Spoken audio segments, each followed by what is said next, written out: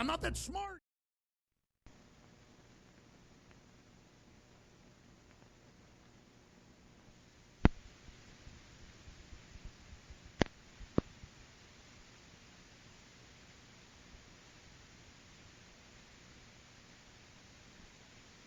Nicole here. It seems like an annual event now when Terence comes. It's very challenging and inspiring for our community, and we're very happy to welcome him back again. Thanks. It's good to be here.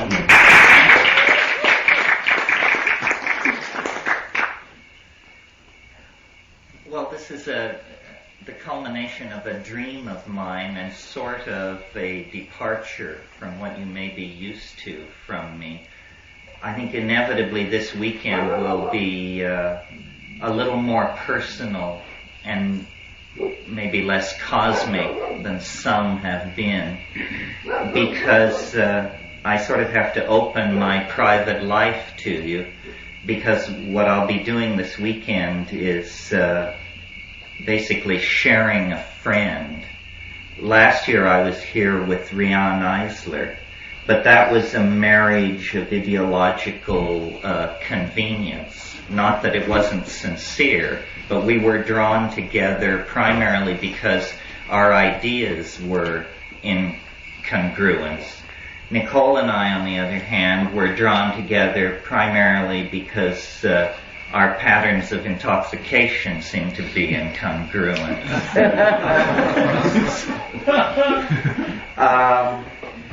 We're going this weekend to talk inevitably a lot about the Amazon, the crisis of conservation in the warm tropics, vegetable medicine. Nicole is a world expert. She's spent over 40 years in the Amazon after a very complex and fertile time spent in the Far East before that. She's a storyteller, an ethnographer, and a personality of great depth, warmth, and uniqueness. And it's a pleasure to appear here with her. I first met Nicole in 1980 when I was part of an expedition to the Amazon that involved Wade Davis of Serpent and Rainbow fame, and my brother and Dennis and some other people from the University of British Columbia.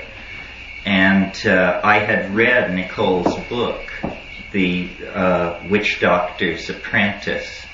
This tells you something. This lady got in on it so early that shaman wasn't even a word, let alone a buzzword, when the first edition of her book came out. And I quickly discovered in Iquitos in 1980 that all roads seemed to lead to Nicole. If you wanted something done, if you wanted to meet somebody, if you wanted an obstacle cleared away with the Peruvian government or the university, Nicole was the person to see. And one of my weaknesses is for characters, and I've collected them in all times and places. My charm bracelet has such peculiar specimens as Ralph Abraham, Rupert Sheldrake, Nina Wise, Joan Halifax, unique types. I mean, they threw the mold away before they made these people. And Nicole fell into that category. So, in line with that picture of our mutual love of hell raising, I have to tell you that we stayed up much too late last night, and so we're mere shells that sit before you this evening. Yes, and some of you, I understand, are mere shells. When I really feel like a mere shell, I feel like an old wasp's nest. So what I thought we would do this evening is we want to meet each of you. This is Roy Tuckman is on vacation this month, so we have an intimate group. If otherwise we would have had a financially successful group. So we trade one breakthrough for another. But what I would like to do this evening, briefly, is go around the circle and just hear who you are and what your interests are, and maybe a statement of your expectation or your hope for the thing. Make it brief. One cannot say often enough in these situations that lack of brevity is proof of psychosis. So please bear that in mind. 50 people are looking at you and wondering how balanced you are. So this is an opportunity to lead them astray. And I'll slyly organize it so that we come around, and then it will come to Nicole last before me, and then I will tie it all up if I can. So why don't we do that just briefly. Before we start, let me say we will have 3 meetings tomorrow, one in the evening, the other 2 in the obvious slots, and 1 meeting on Sunday. And all of these meetings will either be under the teaching tree, which is immediately outside, or right here if the weather turns bad on us. Tomorrow night's meeting will be here. So why don't we just quickly go around the circle and introduce ourselves. Michael, why don't you start? Okay, hi, I'm Michael. I spend my time living here at the Ojai Foundation and at Omega Institute in New York. And Terence, his material and influences that he's been influenced by have been important to me as well. I love science fiction and I love Tai Chi. Glad to meet you. My name's Leon. I also work here. Terence changed my life, to be honest. I'd always been rather scared of the psychedelics, and I met him at Esalen a number of years ago, and he was the first person who said something sane about them that really changed my thinking. And ever since I've been greatly stirred really by his ideas, and they really impacted me a lot. So I'm very thankful to be here with you again. Glad you're here, Liam. I'm Julie Wellings. I live down in the valley here, and I'm anxious to hear Nicole's story. My name's Stephen. I heard you one day on the radio about 6 months ago, and it was the first time I ever had any validation on what was going on in the other world for me.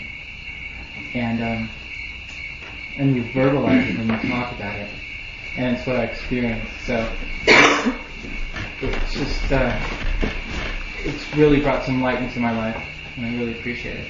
That's why I'm here.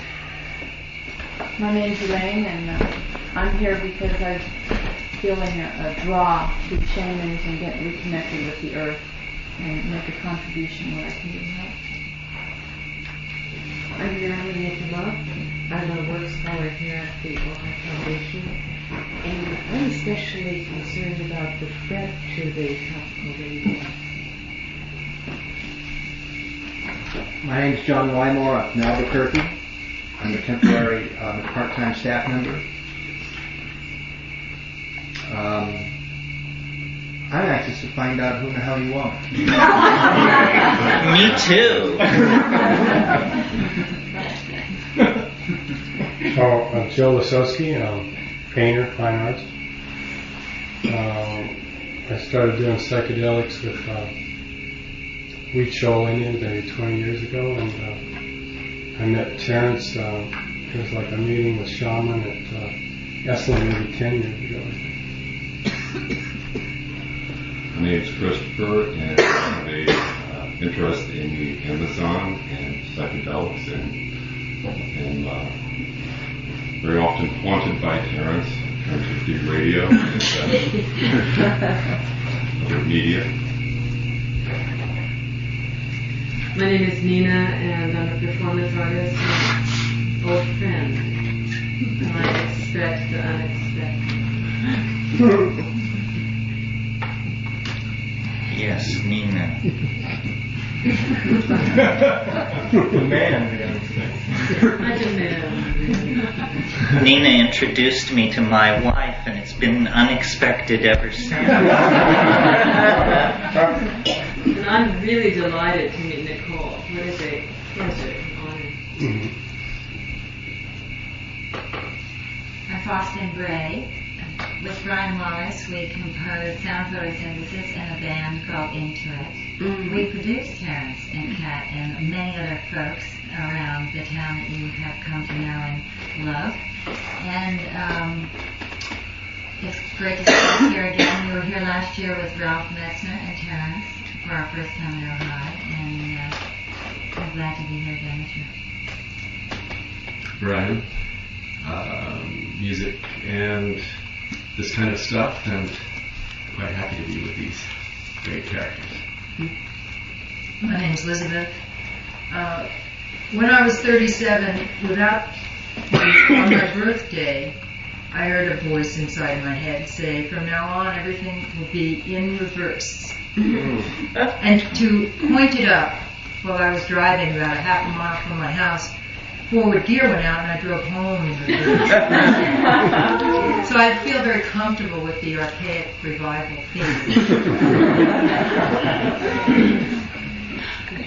My name is Jane, and I also live in the valley, and I'm very grateful to be in your presence and looking very much forward to hearing, especially Nicole this evening.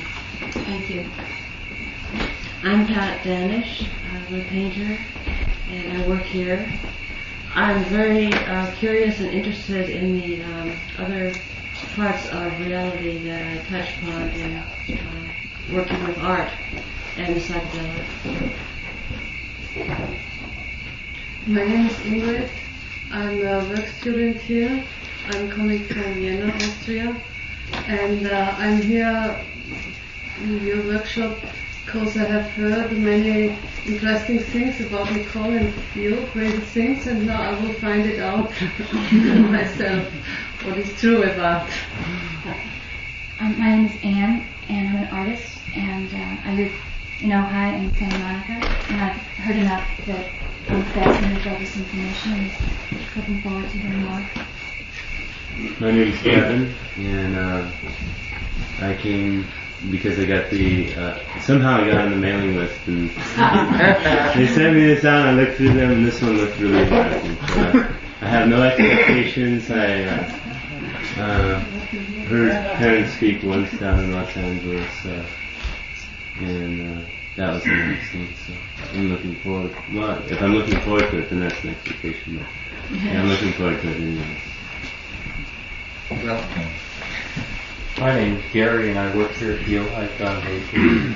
One of my interests, I guess, would be what the source of hallucinations are, or where they come from, and what sort of structures in the mind and how they got there.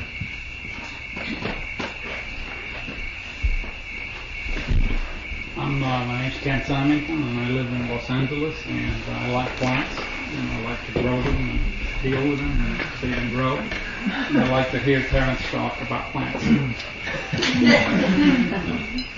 My name is Joy Alex, and I've listened to Terence's tapes. That's how I first got word, and loved all the food for thought. And what more? My name is Carl. I'm a physician from Orange County, here out of curiosity and looking for insight. My name's Alan, and this place is a spiritual home for me and my wife. We come here a lot, and it's good to be here. And Terence is is always a great pleasure to be with. I like to think of him as the Abraham Lincoln of consciousness.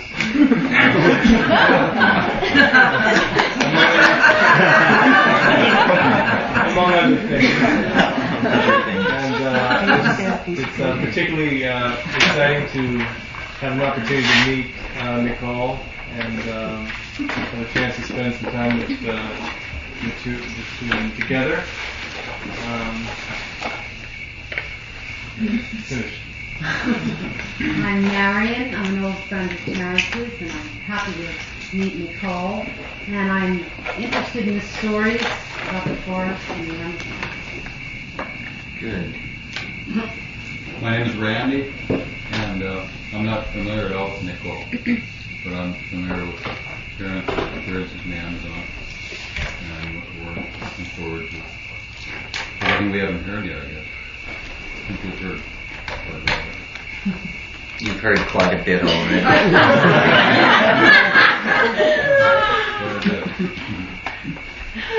My name is Diane. I'm an artist, and I've been having this wonderful experience since I've seen you for the first time this evening.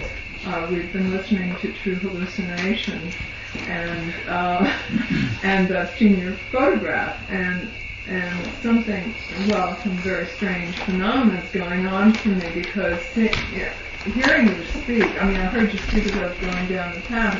In my head, it's sort of full of your words, but it was coming from a speaker. And I don't know if I'm explaining this right, but it is a very strange phenomenon, a true hallucination. He lives. Hi, I'm Max August. I'm a therapist, and I'm interested in consciousness and what time, space, and reality are all about. And it seems like you have some things to say about that. My name's Daniel Siebert, and I'm a plant grower, and I run a partnership with a girlfriend in a sweater business, and I received an itinerary of Terence's a couple of months ago, and there was an asterisk next to the Nicole Maxwell event, and down at the bottom it said, "Should be very interesting." So that's why we're here. My name is Ellen, and I design sweaters, and Daniel left out part of what he does, which is he has a magical plant business, and we're very interested in plants from the Amazon and with psychoactive effects. Yes, Daniel and Ellen have a business which is one of the few places in the United States where some of these psychoactive and medicinal Amazonian plants actually find a commercial outlet. I'm Laurel, and I'm from New Hampshire, and very much of a child to the full consciousness. I'm looking for some new answers to old problems, or old answers to new problems, whichever one you get. Hi, my name is Bob. I work at the Ojai Foundation, and I've gotten a lot of different perspectives on your work from the staff here, and I found it rather intriguing.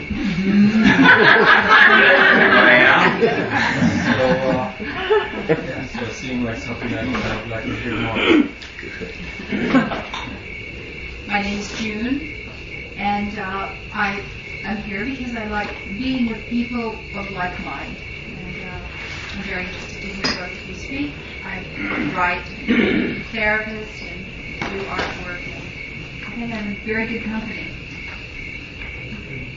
I'm Candace. I'm an artist as well, a sculptor, and interested. I heard Terence on KPFK for the first time, and wrote to the Ojai Foundation for tapes, and that's how I came here to do this whole book. And what Terence has to say just fascinated me because of where I go when I'm doing my artwork and what state of mind that I get in to do my artwork. It seems to have a great deal of camaraderie with what he speaks about. My name is John. I live here at the Foundation. I'm interested in the nature of the mind, especially the mind, before it became so overloaded with symbols. And at this time, I don't think we have the possibility really to look at that mind without looking through the veil of symbols. And I'd like to see through shamanism, which goes back perhaps 40 or 50,000 years, a time when maybe the mind is much more quiet. Through that, maybe I can find something out a little bit more about the mind. I'm Joan. Thanks to Nina, I met Terence about 15 years ago, and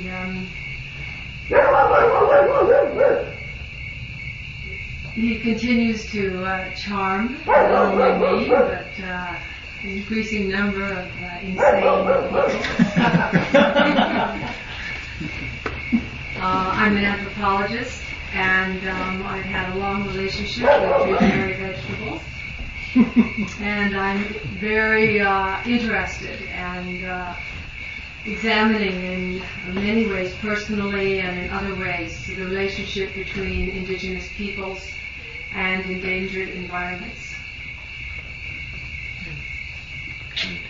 I'm Gigi. I'm currently MC and part of the backup band for spirit artists at the Ojai Foundation.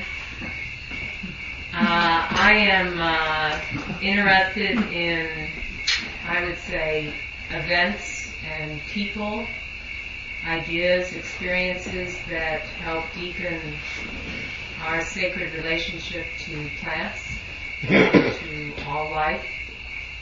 And I'm particularly happy to see Nicole here as a welcome coming back from a women's retreat to see such a fine, distinguished woman here is a nice homecoming to accompany such a fine, distinguished young man as Terence. What an Irish tongue you've got. My name's Jim. I'm a part of a small company that develops socially responsible business ventures. For many years we've been doing business with the Soviet Union and recently become involved in Brazil because we believe that part of the answer to the preservation of the rainforests is the development of commercially viable businesses that support the culture and the preservation of the Amazon basin rather than its destruction. So I'm currently learning all I can about the Amazon basin to apply our business acumen to this whole task. My name is Lauren Kenton. I'm a contemporary artist.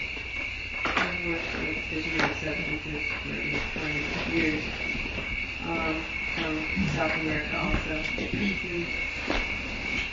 From the past and studying shamanism for the last 2 years. And I'm looking forward to your new insights. And thank you for being here.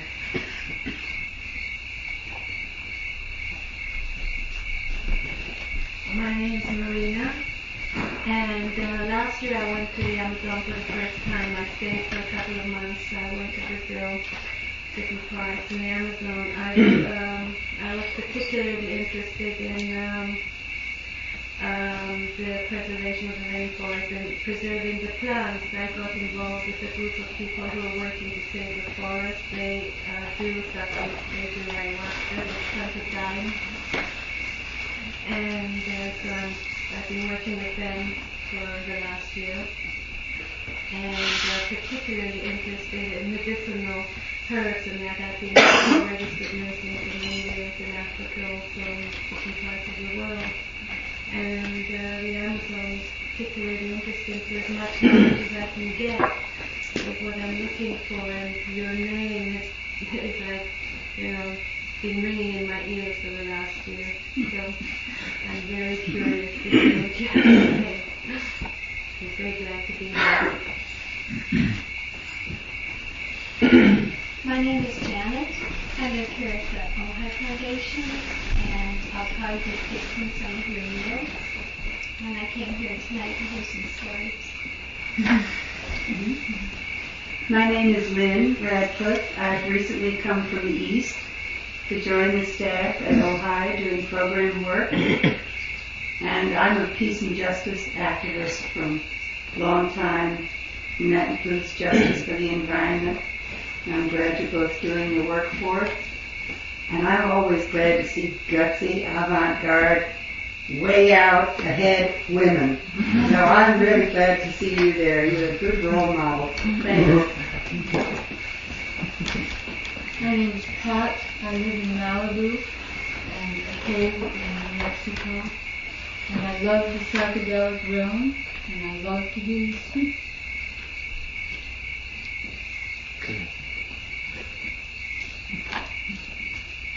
My name is Dushanka, and I was recently introduced to you via a tape at your presentation at Esalen, and I found it very inspiring, and I wanted to hear more. So I'm glad I'm here. I'm Sarah, and I like to hear Terence talk, and I'm glad to hear Nicole talk. My name is Lily, and I live here in the valley. And I have an interest in the Amazon and hallucinogenic drugs from way back.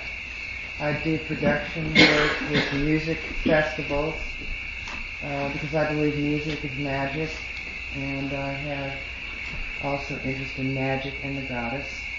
And I love to hear Terence speak because it always makes me laugh, and I always learn something, and I thank you for that. And I'm looking forward to hearing you, Nicole.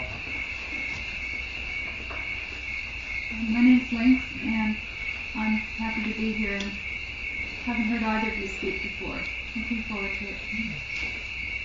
My name is Bob, and I recently heard Terence up at Esalen give a weekend series of talks, and I sent Dushanka that tape.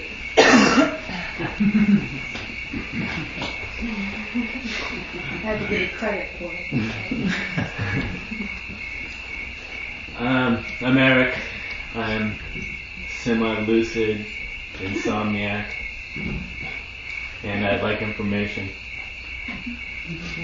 Thank you for sharing.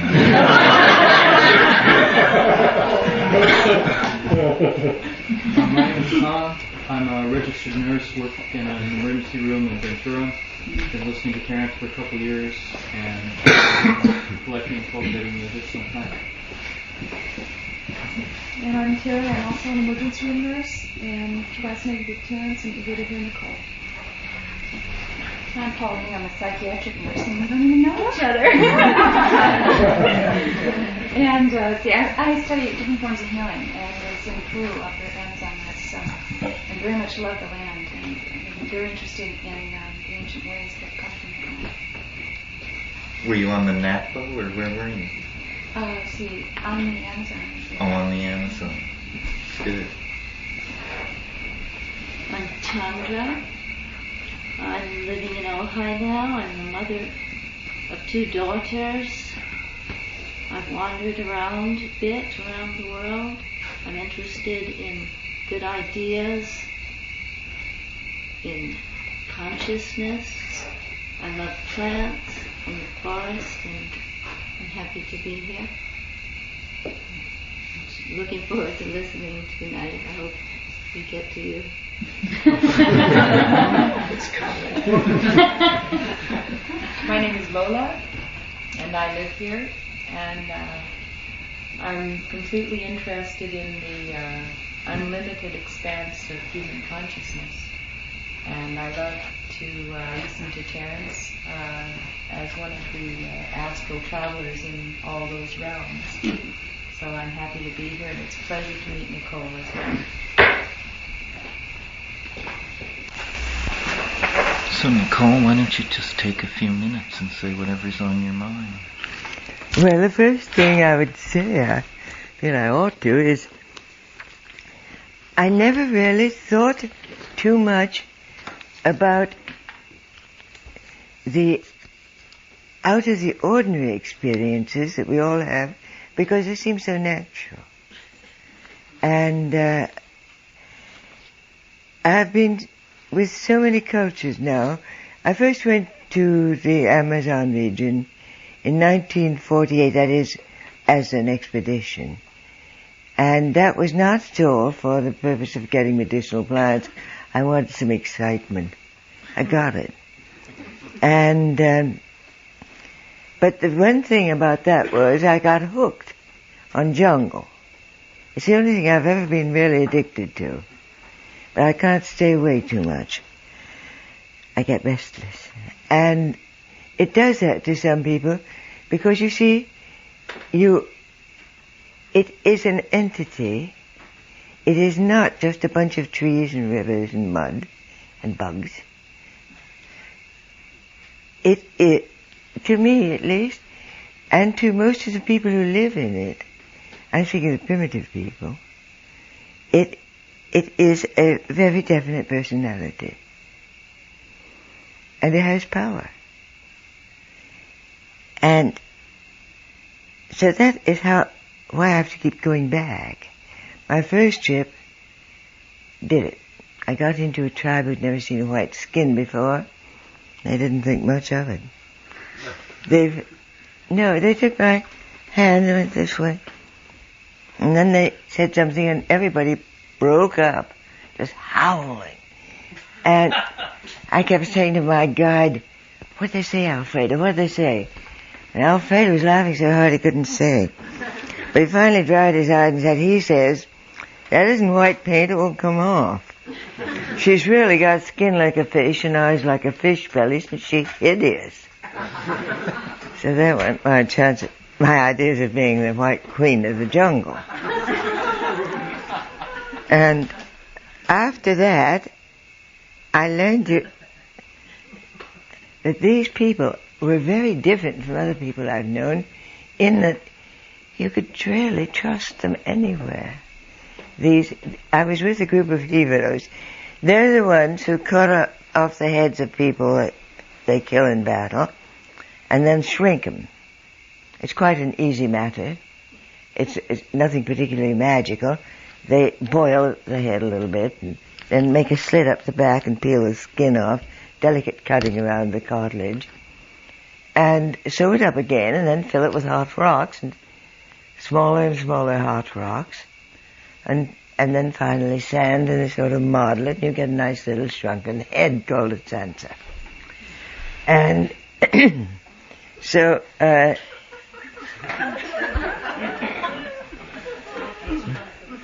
well, some people have suggested it might be rather good for me,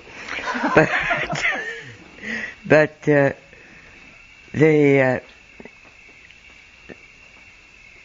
were. This was my first encounter with primitives, except for a very brief one in Laos, in Indochina, as it was then. And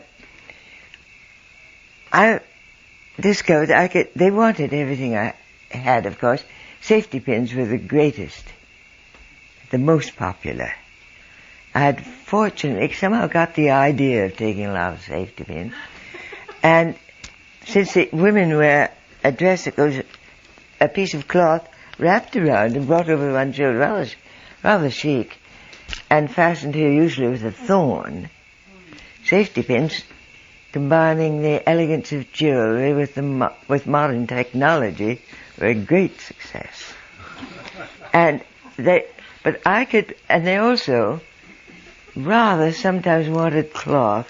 They weren't so sure. I'd taken a lot of gaudy stuff in.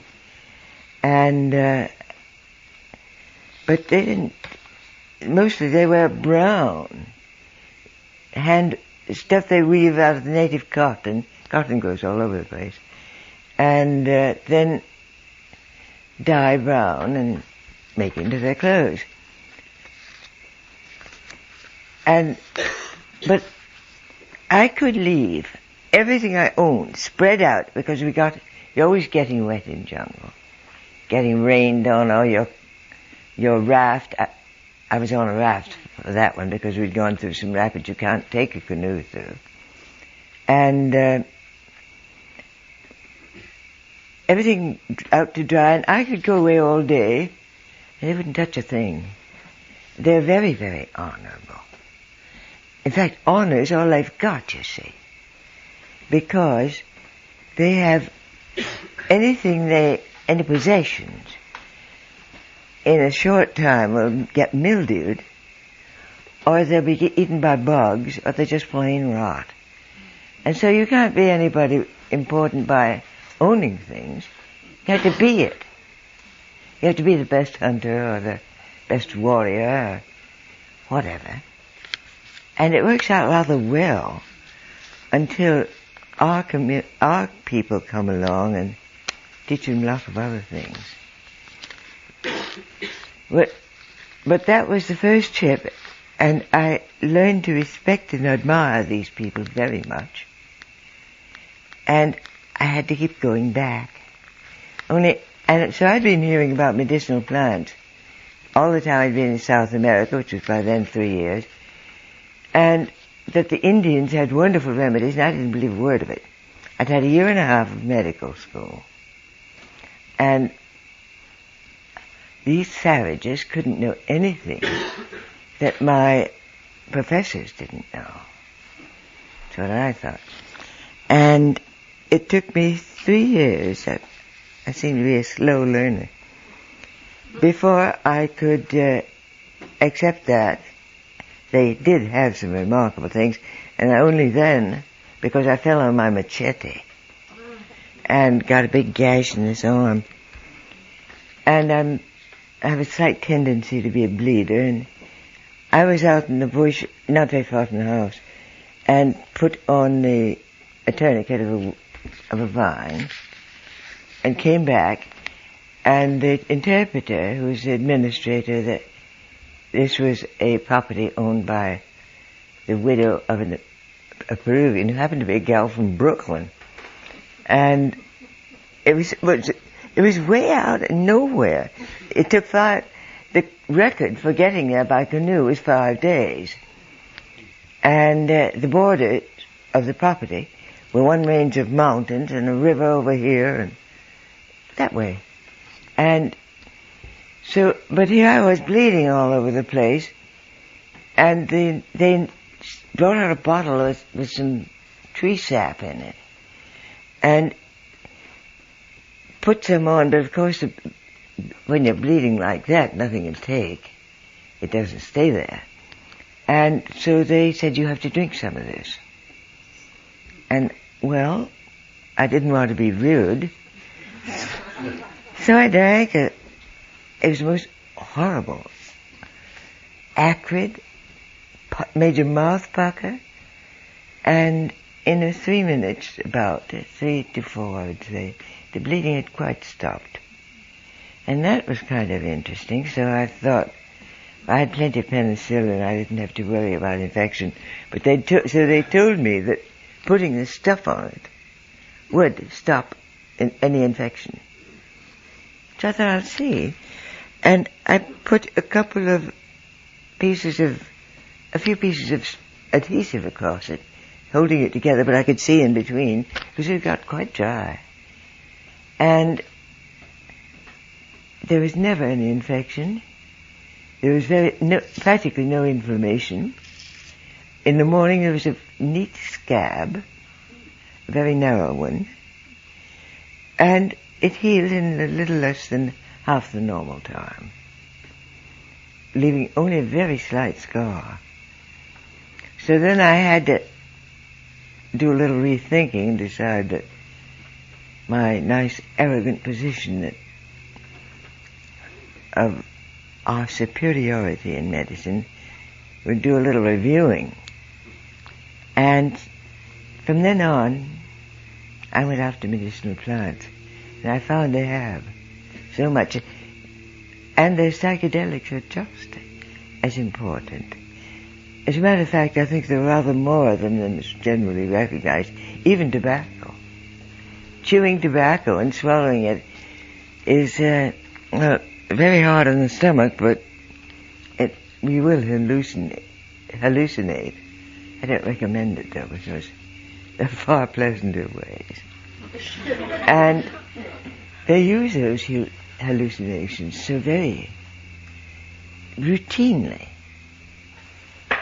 It's, they'll tell you, well, I didn't know what to do for my son, he was so sick, so I took ayahuasca. I mean, sometimes it was just one person alone in the jungle. And, I took any one of a dozen. And I saw a ghost tigre attack my son. That's what happened to him. Or something like that. And it is so much a part of the life that you stop thinking of those things or the medicines as particularly remarkable. They're there, and you use them as you would use soap or any ordinary thing, but with greater respect.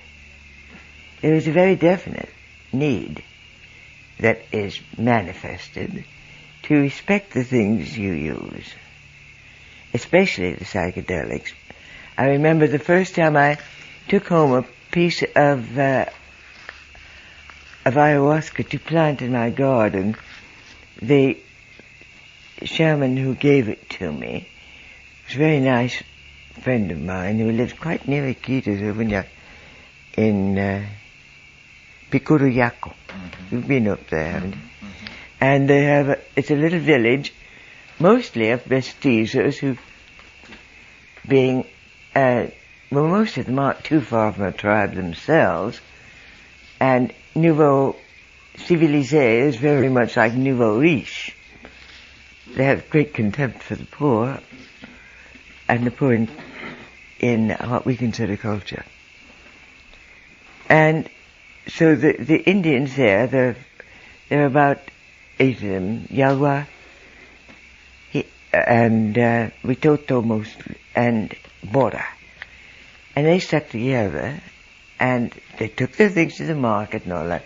And I didn't realize when I first got acquainted with them that 3 of them were shamans. And I didn't know that until one day one of them came to my house, and it was Vicente, who was quite old, and he was blind. It was very hard for him to get around, and he had to cross a river and then get on a bus or walk from Bella Vista. Is about 3 or 4 miles. And he had a little boy guiding him. It was raining. So I realized this was not just a dropping in to see a friend. And he sat down and he said, "You have to save me." And I said, "Well, what do you mean? What can I do?" He said, "They will arrest me for murder." And I said, "Whom did you kill?" And he said, "I didn't kill anybody. It's Belisario." He said, "You know, I'm a witch." I hadn't known it. And he said, "Belisario's a witch too, and he's off on a trip somewhere." He had gone up the Marañón River, and Belisario had died. He got sick and died while he was there. And he said, "You know, I know that they will say that I put a spell on him, and sent a dart at him, and the police will come and get me and arrest me for murder." It is that matter of fact. And so I said, no, they won't. And finally I had to say, "All right, I'll speak to the general about it. And I'll tell him you didn't do anything." And then he was at ease. But it's that much a part of the ordinary texture of everyday life in a great part of the population there. And so you get so that you get a little used to it, and you sort of accept it as, well, that's part of life. And I think it would do us all rather a lot of good to consider the possibilities. What do you think? Sounds good, Nicole. I'm not going to let you off the hook so easily. I want to bring a little bit of this out. Your name is really associated with, in the public mind, I think, with the contraceptives that are very much a woman's secret. I remember somebody told me if I kept this up, I'd be called Contraceptive Connie. Contraceptive Connie. It's not a title, I think.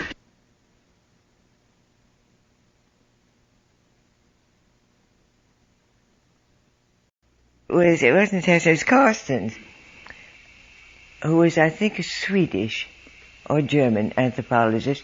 In 1920, he was studying the Canelos Indian in southern Ecuador, and he wrote an article saying that the women took some plant which is called piri piri, and they swallowed it so that they could cohabit, as he put it in a refined way, with men and not to have children.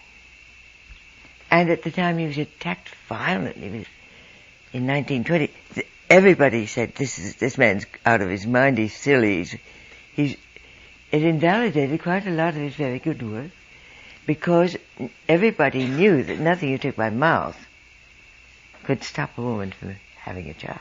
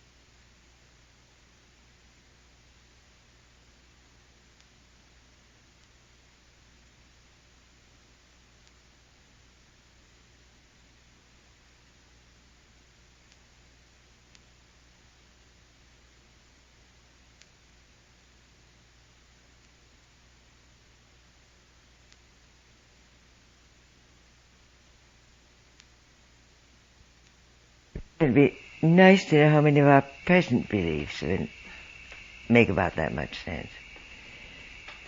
The more you see of jungles, the more you wonder about those things. And anyway, they were the hardest of all things to get. You see, all medicines, at the beginning at least, now that the acculturation process is proceeding at such a rate that the old taboos have worn kind of thin in some places. But when I first started doing this, medicine is magic, and magic is secret. You don't tell anyone. One tribe will be using a totally different set of medicinal plants from another tribe. Their pharmacopoeias will be quite different. They'll overlap a bit, but the Witotos will know a plant that will heal infected third-degree burns. I've seen this without any scarring. And the Okainas, who were even of the same language group, didn't know it, because an Okaina girl told me how a Witoto woman cured her, and her tribe hadn't known this. And they just keep it separate, it's secret, even when it's a friendly tribe and a somewhat related tribe. So it was it made it rather a sporting proposition to see how much you could work out of them. And being a woman and traveling alone made it a lot easier because there was no threat to anybody. I'd have a boatman and his wife, but that's all. And an interpreter, but picked up at the edge of the language area. And also I'd travel in very inconspicuous and not necessarily by choice, rather ordinary and poverty-stricken way. And so that made it better too. You go in all with fancy equipment and a fine boat and half a dozen people, you're not going to get very far. Because they're too used to being put down. And that in itself is a put down, to go in looking very elegant. So I managed to get quite a lot of stuff, and it made it rather more fun, something of a game so you could feel you were pretty smart. And the one thing that even when I had formed a very strong friendship, I could not for years get anyone to tell me about was their contraceptives. I knew they had them. I knew because some medical missionaries had told me of cases in which a woman with malformed pelvis had had a terrible time giving birth, and they told her she couldn't have any more children. And in this particular case, the woman said, "Oh, that's too bad." And said, "Are you going to leave your husband?" "Oh, why should I do that?" The woman said, he's a nice man. Why would I leave him?" "But you can't have any more children." And she said, "I'll take some medicine." But she wouldn't tell what it was. And she never had another child. And over the time they were with them, there were about four women in the tribe who had that same experience. And so they were convinced that oral contraceptives did exist and were effective. But at that time, I think it was when I first heard about it, it was about 1951, and before I'd even really started going after medicinal plants. And oral contraceptives did not get publicity and get on the market until 1960.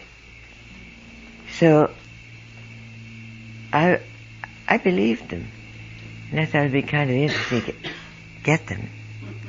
But you just draw a blank when you mention them. In fact, you may ruin when you're building a relation with. You've gone into some tribes that are kind of far away and not used to white people, and maybe it hasn't seen them very often. And you're getting along fine, and you say something about a contraceptive. Once I just said, "I smell piri-piri," which is, I've had 20 piri-piris for all different purposes, rheumatism, contraceptives, and some you wash your husband's pants with, and he'll be impotent with another woman. And they use it for everything. They've got one for whatever it is.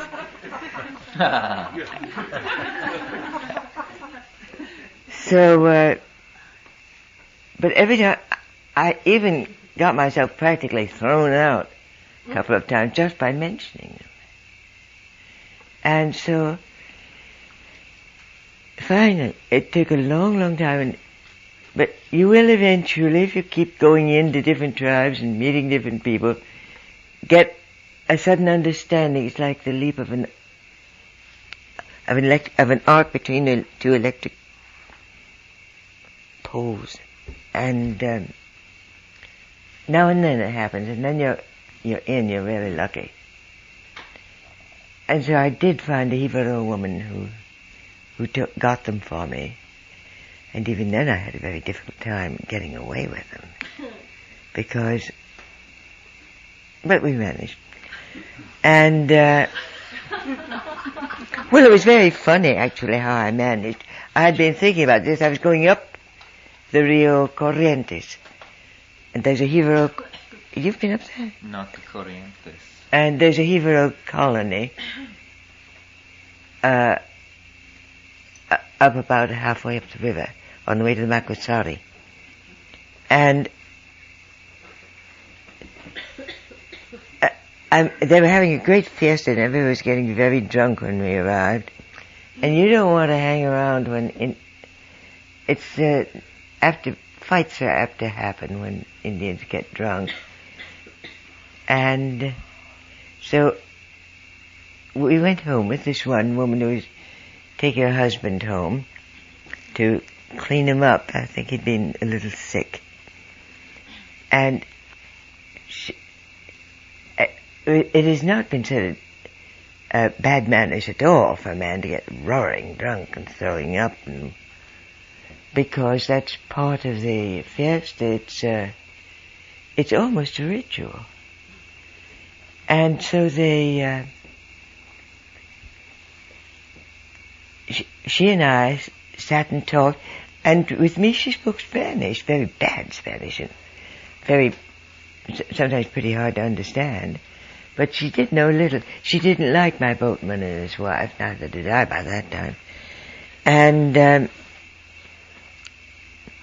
And so she wouldn't speak Spanish in front of me. In fact, I found there were 3 people in the tribe who spoke Spanish excellently, or at least intelligibly. That's excellent in the jungle. And she didn't. When they had left, she said to me in Spanish, first thing she said, "Where's your husband?" And I said, "Oh, I didn't know that Indians had divorces then." I said, "Well, we are not married anymore. He is in one place, I'm in another place. He is no more my husband." Thinking I was giving a good shock, I said, "Oh, me too." And so she had been married to a very brutal man, she told me, and he beat her and so forth. Finally he abandoned her to her great delight. And her stepfather was the witch doctor of that tribe. So he told her, it was a long time before she was willing to marry again. She'd had a bad time. And her little daughter, there's no question of custody, the child stays with the mother in jungle divorces. And he told her that she ought to marry again, and she finally did find a man she thought who was very good to her, and he was quite an important guy in the tribe. He even had a pair of shoes, and they were bright yellow. And he was the only person only Indian on that river who had a pair of shoes. And he was an awfully nice man, too. And so she married him, but she would not give him a child. And I said, "Well, how did you manage that?" She said, "Well, of course, I took the medicine." And I thought, oh, at last. And so she told me she'd give it to me when I got... And I was going up the river, and I said, I said, give it to me when I get back. I didn't want it, for one thing, I didn't want to carry it around because I knew by then that anything that has to do with the giving or withholding of life, things that ease birth, ease labor, and they have some very good ones, and things that, and the contraceptives, and the abortifacients, they have very good things for abortion.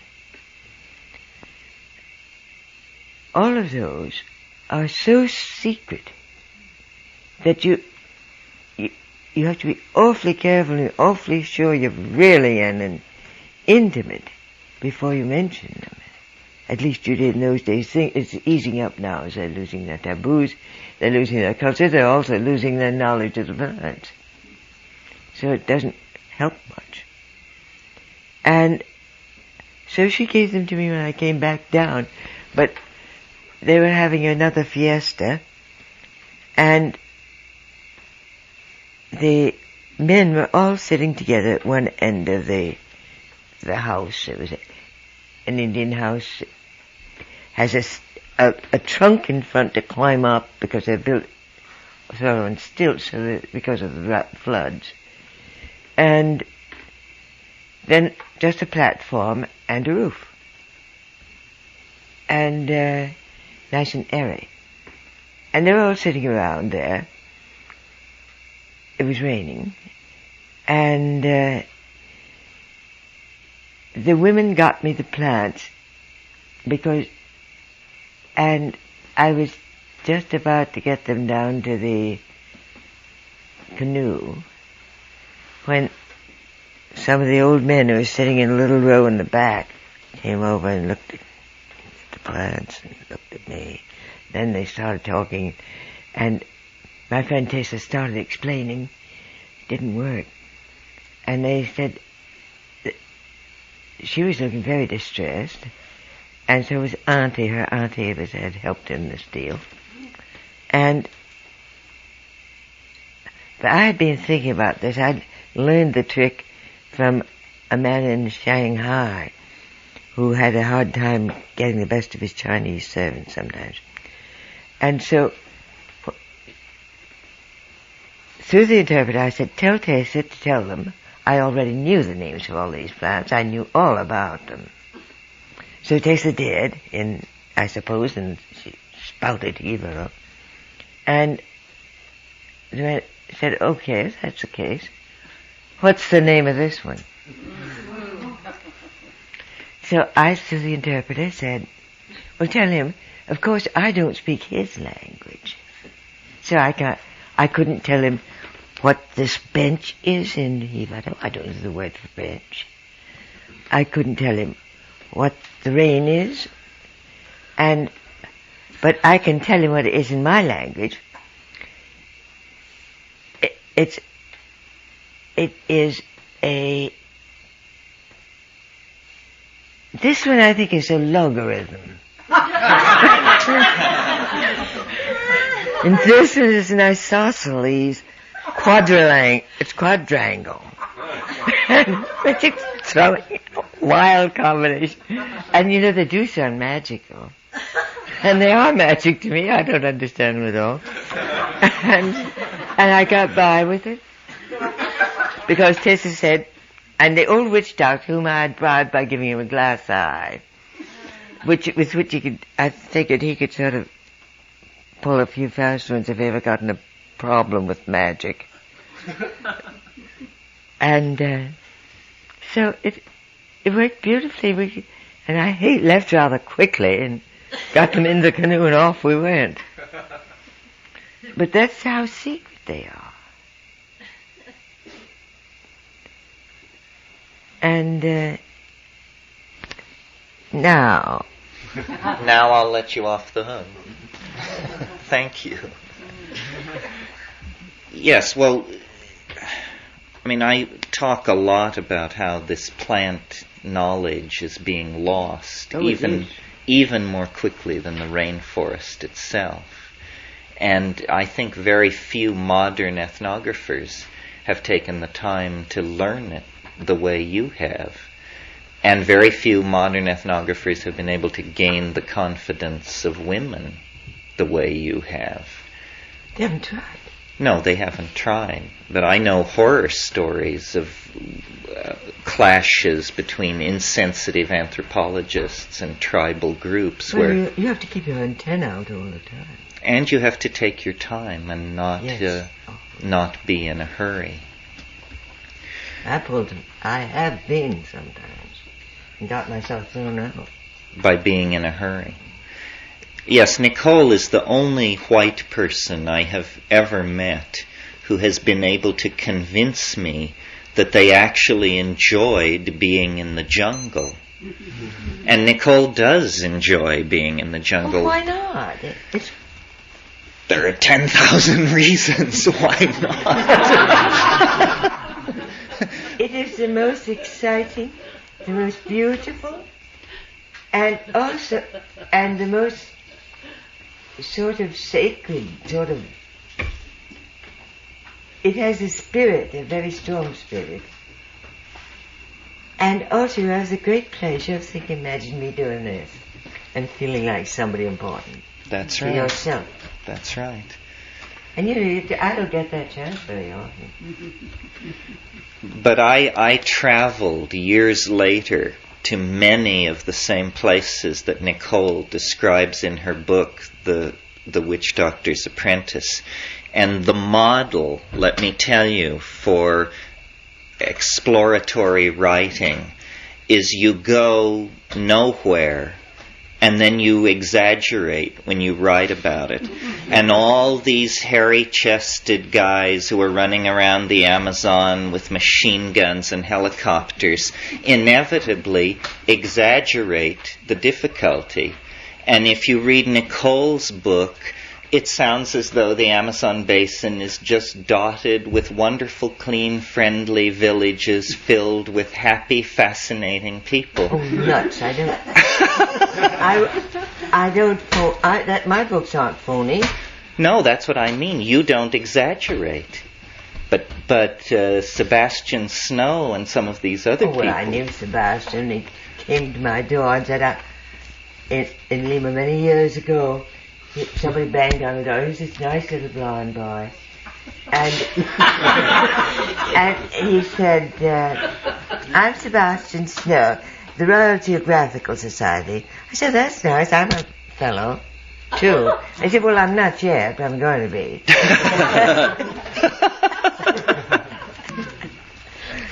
So then... No, well, I think the acid test for every Amazon explorer is how hard you find it to stay at Arica.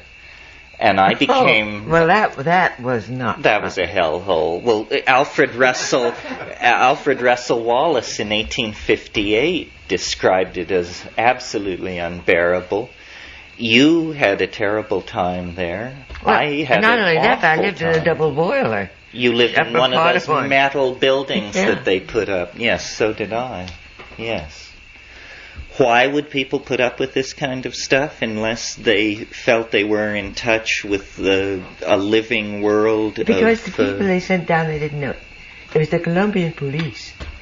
And they sent down people who were from Bogota, grew up in Bogota, didn't know a thing about the jungle, and they sent them for a year and a half so they didn't have time to learn anything.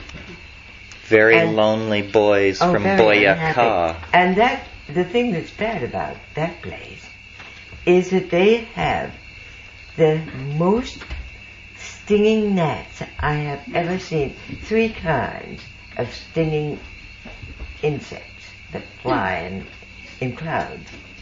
Really in clouds. And there are the little black gnats that make a blister. There are the little black gnats that make a bloody spot. And there are the tabanos, the triangular black flies. This is the one we were trying to remember yesterday. Tabano, yeah. And they will eat through the heaviest jeans or anything else, and they make a very painful, burning bite. Of course, the mosquitoes are on duty too, but they're less evil. Now that is the most important. It's an awful place. Nicole visited La Chorrera long before I was there, even before John Sullivan was there. That's how out in front of the pack she was. 59. You were there in 59. I didn't get there till 71. They're a wonderful group of nuns and priests there. Yes, I wonder how they're faring in the middle of the Coke Wars. But I haven't heard they're killing any Catholic priests.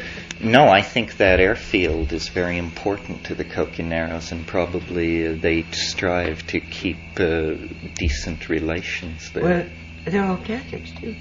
Oh, yes, absolutely. The higher horror of the whiteness is certainly a Catholic trait. Well, let's see here. Let me... I'm a little off balance because I held a weekend at Esalen 2 weeks ago, and they allow the people who participate in the workshops to evaluate people, and I got dinged. And somebody wrote an evaluation and said Terence McKenna is the William Buckley of the psychedelic left. Good God! And he needs to learn to listen. So you'll see me doing or trying to do a lot of listening this weekend. I have a kind of obsessive need to create a certain kind of closure, so excuse me for about 5 minutes and I'll do it. It's just to satisfy an itch of mine. It's the need to try and tie this all together and make some kind of sense of it. I mean, what does a plant that heals wounds have to do with hallucinogens, and what do these things have to do with a global planetary crisis in the ecosystem, and what does that have to do with each of us? Well, to create an overarching metaphor that can connect all this together, I think what we have to do is think in terms of the exhaustion of our own cultural forms. I mean, that's what we're living through, is a global dying created by the exhaustion of our cultural forms and the vitality of the cultural forms that we see in these so-called primitive, I call them pre-literate people. As Nicole pointed out, they have nothing. But what they seem to have that we cannot seem to get a grip on is a kind of dynamic equilibrium with their environment and peace of mind in the felt experience of the moment. These are the two things we don't have. As a society, we cannot seem to make peace with nature. As human beings, as individuals, it's very hard for us to be at peace with ourselves. I mean, I consider my own life the search for peace of mind. Forget enlightenment, forget shunyata, all this stuff. Just a little peace of mind would be a tremendous boon as far as I can see. So I really think that there's a confluence here of themes and possibilities. It has this richly plotted texture that always lets you know that you're in the presence of a higher order of things.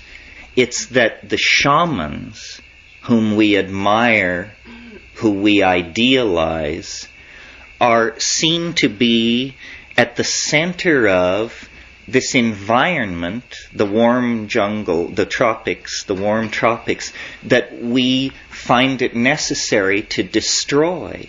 So it's a perfect image of us being at war not only with ourselves, but with nature itself.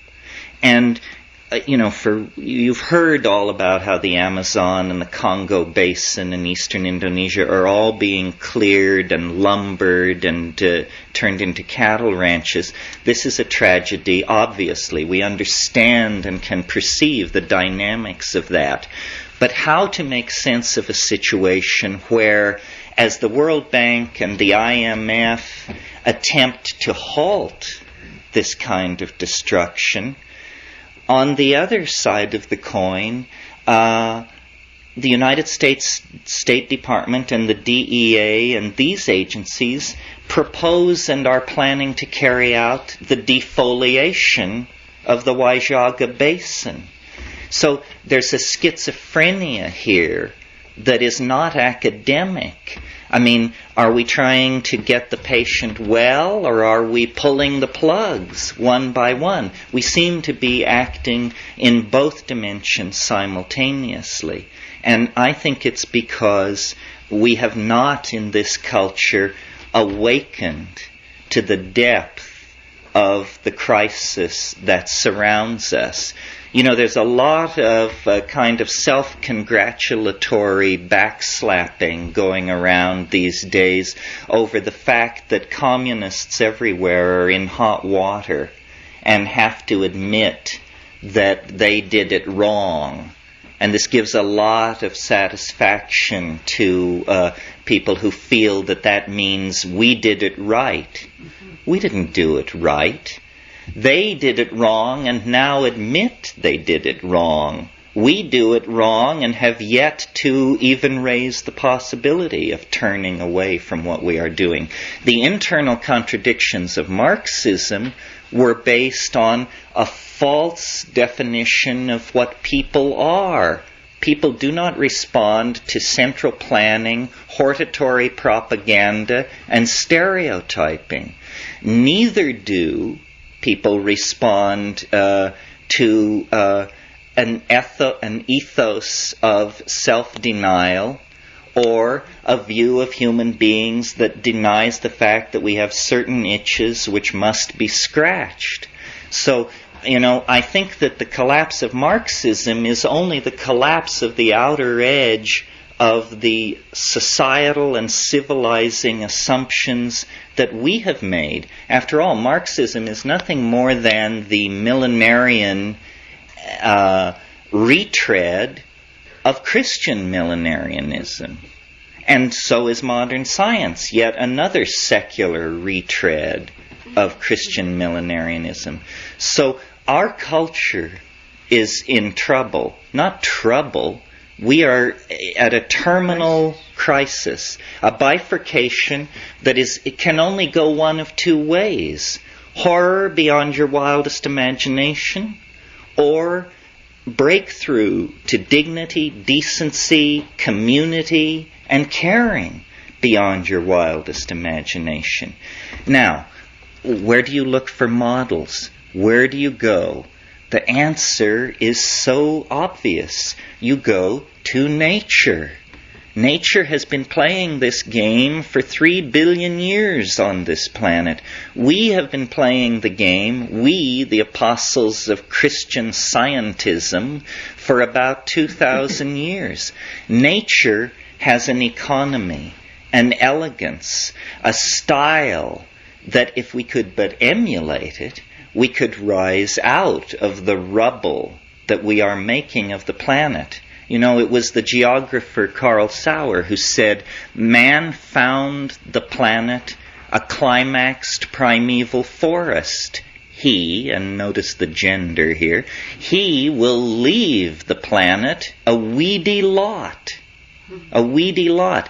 Well, now this is a metaphor where you change climaxed rainforest for weeds, but it's also true. By clearing land, we promote the kind of plant evolution that stresses very rapid seed production and annular cycles of growth. In other words, weeds. And this tendency to find perfection and then to leave rubble in our wake has haunted us for the past 3,000 or 4,000 years of our history. Now, with the ozone shield disappearing, with acid rain falling on the earth that can melt blocks of marble, with the CO2 levels rising, with the levels of strontium and chlorofluorocarbons, and you know the litany. We have now one last chance to fish or cut bait. And the place where nature has provided the models for how to respond to this situation is the climaxed rainforest. Only the climaxed tropical rainforest has the kind of complexity of signal transfer, movement of nutritional materials, movement of electromagnetic radiation that we find in the modern city. It is a cliche of modernity that the city is a jungle. The problem is it isn't jungle enough. And I think it's the task of the new shamans to take the metaphor of the jungle, which is a metaphor of tremendous wealth, tremendous variety, a tremendous outpouring of form and of energy and of potential fulfillment of various bifurcation patterns of flow, to take that and enrich our own lives with it. And the way this is done is by empowering the presence of experience. The main thing that you get with these so-called primitive, pre-literate people, and with people like Nicole, who have spent time in this situation, is they are in the moment. They know how to have fun. They know how to work. They know how to live. And the reason they understand this is because they are focused within the confines of the felt presence of experience. They do not live by abstraction. And abstraction is the knife poised at our hearts. We are so much the victims of abstraction that with the earth in flames, we can barely rouse ourselves to wander across the room and look at the thermostat. That's the level of disimpassioning that abstraction has laid upon us. Well, hopefully this weekend there will be passion. There will be an effort wherever there is abstraction to drag it down into the felt presence of the moment. I think basically what we are a kind of green anarchy, an effort to revivify social forms that have been atrophied in the West at least since the destruction of Eleusis, probably in most places thousands of years before that. This is our last chance. I have done the best I could in terms of trying to sift through all these options and, as a communicator, offer the best way out. And, I could only do my best. And so that's what you get. I can't preach scientism because I don't believe in it. I can't preach Buddhism because I can't understand it. The only thing I can preach is the felt presence of immediate experience, which for me came through the psychedelics, which are not drugs, but plants. It's a perversion of language to try and derail this thing into talk of drugs. There are spirits in the natural world that come to us in this way. And so far as I can tell, this is the only way that they come to us that is rapid enough for it to have an impact upon us as a global population. This weekend will be different because we will be hewing close to the source.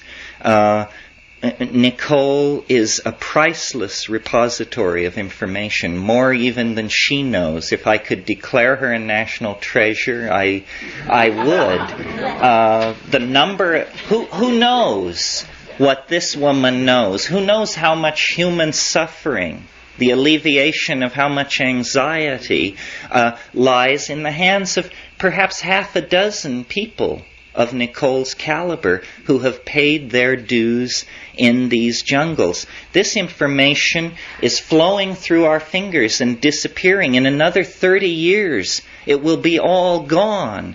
Every time I go to the Amazon, I can feel the way in which it's slipping away. When my brother and I go off looking for these unusual hallucinogens, often we have the experience where when we finally find the person who claims they know what we're after, the line goes like this: well, I've never taken it, but as a child I remember seeing my grandfather prepare it, and I think I can do it. If it weren't for us standing there asking that it be done, it would never have even risen into the gentleman's mind as a possibility. This is the knife edge upon which this knowledge is poised. If it can be saved, it gives me hope that we can be saved.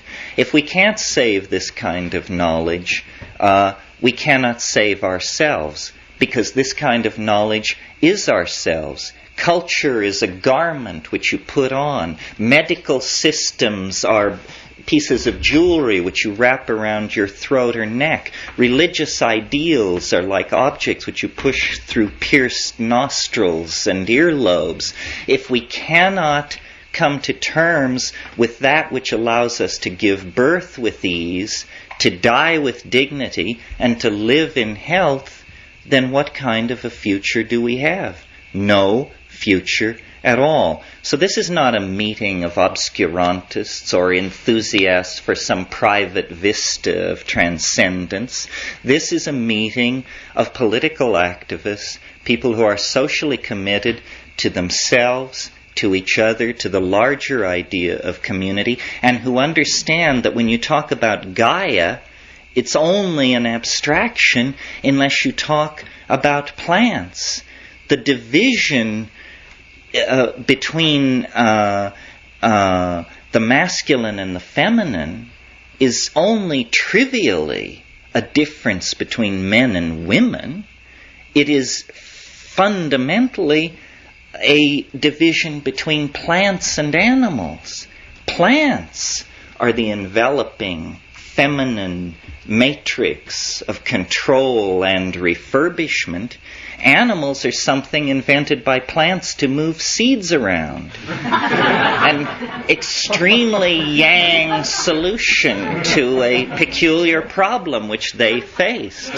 So the archaic revival, if it means anything, it means reconnecting the Gaian mind, which is a vegetable mind, a feminine, enfolding, boundary-dissolving, planetary mind that is not an abstraction, not a stereotype, not something used to create hortatory propaganda, but a living, breathing reality, a reality which is the only thing which stands between us and Armageddon. We will pursue this in detail over the next 2 days. Thank you very much.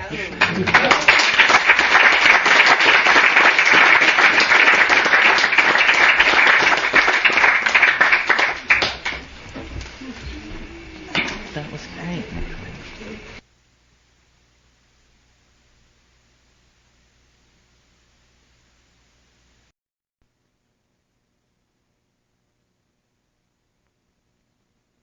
Spectrum of alkaloids working on you from 10 different directions in the middle of this. The wonderful thing about chacruna, the Psychotria viridis, the admixture, the normal admixture to ayahuasca, is when you do an HPLC or a mass spec on that, it's just DMT. It's a pure spike of NN-dimethyltryptamine, nothing else hanging on to it.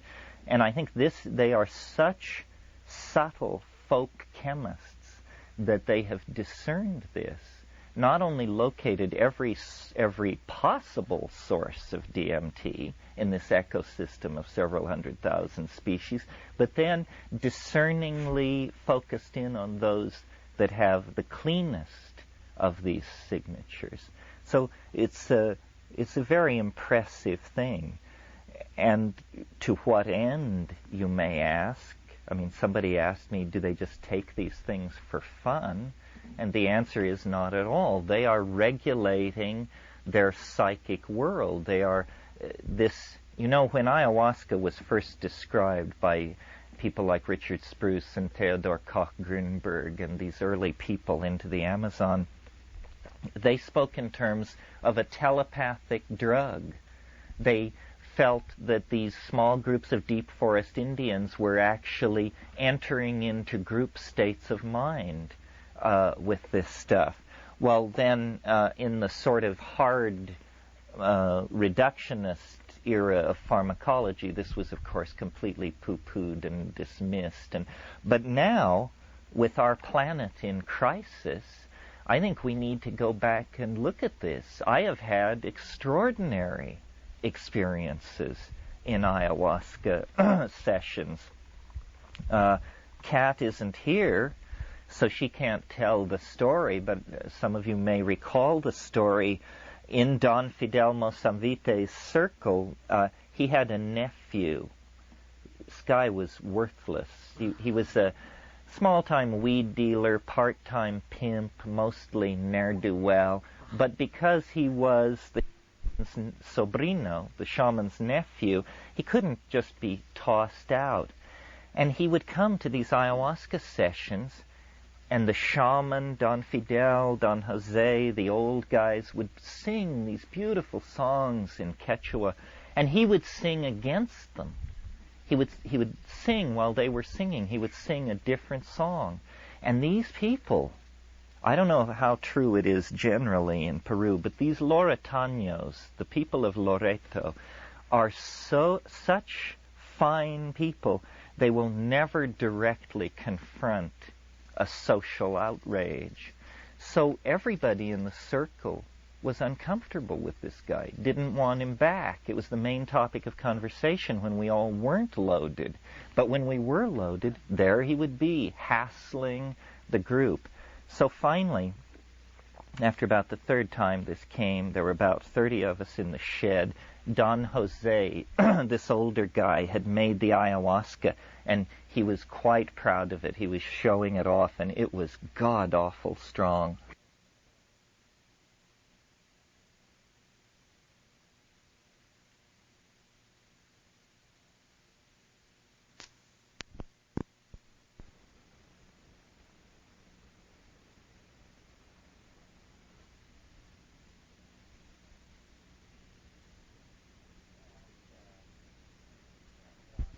And Don Jose, the sobrino, was sitting across from me, and as these waves of hallucination would come, I would see him, and he would turn into like a monkey, a howler monkey, or a monkey with a dog's face, and just these weird animal transformations, and everybody else was staying the same.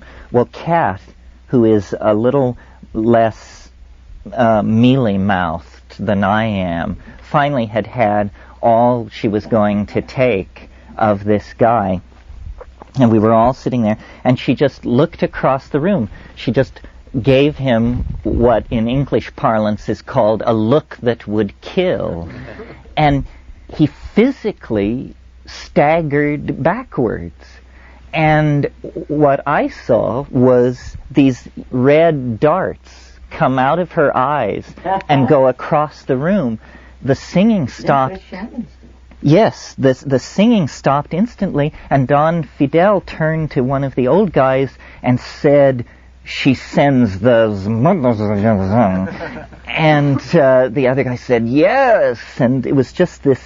It was a telepathic group experience where someone had been able to zing somebody else, and 30 people had seen it as a real thing. Well, I think the potential for this kind of thing for problem solving is immense. Well, the thing how useful it would be in politics as we have them today. Do you want to say something? No? Well, And you see, what they'll tell you in the Amazon, these ayahuasqueros, is the purpose of each journey when it is not to cure. And the shaman I spent the most time with, he did public curing sessions on Saturday nights, and everyone was welcome. On Wednesday nights, he took double doses, and it was a very small, intimate group, and he said, this is for knowing. Now we don't cure. This is to know and to see. And what this consisted of was the recovery out of the hallucinogenic state of what are called icaros. Icaros are magical songs. And the more of them you have, they are taught to you by the plant spirit. And the more of them you have, the more powerful a shaman you are. Well, these icaros, when you listen to recordings of them, they're quite beautiful, quite extraordinary. But when you're with the people, it's made very clear that an icaro is not something you listen to. An icaro is something you look at. You look at it. It is to be seen, even though it is made out of sound. As a composition, as a work of art, it is offered more in the vein of a painting than a song or a poem. What is happening is that in this group state of mind, the intentionality of the singer is beheld as a three-dimensional modality of light and of color. Well, this is like an ontological transformation of language itself. Language, you see, we have eyes, ears, and tactile sensory receptors. They break the world of incoming perception, the electromagnetic radiation and the acoustical waveforms falling on our bodies are canalized by the senses into these narrow streams of input, the visual input, the audio input, the tactile input. In the ayahuasca state, a synesthesia comes into being. Well, synesthesia in our context is a rare medical word, but if you know anything about Romanticism and the literary movements of the 19th century, the pursuit of synesthesia is what drove the French symbolists and the Romantics. They saw this melding of the senses as a higher, a transformation of the ontos of art, and I believe it so to be. I think that what history is for is to give us a technology that will allow us to share our hallucinations. And they, the people of the Amazon, these los tribus, the tribal groups, have perfected a shamanic technology that allows them to do the same thing. It's this ability to display to your intimates the contents of your own head that creates a larger organism than simply the ego. And there are so many problems here with translating these concepts from language to language. The shamans of the Amazon may not even grok fully that it is this collective state of mind that is so empowering to them and that we don't have. How do you know what it's like to be inside the clothing of another culture? Well, you don't know. But the modality, the benchmark that the pharmacological fact of the chemistry of consciousness gives you allows you to work out from a given a kind of map of what must be going on. That's why the shaman's remark that it's so hard to take ukuhe was interesting. It meant that, he was making a statement about the human condition. He was saying, it's hard for us to do this, just the way it's hard for you to do this. I've discussed this with mushroom shamans in Mexico and ayahuasqueros in South America. They say, it is not easy to do this. It is not easy to plunge into this hallucinogenic maelstrom. No culture prepares you for the modalities of the psychedelic experience. A culture can give you personal authenticity, self-control, and courage. These things will serve you well, but in terms of preparing you for what you will experience, it's virtually inconceivable. I think that the the great gift that is going to come out of ayahuasca is the ability to open our heads to each other, to truly de-individuate, to truly create for ourselves a group mind, and now on a global scale. You see, the masculine engineering mentality is just running along behind the feminist, shamanist parade, hardwiring all the changes into technology. The engineering mentality doesn't believe it unless it turns on with a red light when you hit the button. But all that the engineering mentality can dream of or ever accomplish, it's in place in this vegetable matrix, this other way of doing it that doesn't give you much to show. No Amazonian shaman can point to an edifice like the World Trade Center or an atom smasher or a moon probe and say, the genius of my worldview allowed me to create these things. But the genius of their worldview allows them to create authentic caring, reasonable transmission of gnosis from one generation to another, an ability to walk lightly on the earth, an ability to intuit the needs and feelings of other people.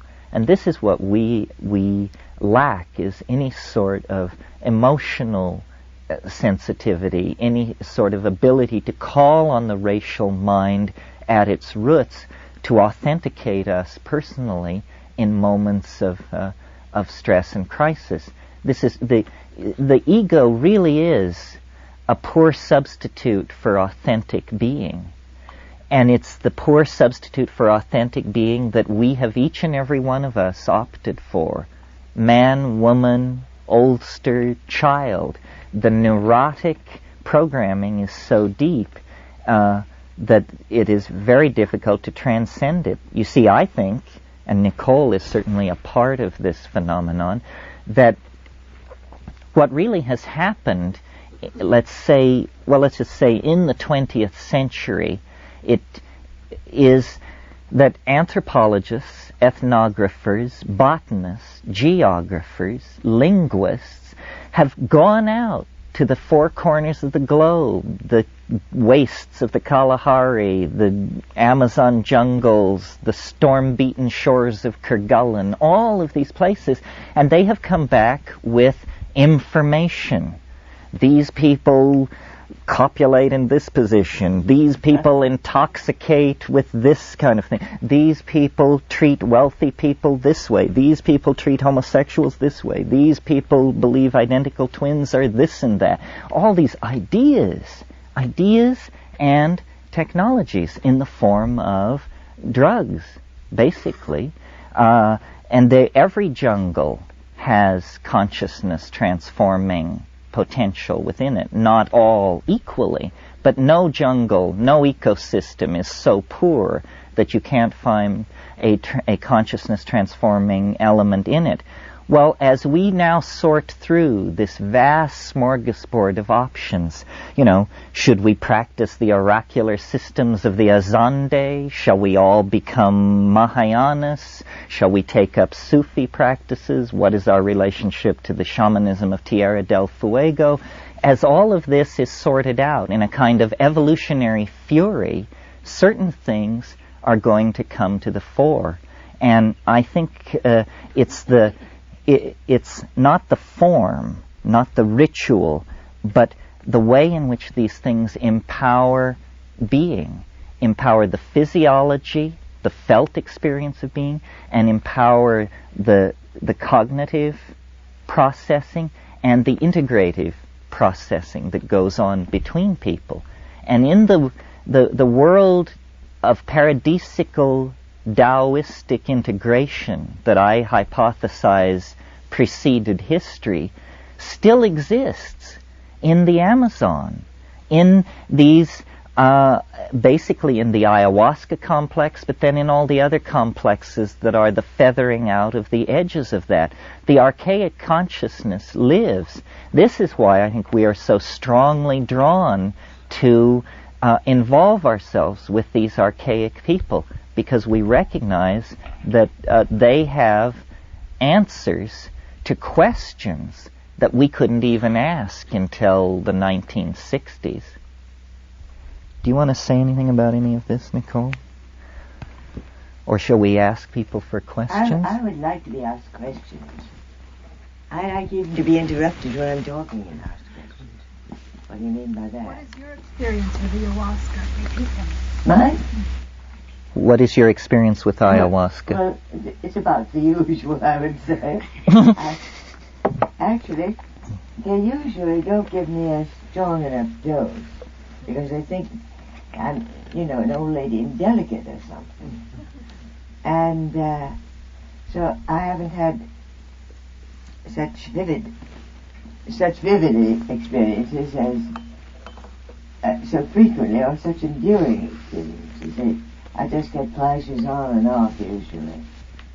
It's very hard for me to convince anybody that I am really a very tough old lady. And so they give me. I have mine have been oddly disappointing usually. For example, one night I couldn't see anything except the temples in Thailand. And I'd seen those already, so I wanted to see something new. Very elaborate Indonesian architecture. That wasn't what I wanted. And I kept saying, Senorita Ayahuasca, because that's the way you must address her. Please, turn it off and get me something else. But incidentally, the respect for such plants must always be shown, not only in your mind, but verbally and in the handling.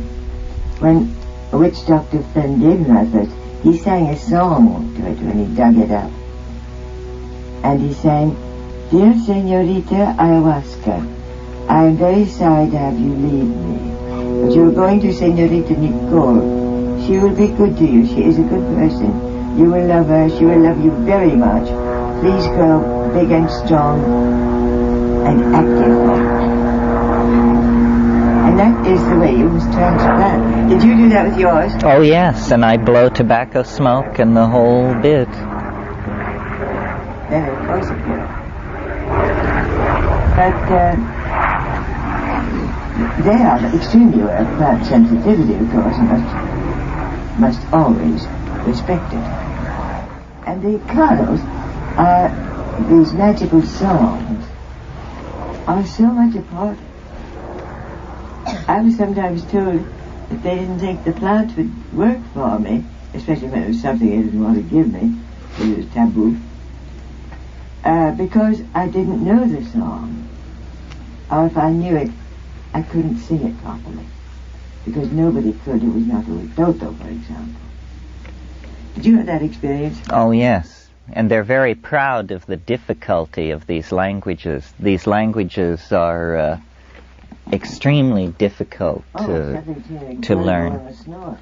Nicole's experience of finding it difficult to get thoroughly loaded is somewhat typical. There are a lot of problems. I mean, it took me a long time to get stoned in a native situation because they always gave me too little because they're all little. And they had a notion of the dose, and it just would barely rock my boat when it was clearly very intense for them.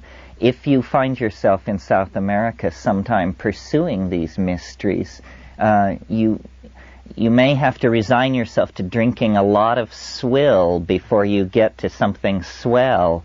I didn't really understand ayahuasca till I made it, till I was able to repeatedly make it and each time add more Secotria viridis to intensify the visions, and finally I got it where I wanted it. You see, one of the things there's so many things about ayahuasca that are interesting. It really is a unique thing. First of all, it is technically a drug. in the sense that it's not a plant, it's not just one plant, with morning glory seeds, with peyote, with mushrooms, with datura, with cannabis. This is one plant. Ayahuasca is a binary weapon. You have two things which have to be combined for it to be effective.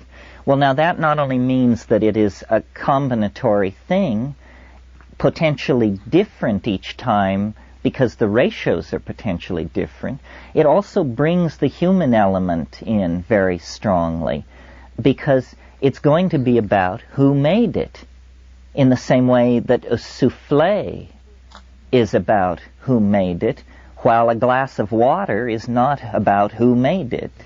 And so personalities become involved here. Well then, because it's something made, it can be made strong or weak. It can be diluted. Now, if you're into it for the money, all you have to do is cut it 50% and you've got twice as much money and the stuff is half as good. This is familiar to all of you, I'm sure, who've dealt street drugs, this equation. You know, if you cut it by half, you make more money, but the stuff is garbage. Even liquor, the horror of cutting fine liquor and what that does to it. So you really have to know your guy or gal if it is the rare case when it is the ayahuasquera comes into the picture. There are ayahuasqueras. When Kat and I were in the Amazon in '76, we tracked down and spent time with Manuel Cordova Rios, who some of you may know his book, The Wizard of the Upper Amazon, by Bruce Lamb, is about Manuel Cordova Rios. Well, when we met him in '76, he was 93. He looked 55, but he did die a couple of years later. But he was still curing people and seeing people. And he... Well, that reflects on my story. Nicole says he was an awful liar. We went to him, he was in Iquitos, and we said, we want real ayahuasca, we want the real thing. He said, you have to leave Iquitos, everyone here is a liar, a mentirosa.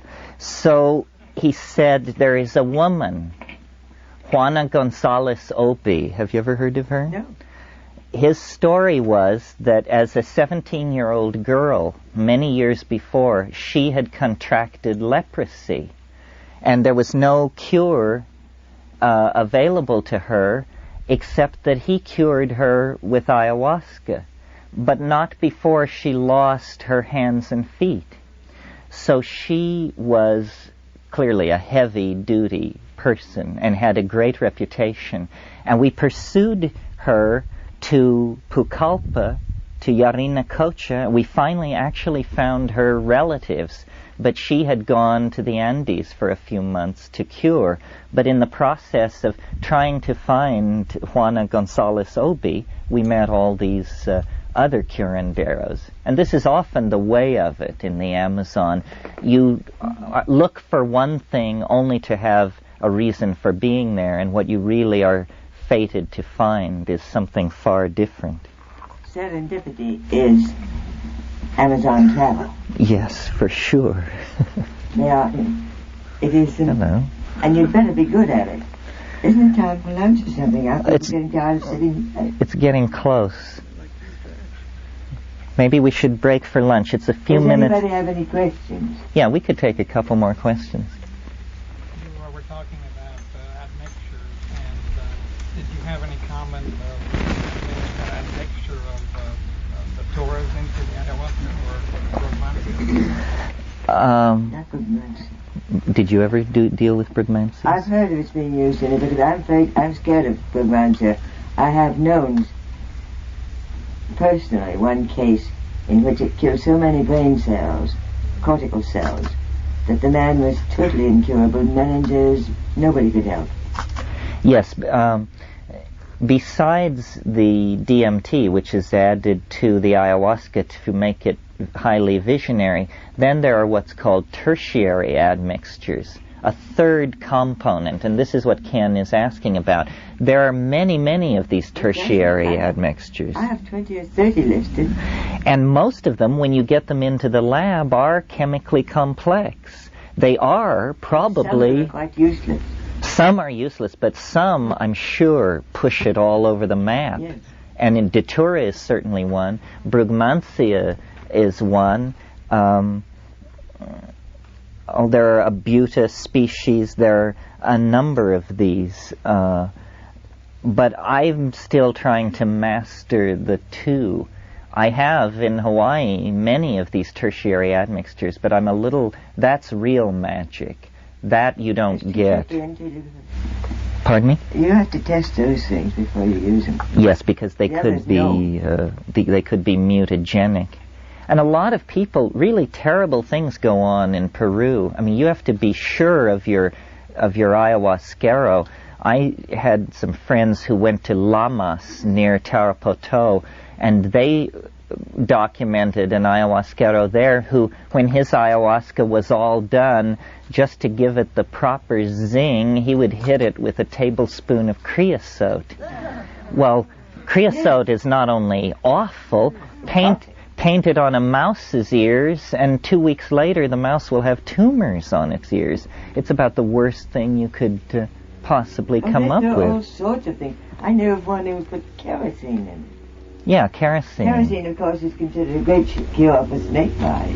Right, they always want I remember to. landing in a village when, if anybody was sick, I had a lot of good medicines with me. In the early days when I didn't know so much about didn't believe in plant medicines. And they said, yes, there was a man there who had been bitten by a snake, a feather a few weeks before, and he still wasn't well, though he'd had 2 whole bottles of kerosene. Yeah. I remember that Don Juan would teach Carlos about singing songs with mescaline, and with the ayahuasca, there's songs. Are there songs? Yeah. Are there songs to learn with the magic mushroom? Yes, I think singing is sound, and language is what this is all about. I mean, we are not given to this, or I suppose I shouldn't make a generalized statement, but it's not my general tendency to burst into joyful song. But on the mushroom, voice, the purity of tone, the control, the almost synthesizer-like stability of the tone is shocking. Plus you can see it. You know, you swipe this way and you leave a chartreuse trail. You come down through it this way with a magenta stripe. You are sculpting in this audio dimension. Yes, all of this small family of hallucinogens that I talk of with such enthusiasm, they're all related. Psilocybin is a tryptamine. Ayahuasca is a pharmacological strategy for activating DMT. The snuffs from the Kumala trees are DMT and 5-MeO-DMT. The drugs, the compounds that interest me are vanishingly small compared to the whole cornucopia of pharmaceutical nature. I'm not into the whole cyclicized amphetamine series, including MDMA and MDA. I find that not very compelling. The short-acting anesthetics ultimately seem to me to be somewhat uninteresting. I'm just a fanatic for this one thing because I want to very strongly make the point that, altered states. There are just thousands of altered states. Panic, love, despair, hatred, loathing, anxiety, and boredom, and drug states. 2 scotches and an Irish coffee, all of this stuff. But what I'm interested in is this very specific thing that seems to me so transcendental and peculiar. It isn't a mirror to self. These tryptamines ultimately will be superseded in psychotherapy by something else. because they're not the best instrument for looking at the cracked personality. What they are is a tremendous instrument for looking at the invisible dimensions of the larger universe of mind. That's what they are for. So I think you should be through your stuff before you come to this. It will psycholytically clean you out. The first few trips will then be directed toward your stuff. And many people never push beyond that. They just say, my God, it was so horrible dealing with my fears and anxieties and stupidities and self-betrayals that I'm never going to go back. But if you will persist, eventually it no longer becomes about you. You become the small figure in the foreground of a vast and unfolding cosmic drama, not a personal drama. And that's the shamanic perspective. And every shaman must go through this shedding of personal identity to then reach an accommodation with it. That's why when I encounter the mind behind the plant, what I always say to it is, show yourself, reveal yourself. Let me see as much of you as I can stand. Don't tailor it for me. Don't kowtow to my needs. Push me to the limit. Let me see as much of your quintessence as I can imbibe without overflowing. Well, we'll talk more about this afternoon. Thank you very much. Good. Dealt with? Yeah. Yeah, you suggest that shamanism is like the way to get man into a harmony with earth and sort of back to nature sort of thing. Are there other ways, and if there are, do they have any commonalities? Well, I guess shamanism is what has been focused in on as the overarching metaphor, because all of these potential responses seem to lead somehow in that direction. I mean, the concept of shamans spans the notion in the modern usage from manager to poet. So it's a pretty broadly based concept. It's exalting a superior form of planning, which we could use some of at this point here.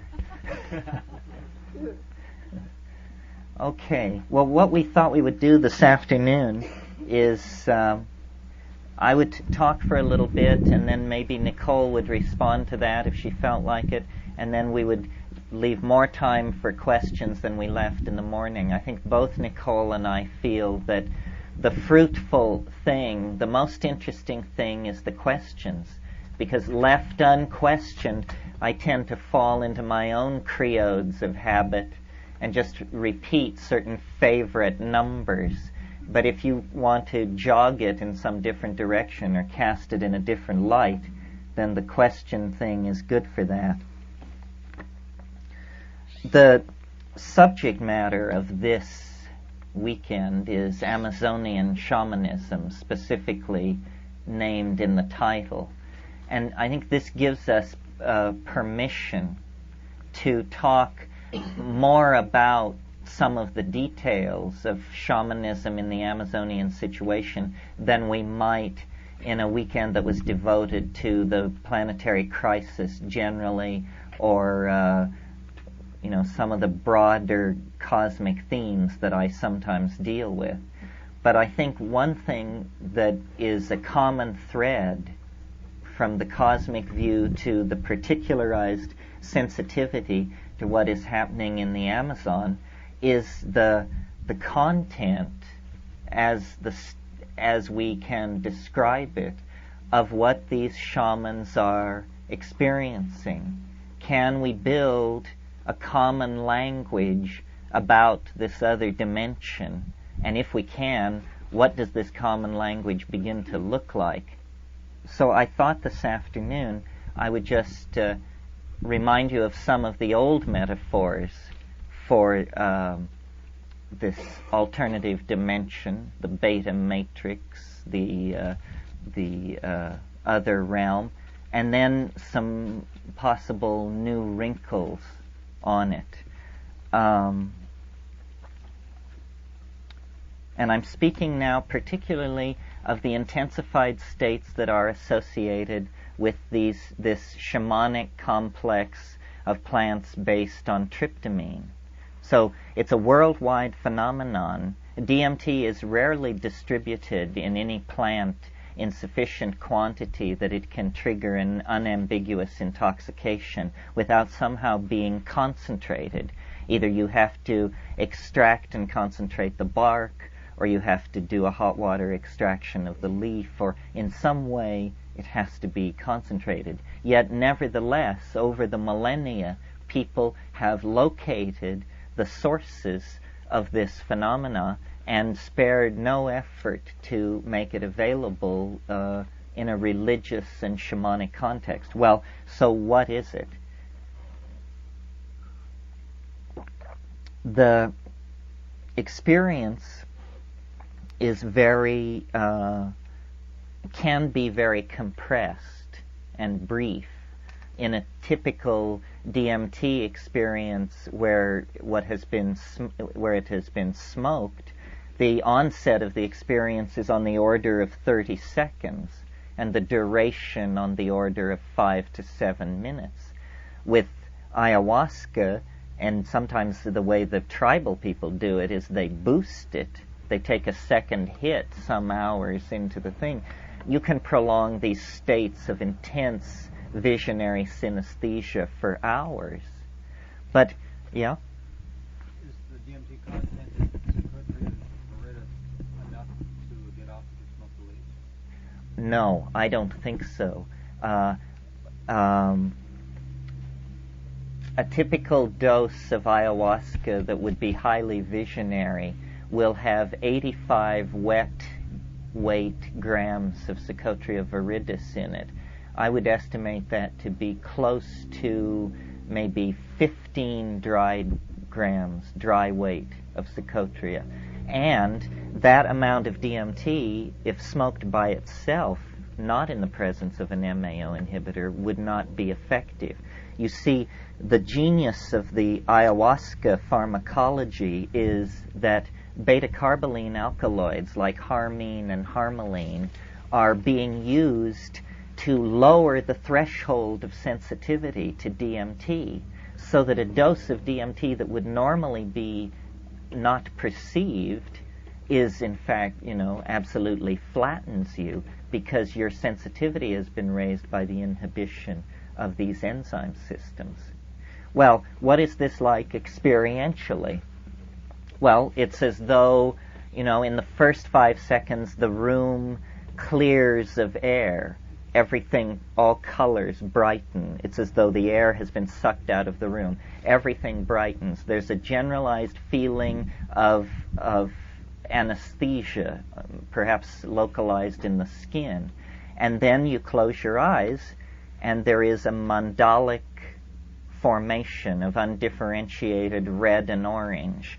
This is some kind of, what you're actually seeing is the bow shock of this gradient of unusual neurochemistry hitting the synaptic membrane. One by one, the synapses are giving up their normal affinity for serotonin and instead converting over to the bioelectric dynamic molecule that is being suddenly offered to them. And as this occurs on a scale of millions and then tens of millions of synaptic locations, a higher cortical experience comes into being. There is a sound like the compression of a cellophane wrapper, a kind of crackling sound, and then a penetration into this alternative reality, some kind of a modality of light and distance and dimensionality that is somehow inhabited.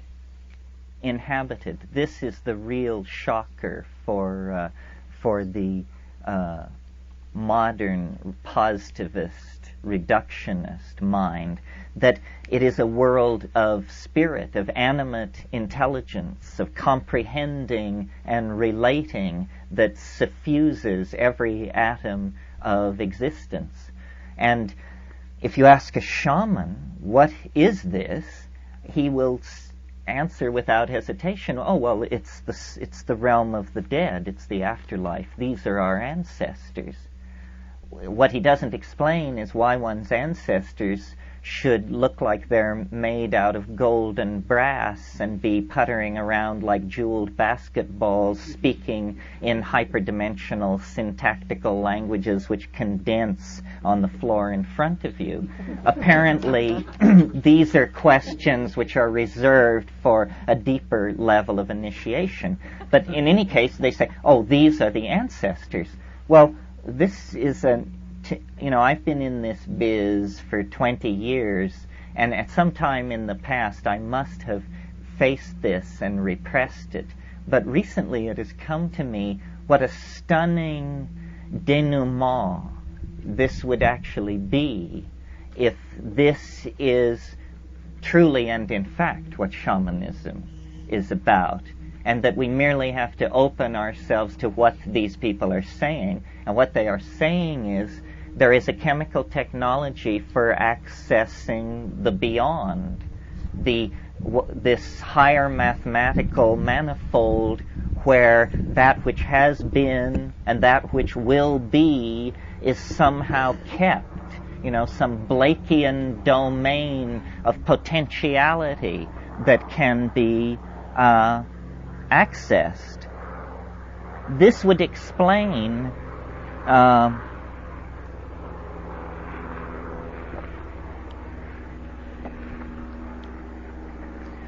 this hair-raising sense of familiarity that attends the contact with the utterly bizarre and unexpected. So that when the cognitive dissonance that accretes itself around this ecstasy is composed of two parts. It is that, my God, I can't believe this is happening, or even that I could perceive it if it were. And the second part is, this is totally familiar to me. This is more familiar than any other part of my life. This is my place. And the cognitive dissonance that ricochets between those places approaches unbearable. I was talking with a chemist a few weeks ago, an old friend of mine, and he was saying, well, what do you think about DMT in terms of risk? And I said, well, the risk is death by astonishment. That's what you're really courting.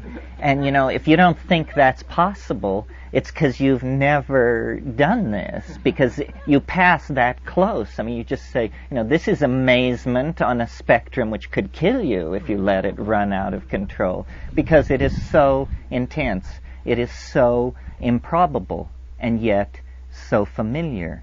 Well, if it were somehow tied into this afterworld domain, this would all begin to make a certain weird kind of sense. Rupert Sheldrake has suggested what he calls necrotic biochemistry, that the dying process is actually the process of release of tryptamines into deep brain structure.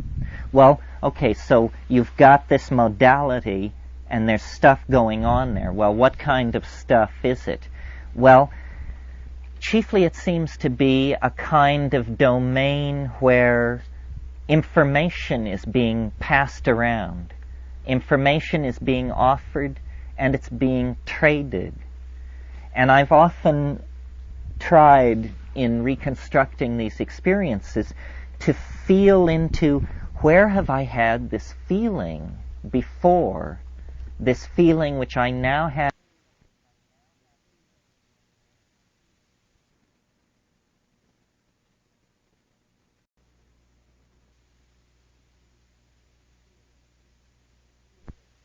a fear of being killed, it's a fear of being sort of screwed. In other words, it's a fear of being taken to the cleaners, being had, having my purse slashed, essentially. It's a feeling which I associate with the Crawford Market in Bombay, where in a dark period in my past I had to carry out intricate semi-legal transactions which left me sleepless for nights. So then I had the idea, why do I think that? Why do I get this feeling from the ancestor souls that they are trying to take me for a short ride? And I realized it's because they are traders.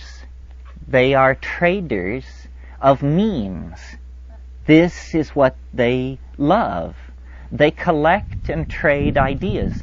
So when you burst into this shamanic space, where Yggdrasil, the magic world ash, is rooted on a plane of travertine and is flames before you.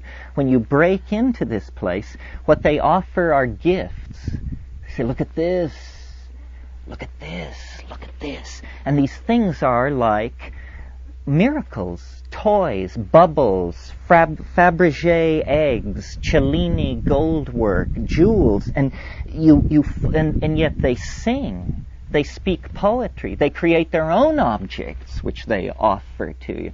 And in the midst of all of this cacophonous, elfin confusion and opulence and syntactical richness, you're trying to perform the eidetic reduction and figure out what the hell is going on here and what's real and what's not and what you can tell your lover and what you can tell your mother. And it's a craziness. After many years of being completely bludgeoned by this kind of thing, I finally understood, through making a kind of composite map of these trips, many of them overlaid over each other, that the place that you break through to, and all the high-dose tryptamine experiences lead toward this, is it's like a receiving area for a human being. It's like a playpen. It's someone very odd's idea of a reassuring environment for a human being. You know, sort of a cross between French bordello and early hyperspace. I mean, there's a lot of cut plush velvet and chrome and warm and domed and you're supposed to like this. You're supposed to say, how thoughtful. And then, you know, but somebody is looking in from another dimension and saying, you know, the human subject seems to have accepted the conditions in the reception area, something like that. I don't know what to make of this. I mean, I started out a rationalist and have ended up the pathetic creature you see before you. Well, and it was because I poked into the wrong places. I discovered, and many of you probably have too, or are soon about to, that reality is a very thinly spun cultural fiction. And as long as you stay on Main Street, it all holds together pretty well, you know. But my God, just walk down one of these alleys off Main Street and you discover, you know, channeling, psychic healing, the dreams of Atlantis, the this, the that, an endless cornucopia of fuzzy thinking. And in that, you know, there are nuggets of genius, because Main Street is clearly nowheresville. I mean, it's just male dominator, linear, post-Cartesian, high-tech, materialist, positivist, so forth and so on, the litany you know so well. So the great excitement for me in this shamanic dimension, and why I speak to it and what excites me, is the fact that here is something totally unexpected, beyond our wildest dreams. I mean, you may have believed in flying saucers, but did you ever believe that they would land in your bedroom? I mean, that's the promise which this stuff holds out. Something is curiously awry with our cultural machinery, and apparently we have a huge blind spot to a dimension of animate, organized, and non-human intelligence. Is it God? Is it the space people? Is it the goddess, the Gaian mind, the vegetable matrix of the planet, the light pump of the solar system? Who knows what it is? The fact is not to know what it is, but to experience it, to verify that this is going on. And that's the big news that the cataloging of cultural bric-a-brac brings back in the example of shamanism, saying, that turned out to be phony, and this was done with smoke and mirrors, and for this they used pig guts or something. But these people, and that was how I did it. I went to India years ago as an ingenue and sat at the feet of these guys and sought wisdom. And, it wasn't until I got to the jungle that people were willing to show me into this, the dimension that exceeded my wildest dreams. That's it. And my dreams are pretty wild. And they were then, and I'm sure yours are as well. And yet, even if we dream together, we cannot dream the frontiers of what is possible, because in our world of entropy and tawdriness and betrayal and stupidity, there is also, the unspeakable, improbable presence of this thing in these plants. And, I believe it called us forth out of primate organization.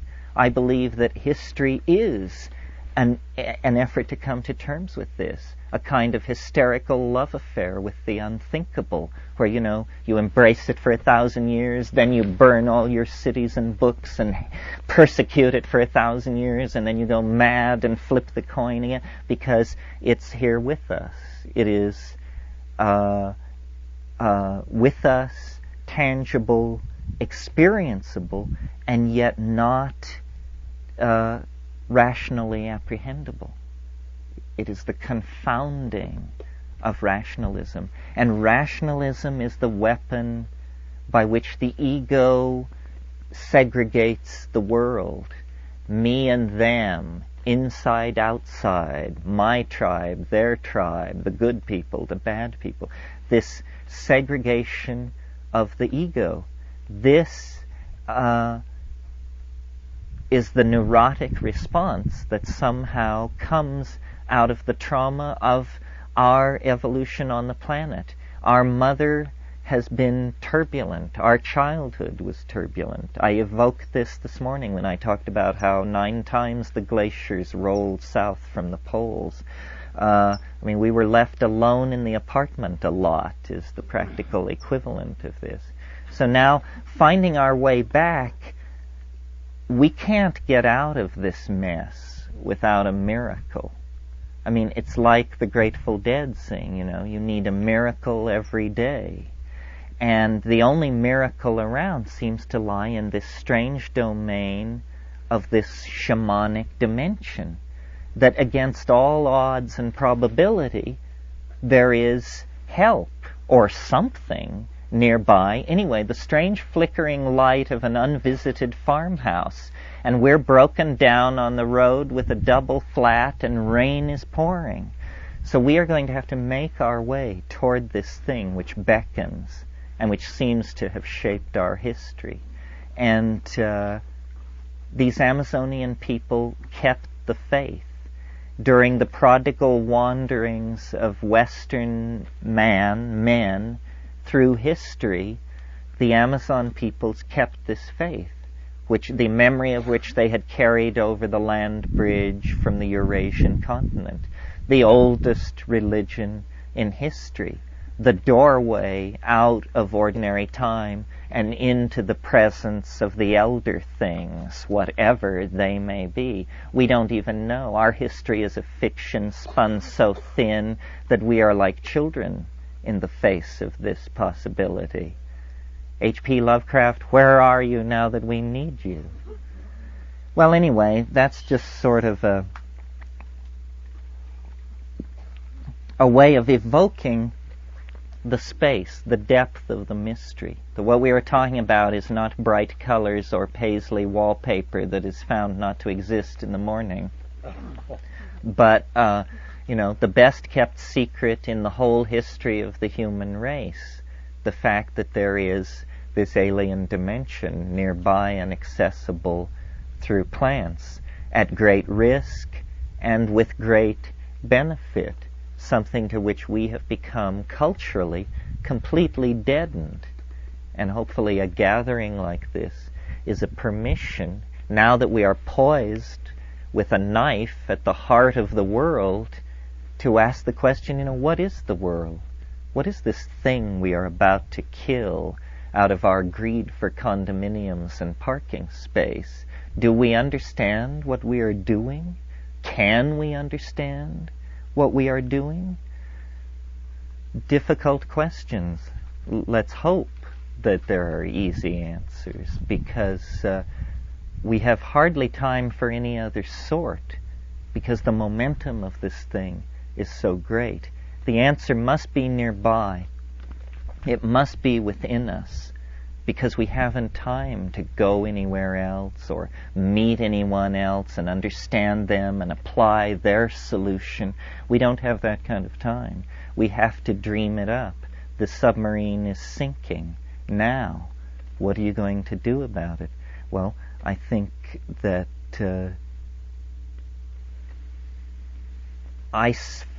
I personally felt that I searched the surface of reality like a blind person, probing for a chink, an opening, a possibility in the seamless surface of the high walls that seem to hem us in, the prison of Gnostic iron that the Mandayans placed at the center of the universe. And the chink in the armor is this radiant otherness that is showing through the plants.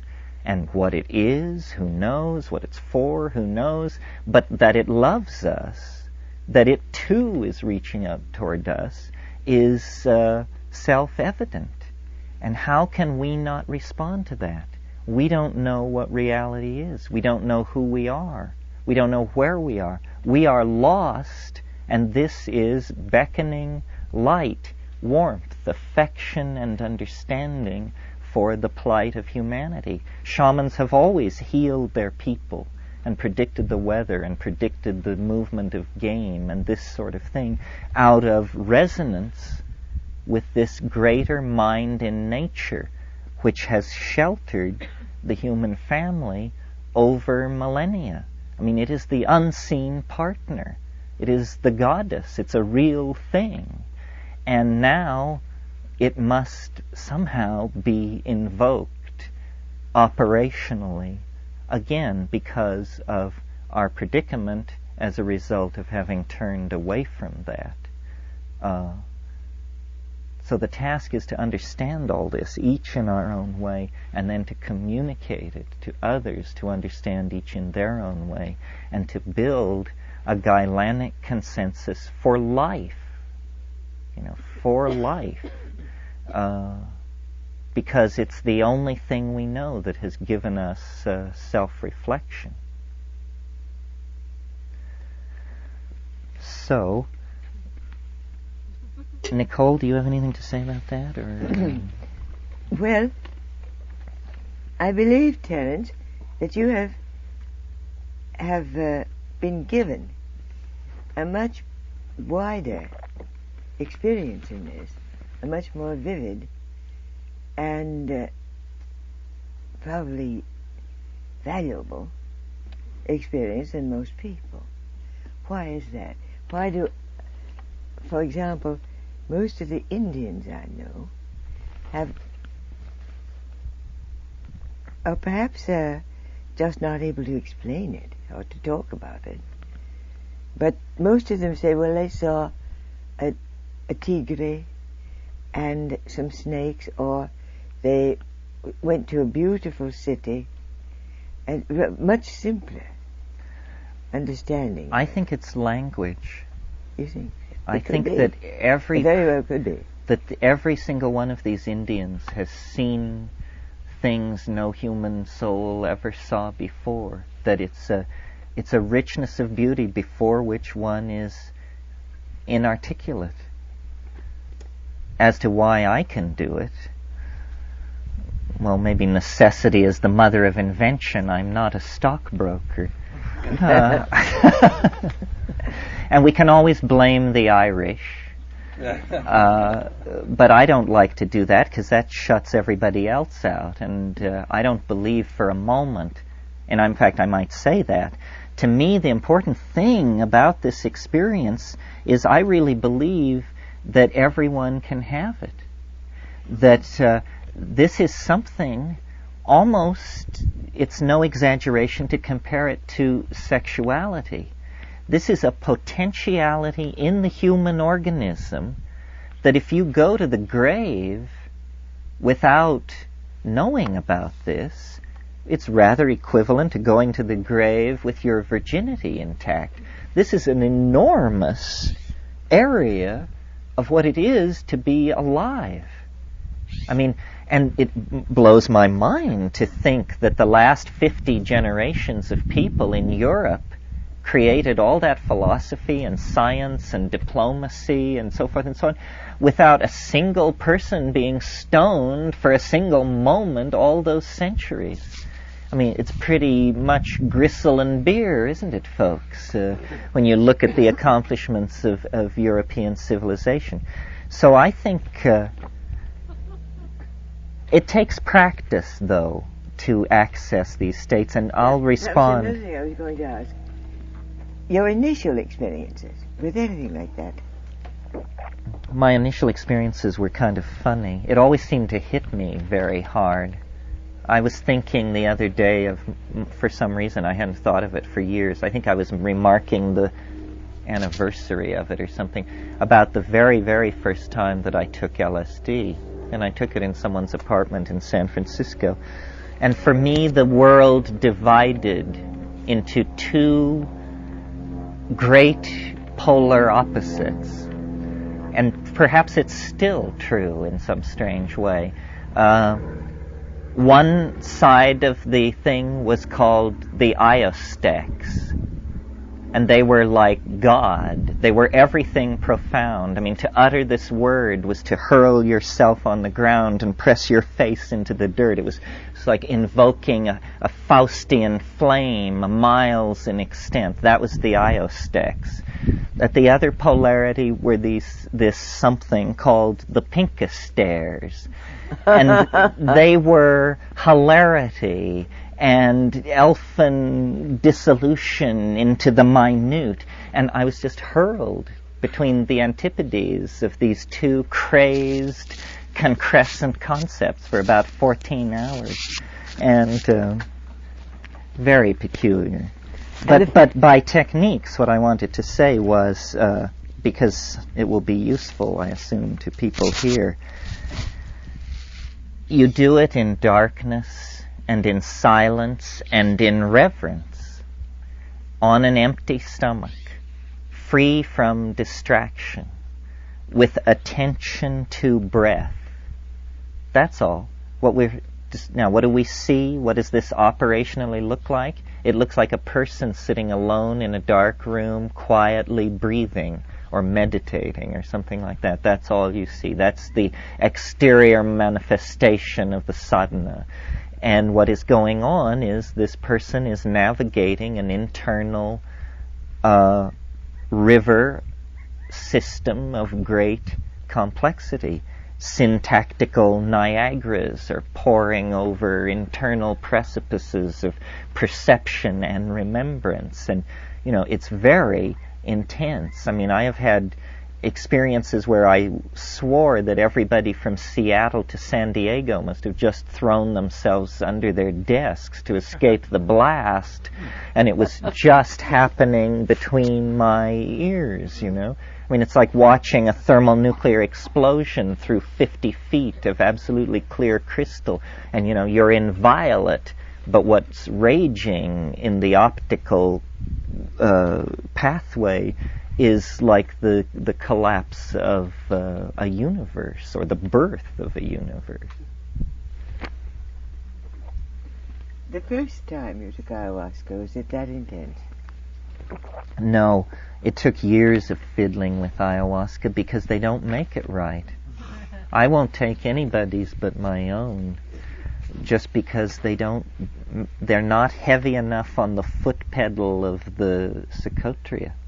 I think they want to. That's it. They want to graze the surface of it, and I want impact. So I really push that because that's what fascinates me, the visions. I mean, some people say you're just a vision freak, that these wonderful feelings and thoughts, and it's true that all is there, but there is something so convincing to my mind about a hallucination because it's so intricate and happening in real time, and you're just looking at this thing jaw agape. You could never draw it, you could never have previously imagined it, and yet it must in some sense be said to be yours because it's happening in your mind. And so then you wonder, well, what is my relationship to this thing? It's the most beautiful thing I've ever seen. Did I make it? Does it come out of me? Or is it no more me than me standing looking at the evening star? What is the source of this transcendent beauty that resides within the human nervous system? I confess I don't have the answer. I think that's I am basically a Platonist, and then when you couldn't support that anymore because of advances in modern philosophy, I retooled as a phenomenologist. But I'm still basically a Platonist, and I believe that the good, the true, and the beautiful are somehow facets of the same notion. And for me, the pursuit of beauty has been the fastest way to get entangled with the true and the good. Now, for somebody else, it might be different.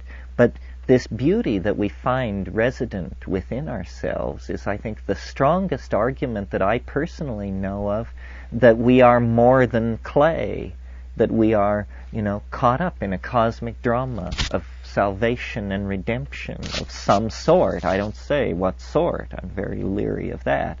But that we are caught up in a cosmic drama of salvation and redemption, and the covenant that she has made with human beings is symbolized by the psychedelic experience, in the same way that God's covenant with man was symbolized for Noah by the rainbow. The psychedelic experience is the magical iridescence that is thrown off ordinary matter, vouchsafing some kind of insight into a transcendent level of organization that is behind appearances. Anybody want to say anything? Yeah. I had a question. I wondered what role the psychedelics had in creating the differences between the religions that come out of the Orient and the ones that come out of the Middle East in our imperative tradition. Well, as I wrote this book for Bantam and trying to study the relationship of drugs to culture over thousands of years in many places. And what I came to feel was that in a cultural situation where you have a strong plant hallucinogen, one of these pipeline to the goddess plants, women will tend to be in the powerful positions in the society because I'm convinced that women were the developers of language, that the gathering part of the hunting-gathering equation, which was the women's part, had more evolutionary pressure on it to develop syntax in order to differentiate these hundreds and hundreds of plants, some toxic, some food. And I think that when the primal partnership society on the Saharan grasslands of Africa began to break up, it happened very slowly, you see. At the climax of the African cattle goddess mushroom partnership equilibrium, My supposition is that probably mushrooms were being taken every 2 weeks or month in a group situation with group sexual practices because of the CNS arousal component of the psilocybin being what was going on. Well, okay, so this is the experience that these people were building their civilization around, and it was an experience of boundary dissolution, tribal-mindedness, group sensuality, and group values. Well, as the African continent dried up and this pastoral lifestyle became more and more difficult to support, and the distance between water holes over centuries, we're talking now, grew greater, it became harder and harder to hold these mushroom ceremonies on time, to have this experience regularly, to keep it part of the society, and eventually it died out. And there was also another factor working here, which was as the climate dried, it became more and more important to find a way to preserve the mushrooms so that they could be used then at the regular ceremonies. Well, the preferred agent for preservation, I discovered in the Neolithic, was honey. Well, the only problem with that is that honey itself is a natural product subject to fermentation. So as the mushrooms got scarcer and the climate drier, and there were more and more preserved mushrooms in honey, and then fewer and fewer preserved mushrooms in more and more honey, you got a slow switch over to a mead cult, an alcohol cult. And at that very early period in the Middle East, then you get the emergence of the dominator model. At 9,500 BC, from Scandinavia to Arabia, you get what's called the Tanged Point Techno-Complex. Means suddenly a lot of chipped flint, not distributed along river bottoms where game was frequent, but distributed on the wrong side of walls around former habitation sites. In other words, war has come to the world of 9,500 BC.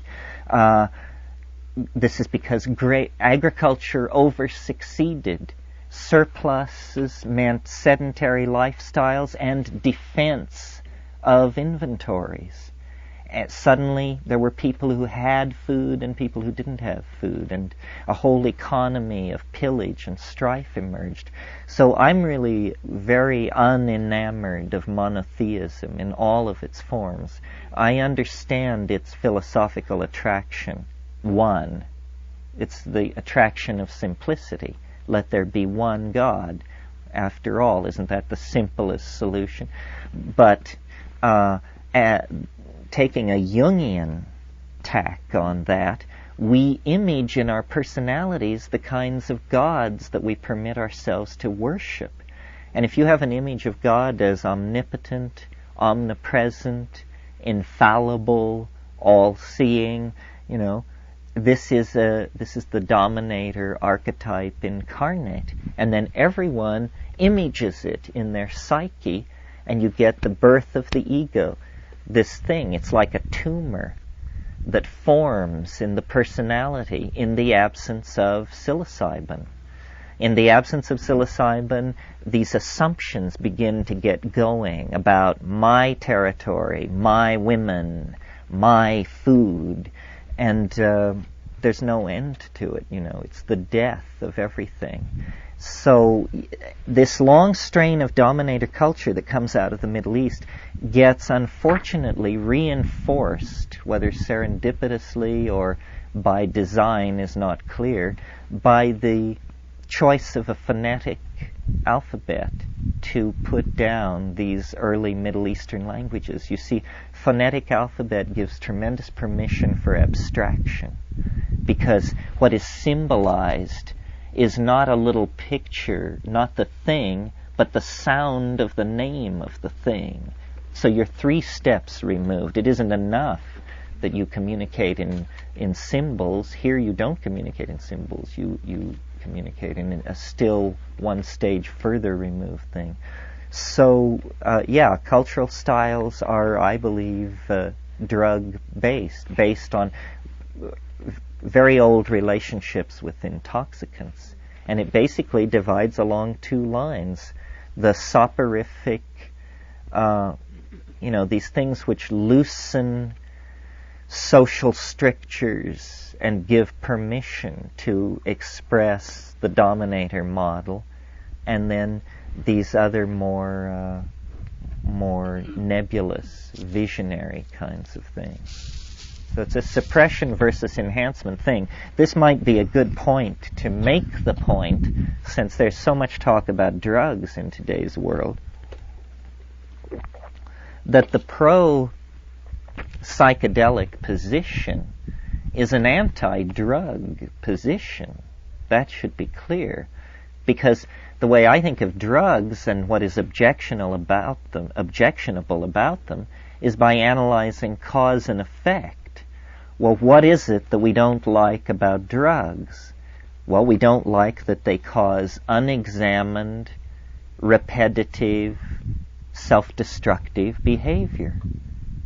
In other words, they make you stupid and self-destructive and habitual on those items. Well, this is precisely the kind of behavior patterning that psychedelics break up and destroy. You cannot carry out unexamined, self-destructive, habitual behavior in the presence of psychedelics, because they will show you too strong an image of the consequences. These amazing statistics that were reported with curing alcoholism with LSD before they made LSD illegal, where they would give chronic alcoholics one 500 gamma LSD trip with a sitter, and something like 60% of these people were going dry and sticking with it. Well, people said, my God, LSD is a cure for alcoholism. No, it's a cure for stupidity. It's not a cure for alcoholism. That's infantile. It merely gives you an image of the consequences of your behavior. And this image is so horrifying that you modify your behavior forthwith. Yes. Yeah. I would like to ask Nicole, please.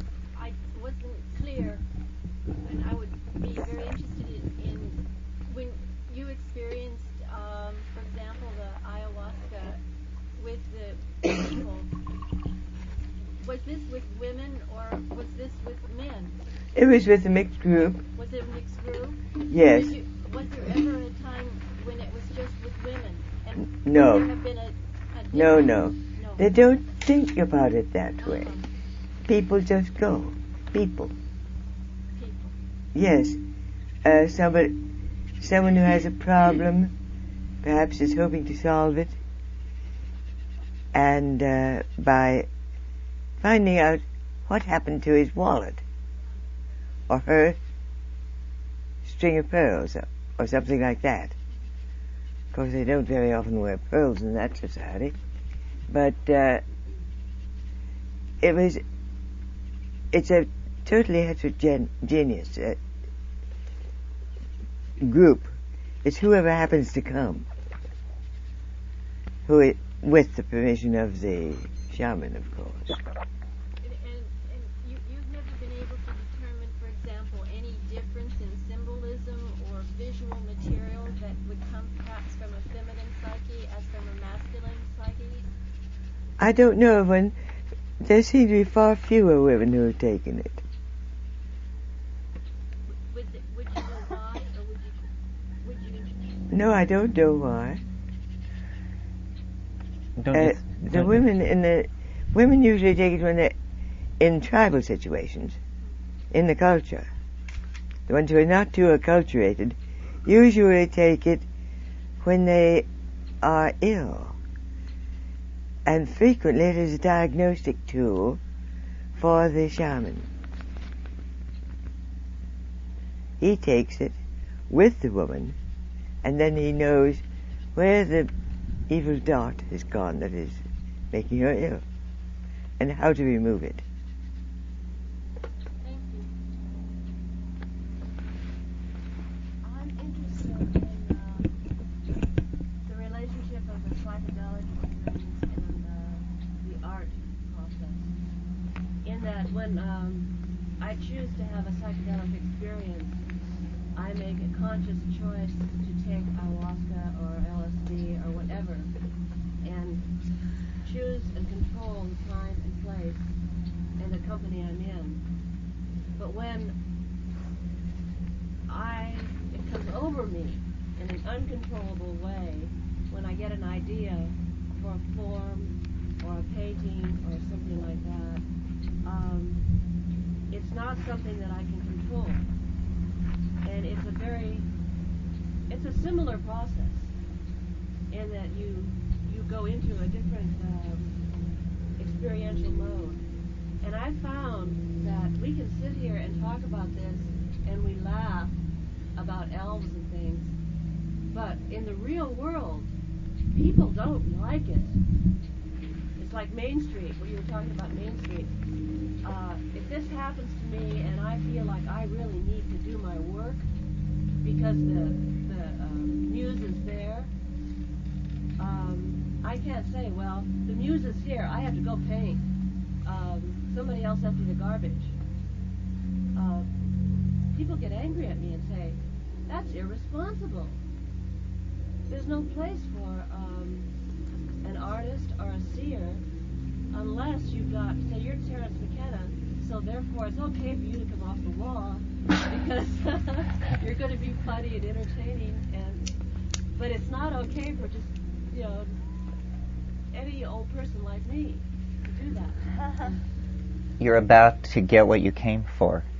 Yes, it is. Yes, it is. You lose your job. Well, then you can do what I do. The reason I do this is because I lost my job. And, no, I mean, I see what you're saying. I mean, it is problematic.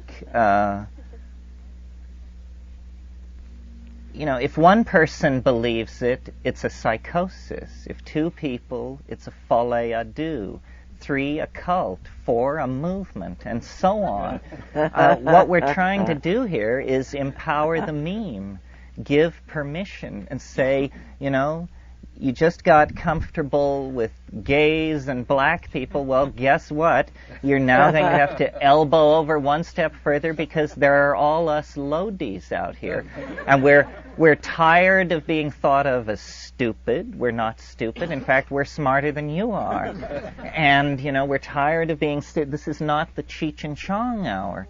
So, and then the deeper answer to your question about art is I think that these two things are basically spun together and are completely one and the same process. I mean, on a historical scale, the way I think of these psychedelics as they're catalysts for ideas. They are actually like enzymes. An enzyme, let me define a catalyst first. A catalyst is a chemical which makes a reaction go faster, but it isn't itself consumed in the reaction. And an enzyme is an organic catalyst. Okay, so psilocybin, these things, they're like organic enzymes for creativity, for the imagination. We have this peculiar faculty called the imagination. It's like a wonderful, omni-adaptable hand.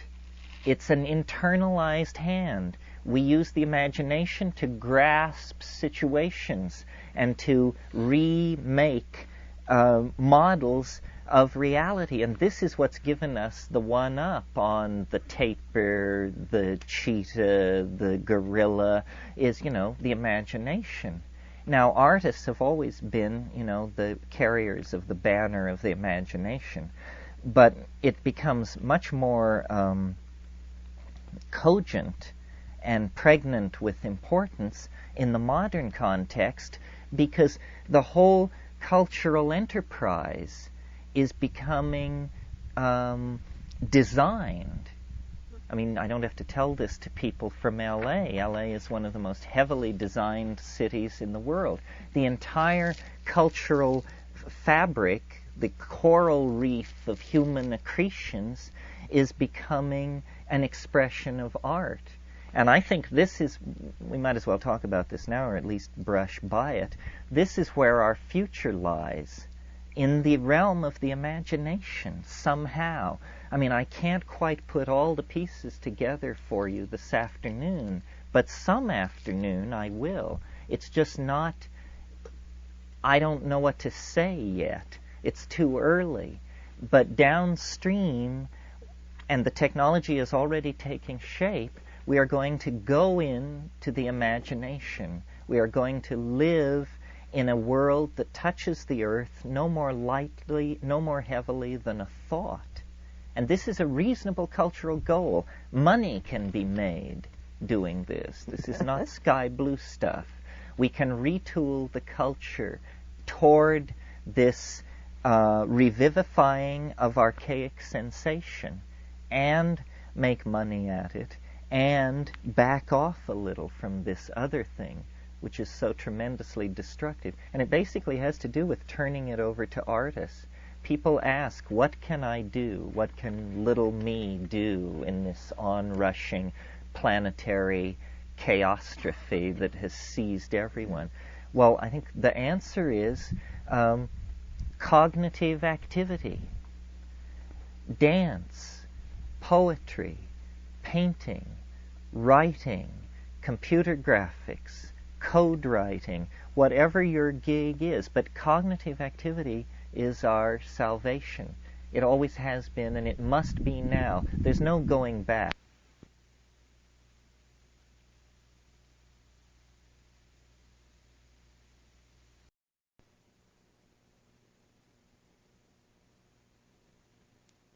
Dream the dream.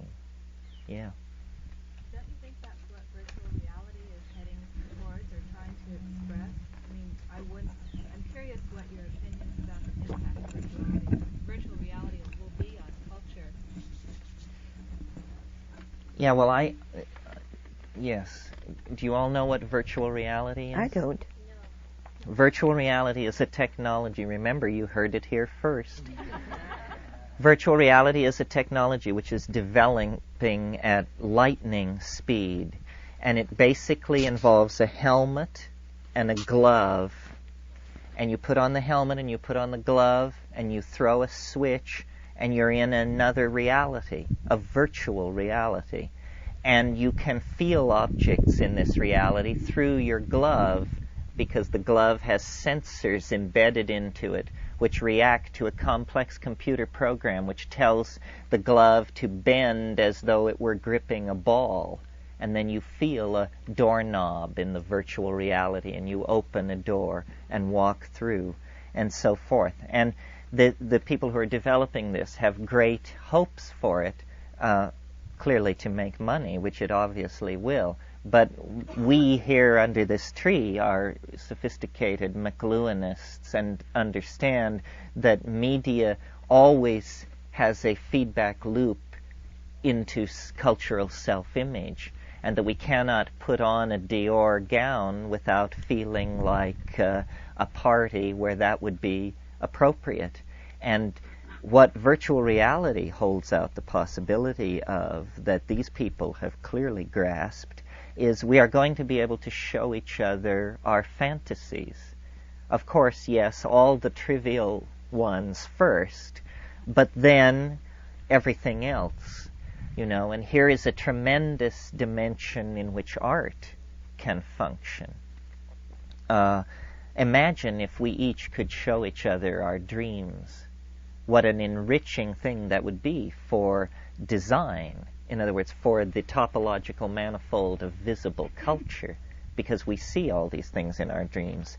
But I think that this is only a trivial aspect of what virtual reality will make possible, because the people who are associated with it are no strangers, I think, to psychedelic perspectives. One of the strange things that happens in the DMT intoxication is this language which is seen, not heard. These elf-like creatures in this other dimension have a syntactical way of communicating which is visible. They don't communicate with sound, they communicate with light, which condenses into these crystalline, toy-like, semi-organic self-transforming, highly colored things. Those are syntactical structures of some sort. They mean something. Well, you've heard me talk about the communication systems of octopi, that octopi have this very highly evolved nervous system, and all over the surface of their skin there are what are called chromatophores, specialized cells which can change color. And octopi, when they wish to communicate, they have traveling bars, blushes, dots, stripes, all this stuff flowing over the surface of their skin. Well, notice that they become their syntactical intent. That's what's actually happening here. They are not, as we do, our method of communication is to make small mouth noises, which are transduced across space as sound, reconstructed in the brain of the hearer, and then a dictionary is consulted, and the commonest meaning chosen for the incoming sound. As ways of conveying information go, this is what you call a very low-grade signal. It's a miserable way to transfer data. But if you could see what I mean, if I could literally cause my concrescent intention to appear before us and rotate like an object in space, we could take a step forward toward telepathy. Well, in the virtual reality, paint boxes and toolkits are being created in the software realm that will allow people.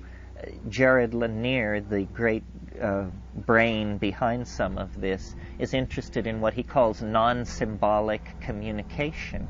Non-symbolic communication and the more perfect logos of the DMT ecstasis are the same thing. It's a moving, visible modality of intent that you see, you don't hear. So I think the virtual reality opens up the possibility that, my mother used to say, if wishes were horses, beggars would ride. I actually look forward to that day. I believe that that's within reach, Anybody else? What's Gailanic.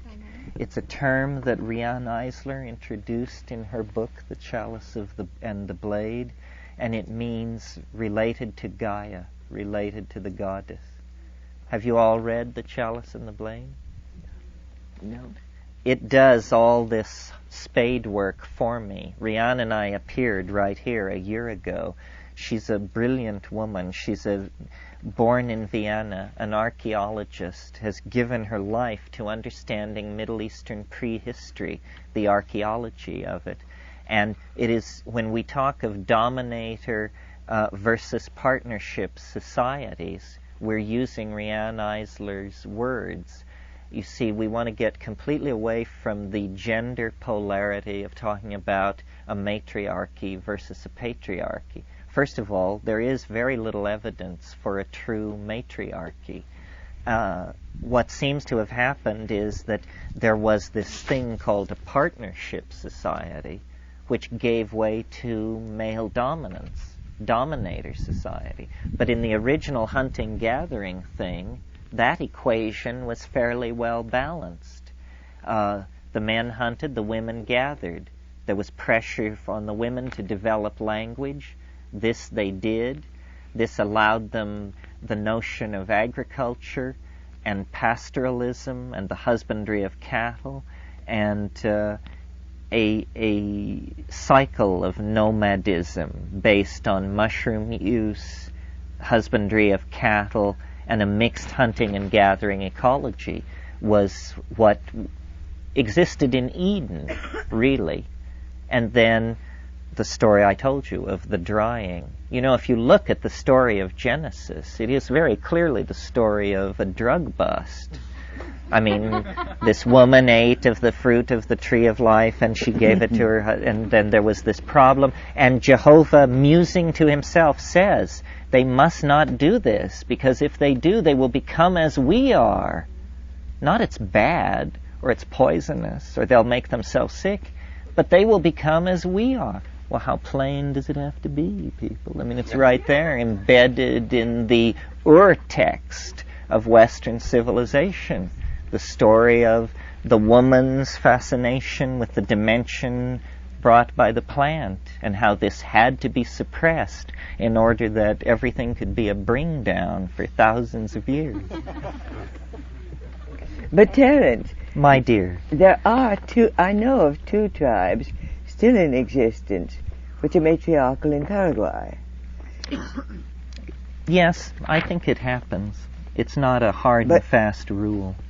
But as a matter of fact, they're in terrible trouble if they still exist, because the Amish went in and just took them over.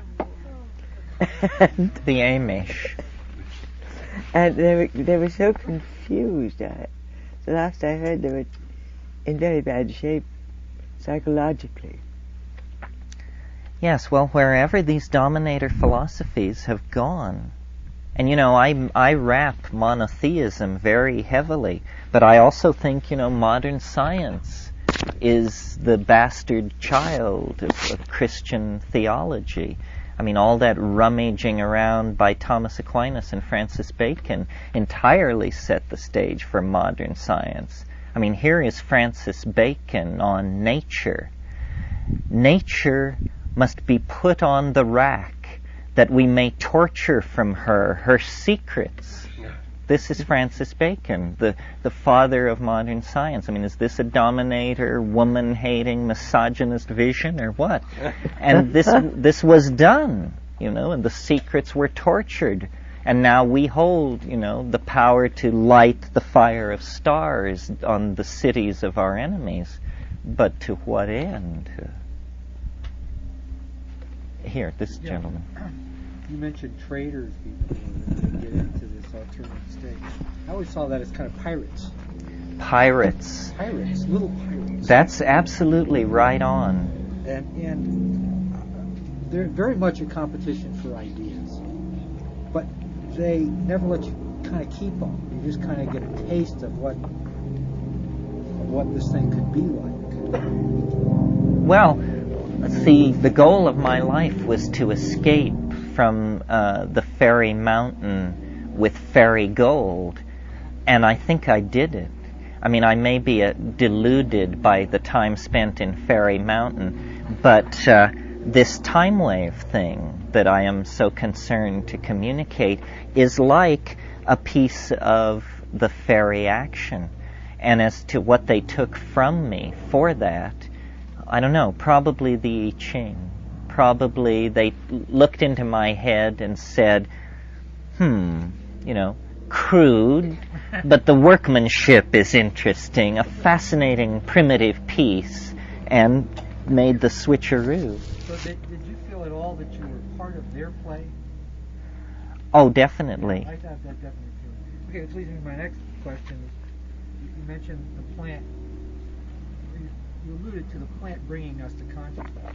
And the big question to me is why? I mean, why would the plant lead us to consciousness? Why would it? Yeah.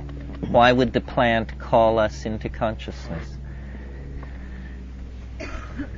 Well, it's, or maybe you don't know, but in the introduction to the book that Dennis and I wrote on how to grow mushrooms, the mushroom makes a little speech there.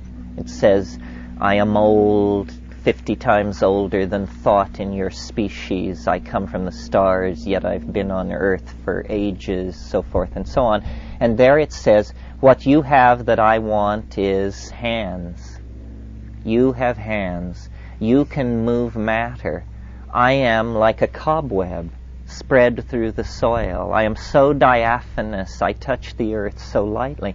And then why? What are these hands for? Well, then you touch on this peculiar theme in the mushroom, which is its apocalyptic tendencies, its millenarian tendencies. It sees the solar life as circumscribed. It thinks in terms of a galactic radiation of its genes through space and time. It doesn't want to be trapped on one mud ball when the star that it's orbiting goes up. This question of the dynamics of the sun is very interesting. I don't know why the alien thing that it is, why it would call us forth into organization. There are some things that are that we can't comprehend. I mean, when you confront the other and you begin to dialogue with it about these things, and it begins to lift the veil on these vistas, it becomes unbearable. Ultimately symbiotic. Ultimately symbiotic, and ultimately somehow for purposes of departure. Right. The theme of departure, whether it's to another continuum, that a doorway will open and we'll go, or down into the crystalline substructure of the planet, or into the wind. But the theme is that we are finished here. It's interesting that these plants have these messages, because I don't get this from ayahuasca. To me, ayahuasca is maternal and the river, and I often see flow, sediment, the rivers, the sediment, the overturning of minerals, life and death, but not this let us go where no one has ever gone before. On your feet, mankind, the great adventure, and it begins to, march out into this inflated but perhaps true vision of a destiny for us, that we have a destiny, that there is more for us than saving this planet. That must be done. But maybe it's a test, save your planet, and then we'll talk to you.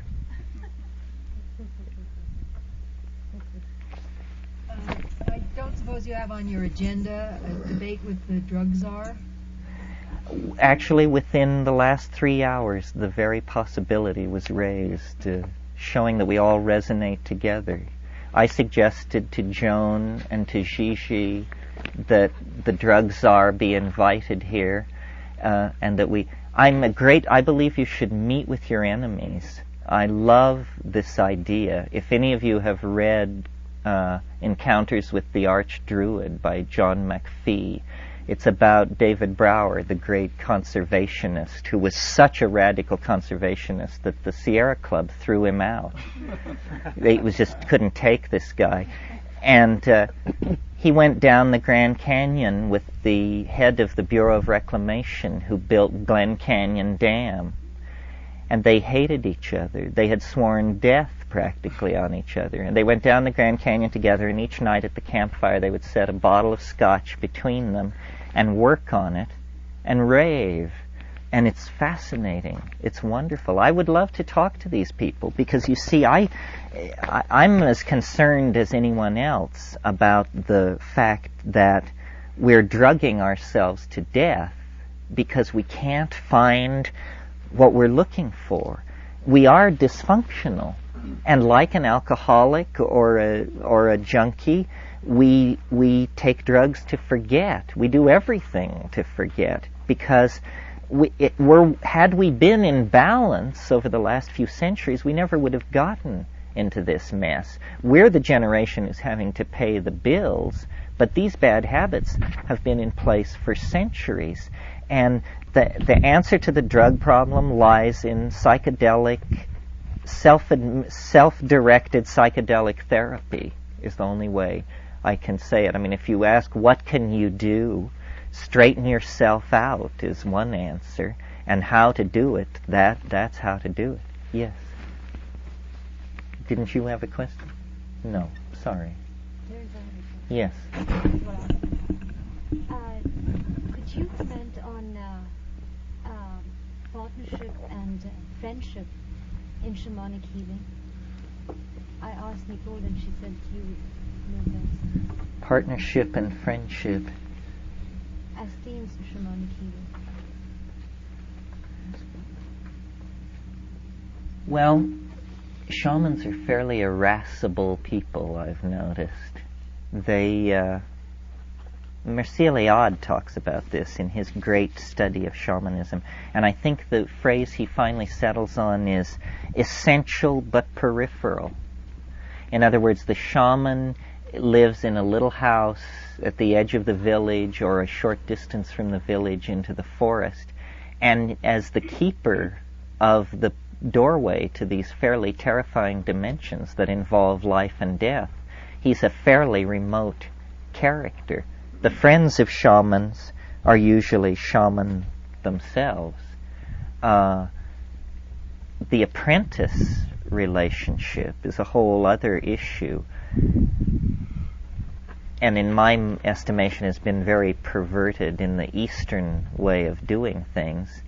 What I found in the Amazon was that these people were very willing to share most of the secrets that I wanted to know. You had to know a lot to ask the wrong question. Eventually we got to the wrong questions, and they were bewildering. I mean, like, I was very interested, of course, in intensifying this encounter with the DMT thing. And so I kept asking my shaman teacher about these plants that he was reluctant to talk about that I knew were stronger. And finally he said, it's comida de perro, it's food for dogs. And I didn't know, since my Spanish is so terrible, whether this was an idiom or literal. And he said it's mal y bizarro, strange and evil, and not for Christians. And what he was talking about was simply a more intensified state than what he was working with and curing with in the ayahuasca sessions. So, it's a gradient. It's a thing. I saw a shaman once who had been practicing shamanism for 25 years in the Amazon have an ayahuasca trip where he said after it was over with he'd never do it again. That was it. So, pride goeth before a fall. On the other hand, it's very kind and forgiving and user-friendly to beginners. It's a relationship. It's not a thing. It's a somebody. And if you approach it as a somebody rather than a thing, you will have a much richer time for it, I think. Yes. Like the Shamanism work, legalization and cellular change for cancer cures, I wonder, do you feel that people can reach this dramatic knowingness that you explained today any other way than via the plant? Well, this question always comes up, and I'm famous for my answer, so I might as well give it again. No. Well, see, everybody always says, but surely yoga and the Sufis and this. Well, who knows? I haven't had time to check all this out. I did check out yoga. I feel fairly confident in saying that 95% of yoga is absolute hokum. The other 5% is pure gold. But sorting it out among these babas and, keeping your guts intact, it is just, really a daunting task. However, there is a concept in Hindu thought that I'm interested in. It's the concept of Tantra, usually associated with sexual yoga, but for my purposes, I'm simply interested in the meaning of Tantra. It means shortcut way. It takes the notion that in a single lifetime, you can attain some kind of tremendous reconstruction of your internal horizon of transcendence, a way of saying enlightened without saying it, in a single lifetime. And I'm not enough convinced of any of these theories of reincarnation and so forth to be willing to just write off this lifetime if I make a botch of it. So I'm not only interested in ways that work, but ways which work quickly. And nothing can come close to this psychedelic thing. I mean, this is it. Imagine getting to a place with your spiritual quest where the problem is to hold it down. Well, everybody who takes psychedelics reaches that place. I mean, a way that I've gotten this into a formula for myself is to say, once you come upon this psychedelic issue, you are no longer involved in the process of seeking any spiritual answer. You are now confronted with facing the answer. You wanted a tool for spiritual transcendence? Here is a spiritual tool transcendence, the likes of which you can barely wrap your mind around. If there are other ways to do this, I can't conceive of it. I mean, perhaps ordeals and things that are tremendously stressful. Anytime you make somebody think they're going to die and then they snatch life from the jaws of death, that's a shedding of crap. But it's no fun, right?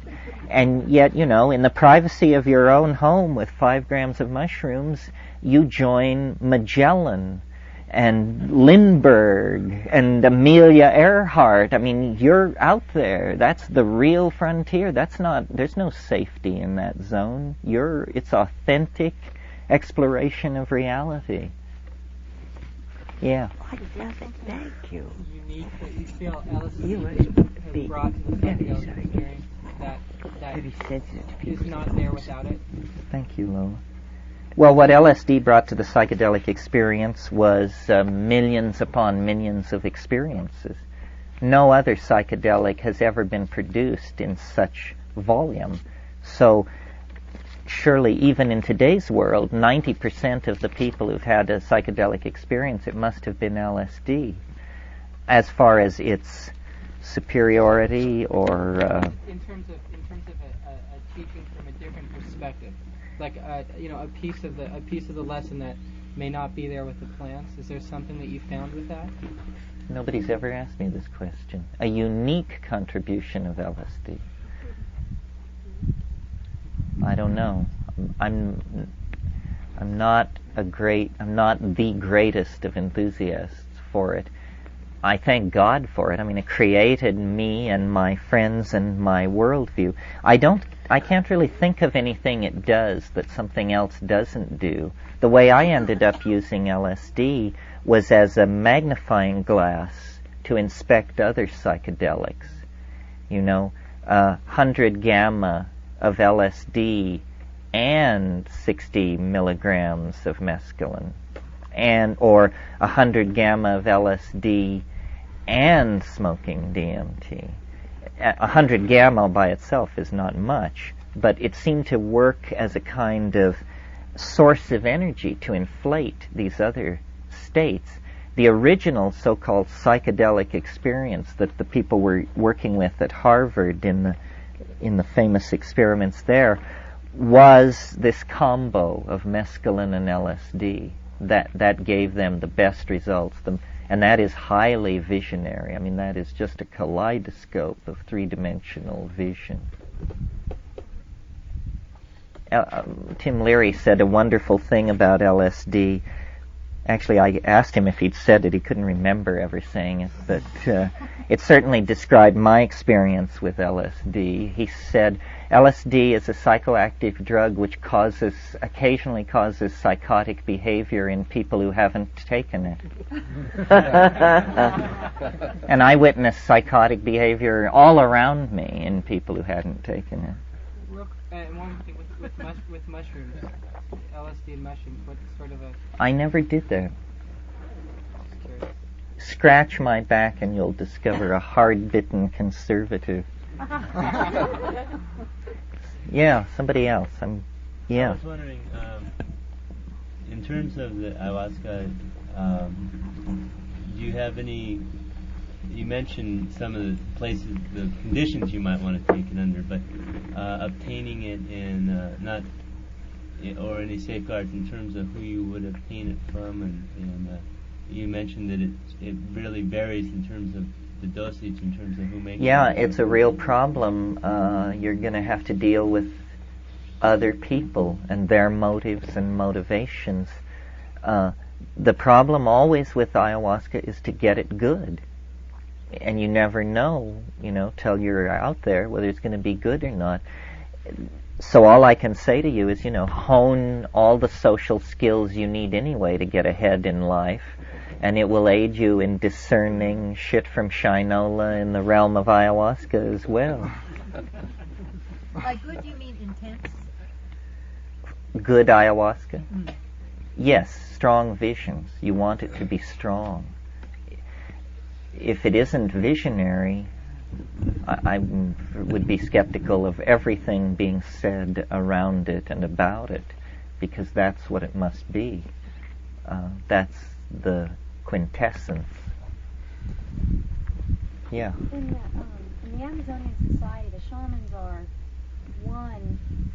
They're a minority within the culture. There's one in each group.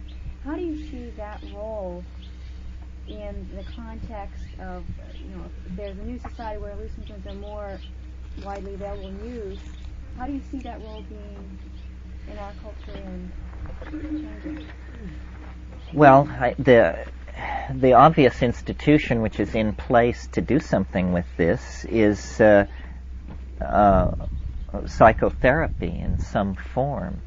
But I don't know, psychotherapy is so wrong-headed whether it can be reclaimed or not. I spend a lot of time talking to psychotherapists because, they're frontline workers in the realm of the mind.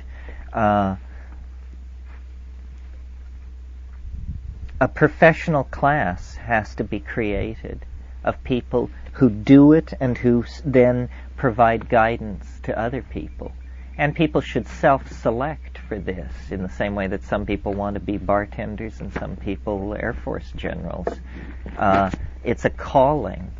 And in the traditional societies that Nicole and I were involved with in South America, there's always elder shamans who are able to pass this stuff down. Now our problem is we have to make it up. We have to create or amalgamate or bring together from many sources a coherent shamanism. I think we're doing this, but we're bootstrapping it. It's slow. It isn't easy. As far as the legality of all this, I think people should be free to do what they want with their minds. It seems to me it's already covered in the life, liberty, and pursuit of happiness clause of the Bill of Rights. Pursuit of happiness.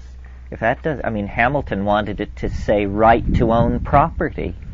And they said, no, that'll make all kinds of problems. I said, well, how about the pursuit of happiness? Okay. Well, that legitimizes this intent.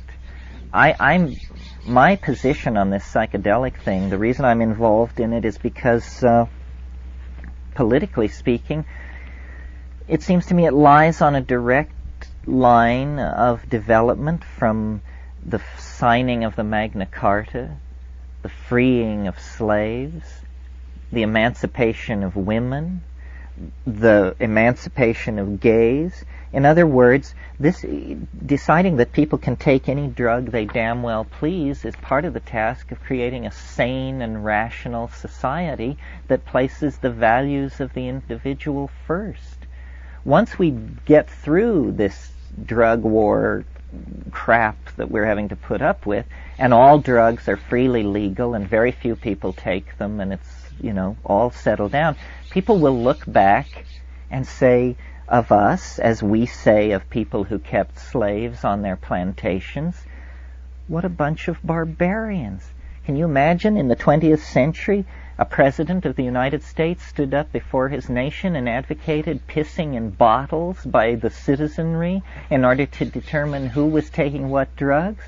It's no weirder than, they hung a pig for murder in Amsterdam in 1544. It'll be told like that. Anecdotes about the quaint medieval practices of the benighted past. Isn't that right, Nicole? Yes. But there's one aspect of shamanism we haven't touched, and that is the ordeal preparation. Why don't you mention a lot of that? Well, I think it's one thing that deters a lot of people from becoming shamans. I think you're right. Because it's pretty routine that they must go through very severe ordeals of denial, well, the average one goes into the jungle alone in some quite remote area and lives for 6 months, a year, up to the longest one I've heard of was 19 months. They almost starve to death. They allow themselves an extremely limited diet, and they have no contact with friends at all. In most cases, some will have certain foods brought to them that they are allowed to eat. Yucca, which is the staple starchy food like potatoes, and others really just go out there and stay there, and that's it. And they eat what they can kill with their hands and what they can catch in the rivers, and they come back in very bad shape. They don't wait till they're incapacitated, but the ones who stay the longest come back in very emaciated, very weakened, but they have learned, and they feel much, in some senses, they seem to be much stronger than anyone else.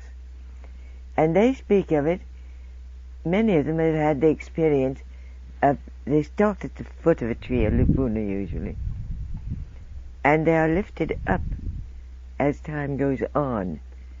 And then when they get to reach a certain level is when the plants begin to tell them how they come to them. The mother of the plant will come, that's the spirit of the plant, and give them instruction on their use. Have you found that true of most of the shamans you've known? Yes, I think so. And in Madagascar, they have ordeal poisons. They're not psychoactive, but they make you think you're going to die, but then you don't. But it's specifically so awful that it's used as an initiation. Well, they do this, and all the shamans I've known have gone through this. The diet, it's the called. Diet. Well, the diet, but it's also the solitude. Mm-hmm. Have you talked to Eduardo Luna about this? Because he feels that the great secret of ayahuasca that remains to be discovered is what it's like if you keep these specialized diets and load your system with serotonin via plantains. They live practically on plantains. Yes, and there is a specialized diet, and often shamanic power is judged by how long a man claims to have kept this diet. Now, this is an area none of us have explored. Rare enough here is the person who... Well, Eduardo went into it in a small way. He did it for about 10 days or so, but they... I saw... You see, I haven't had a chance to talk to him much. I saw him only very briefly when I was in Peru in January. So here's a frontier for self-experiment. What is it That's like to certainly keep accessible. these high start? Well, the diet is plantains, which are these cookable bananas, and a very little bit of fish and yucca, and that's basically it. No greens, no sugar, no alcohol, an extremely minimal diet. I mean, almost as spare as a Tibetan No fruit. diet. No fruit. No anything, except those things. And a lot of ayahuasca in isolation. I mean, daily dosing. Yes. And living in a little hut, being served by a child who's the only If they are person you served, see. some of them don't even have that contact. Uh-huh. But they do consider the plant the mother? They speak, no, it's not just that. They speak of the spirit of the plant, which, because there's a very strong animist belief, which you can find pretty easy to share when you get in there. And they call it the mother of the plant. I don't know why, but la madre de la plante dice. The mother of the plant will tell you. Well, This, it so much interests me is that in Western culture, you know, the idea that a young man has to, in the mythology, has to go out and leave his mother in order to, and leave all the feminine in order to become strong and be a man. well, they do that in the initiation periods in a number of tribes in South America, I think. But it's a brief period. Well, this experience of dissolution is experience of dissolution into the maternal matrix. I'm sure it's felt like that. It's a dying and a being reborn, and surely these early people and people on that level of culture today must have experienced it that way, as a death and a rebirth can. How is the yolk and the plantains prepared? Boiled. Isn't that a disappointing Occasionally answer? roasted, sometimes roasted too. Sometimes roasted, never fried. They're really... Oh, they never fry anything anyway because they haven't any fat. Jungle... One reason that India, you seldom... One of the reasons, I think, is... Have you ever seen a really fat Indian? I haven't. First, they probably haven't got the genes for it. But also, their food is practically fat-free because jungle animals are running. It's lean meat. The fish they're very few fat fishes. And they have no source for fats. They don't use the palm fats, except when they eat certain palm fruits. And so, they don't fry anything. Yes, people have the wrong idea about the jungle in the sense that people think, well, it's so much vegetation, there must be a lot of food. But you see... You can starve. You can starve. People have. The evolution has been so tight for so long that no excess protein is being produced. And if it is produced, a bird, a monkey, an ant is gobbling it up long before you get near it. And then you gobble up the bird, monkey, or ant. That's right. Especially those ants with the big behinds. Yes. Were you ever among Muinani? They stick straws down into the anthills, and all the ants latch on, and these Muinani children would pull these things out of the anthills and put the ants in bowls of water and smash it up with a... No, I haven't seen that. Yeah, it was delicious. I've seen them, but the worst thing I had was having to eat live termites. Live termites. Yes, they're a great delicacy because it's orange tree termites, and when they come out of the tree on their nuptial flight, they live only in orange trees. The kids catch them with a gourd full of water, and as they crawl out, they brush them into the water, and of course they're stuck there. And so it's a great treat to them. So when they offered me some, I naturally felt I had to accept. And I picked one up, and the wings came off. And that rather upset me, because I'd have a good time is not pulling wings off flies. And I learned later they just come off then anyway, because pretty soon they're going to stop flying. And the kid said, well, the wings don't taste good anyway. Go ahead, eat it. So I did. But though the taste wasn't too bad, they were rather like weak orangeade. Okay. But it was the most... I can drink Masato in quantity, love it. Don't you? I learned to like it.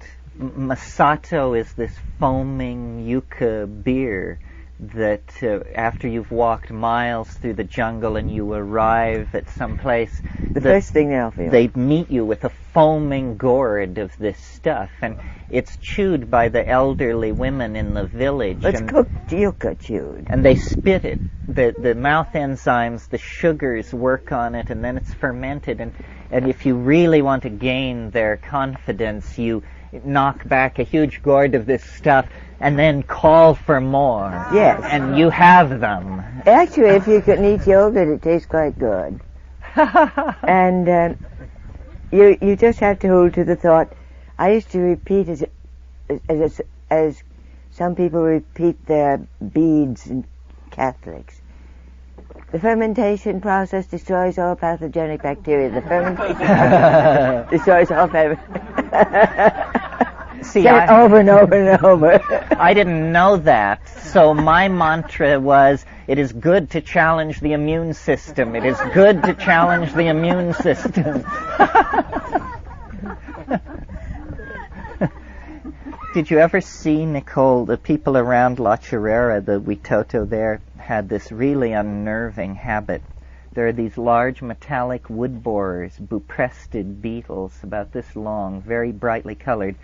I don't know those beetles. They make a very loud noise, and you would be talking to one of these Witoto, and one of these things would fly into the scene and slap against the tree trunk, and they would, without breaking stride, reach out, grab this thing, wrench the soft parts out of.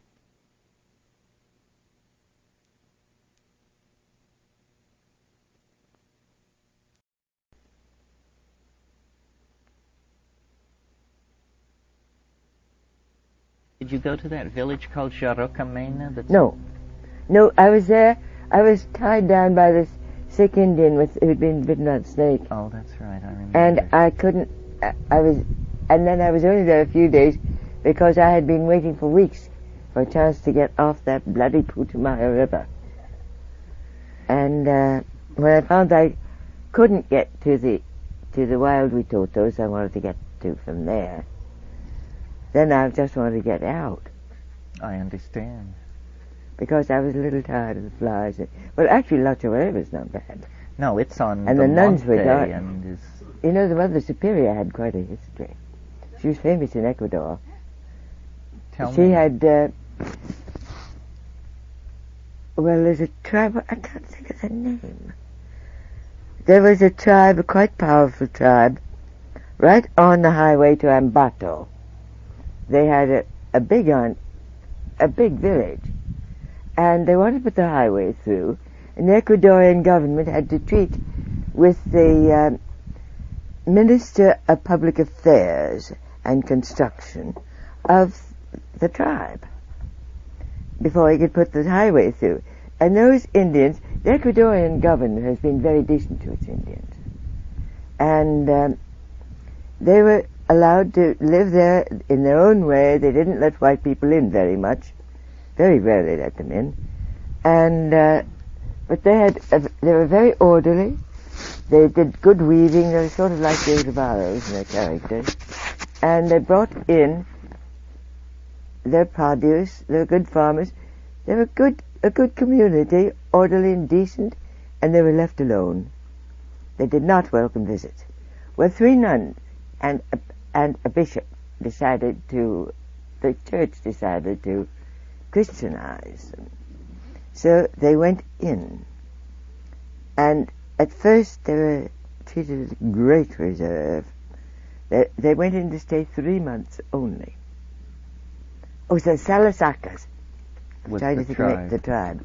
So the Salasakas they were not a murderous tribe, they were not a killer tribe, but they were very reserved and very strong, and they had been, when people came in, they would simply pick them up and throw them out.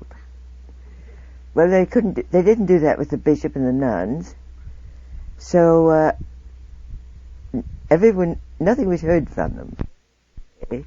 And then they came out and returned, because they said they were going to stay 3 months. In the meantime, the nuns had been taking care of the sick. They made a sort of hospital.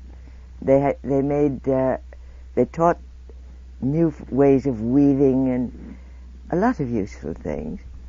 And so they went back to Quito and stayed there, the capital. And after a couple of weeks, a delegation of Salasacas came, and they called on the Minister of the Interior, who was the only one they'd ever heard about, and they like the Secretary of the Interior, and they asked him, they said to him, "We want to buy the nuns. We will give you so much." And he said, well, he couldn't sell them the nuns. You couldn't buy a nun. They thought he was trying to put up the price. So they kept offering more and more, and they were very prosperous people. And finally, they finally got it explained to them. Then they went to the president, who at that time was Gallo Plaza, who was very amiable, very interested in Indians, and very decent guy. And he finally explained to them that if they went to the papal nuncio, or whoever was the head of the Catholic outfit there, I guess an archbishop, they might be able to arrange. They couldn't buy them, but they would come. And so they did it. And she was the nun. The Mother Superior at La Chorrera was the one who led the nuns in first. She was in charge of the first three. I wonder if it was the same nun that was there when I was there, because she was very a presence for sure. I remember that. A quiet, charming woman who had probably been quite beautiful in her youth. Yes, if any of you are interested in the lower Putumayo, or the history of the rubber boom, or the real deep psychology of this area that we talk about, this book by Michael Tausig called Shamanism, Colonialism, and the Wild Man is absolutely... I don't know that. It's an eye-opener. I mean, this guy is not particularly one of us in the sense that he was a Marxist, a labor organizer. His tack was not spiritual. What was he doing there? He went to Colombia as a labor organizer and did that for years before he got interested in yahe, as they call ayahuasca in Colombia. And he went to the lower Putumayo, to the valley of the Sibundoy, and reports on the history of it in horrific terms, and La Chorrera figures in all of that. It was dreadful. And also talks about his own experiences with contemporary shamans, many of whom, I'm sure Nicole knew them, I certainly knew them. Did you know that guy Don Apollinaire, who lived near Florencia, that was Eduardo's friend? Yeah, I met him. I met him, I think he was in Leticia briefly. And Don Francisco, who was his friend. Anyway, legendary guys. What was the name again? The name of the book is Shamanism, Colonialism, and the Wild Man by Michael Tausig. Colonial. It's University of Chicago Press, and just eye-opening book, needs to be read, will not be read by many people, but quite a masterpiece, I thought. Taussig. Other questions or issues? Yeah. For Nicole, do you think a delegation would be willing to come to Washington from any of those tribes to speak for not being defoliated in a drug war? I am sorry to say that most of the people, most of them have been absorbed into the drug culture, into the drug bending. They've been quite corrupted. In the first place, to them, coca has been something you grow. And when they grow it for the cocaineros. Well, why not? Because they've always grown it. And then after they get a lot of money, which is very bad for them, and they lose all sense of responsibility. They become drunks very easily. It's a strange thing. The American Indian, too, takes to alcohol. You see, in their native setting, in their original culture, one of the strange things about South American indigenous people was that there were no alcoholics and no drug addicts. At least in most of South America. It's simply unknown, and most anthropologists will tell you this. And I was asked to attend a meeting of, what was it, the something or other, it was years ago, some psychiatric organization. They wanted to know, they called me and said, we want you to tell us how the Indians handled alcoholism and drug abuse. And I said, they don't handle it at all because they haven't got it. And then they said, you've got to come now, you've got to come. Well, the answer did not please them at all, because the answer is discipline. And that was not particularly fashionable with the psychiatric outfit. And you see, what happens is if a man, for drug abuse, you have too much respect for the ayahuasca or whatever they're using. For the mother of the plant will get even with you if you treat it disrespectfully. And anyway, it doesn't do any harm to use it. As for alcohol, they drink a certain amount of masato, which is alcoholic, mildly, every day, first thing in the morning. It's part of their food. They drink about the same amount that the average French family would drink of wine, and in much the same sense, much the same purpose. And so, if a man, nobody is exempt from a great deal of hard physical labor. The hunting is hard, the house building, everybody must participate in. Doesn't matter if you're the chief, the witch doctor, whatever, you do it.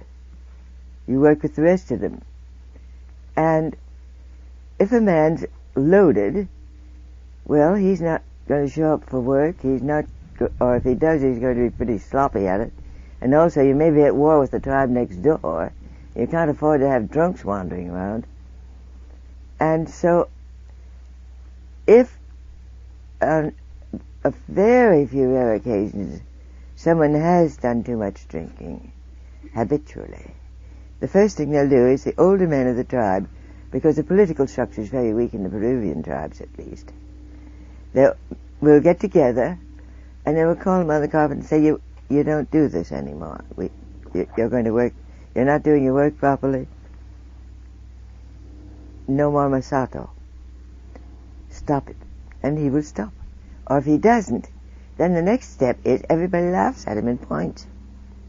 And that, what will people say, is terribly important. When you have no possessions to make you proud, you have only what you are. And the respect of your fellow men is perhaps the most valuable thing you can have. So that hurts badly, but if he really doesn't straighten himself out, then there's another meeting and they say, get out. And he is forced to leave the tribe under pain of death. He has to go off and live alone in the jungle by himself, and he will certainly die. So something will eat him, because one man alone cannot survive very well. So they don't have alcoholics. And that is one of the very few things that people don't seem to know yet. Do they still not have alcoholics now with the It is quite different now. Now that, in the first place, they didn't have spirits. They didn't have aguardiente, which is a native rum of very horrible, usually pretty awful stuff. Distilled cane juice. And now, especially with the availability of more money, you are finding real drunks amongst the tribes, because the tribes are growing the coca, they get very big pay for it, and they lose interest in the fact that they have become sort of outcast to a lot of other tribes. And that, a lot of them turn into drugs too bad. What is it? Are you saying, is it true that the same people that used psychedelics at one time are now? Yes. But in the when you talked about the experiments with LSD, how it helped with people that were into... Well, I don't think ayahuasca works quite like LSD. It's not so easily available and so forth. Right, although there were amazing instant cures on ayahuasca. I mean, sometimes they had to do with psychiatric insight.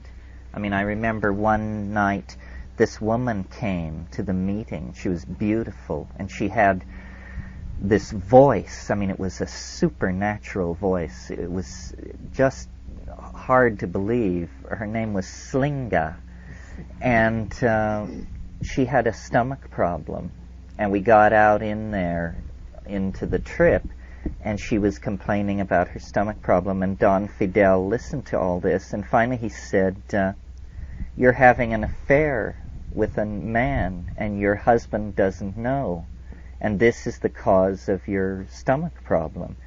And she broke down into tears and said, yes, it was so, and so forth and so on. So he was able somehow to discern, where she was coming from. It isn't always like that, but sometimes it is.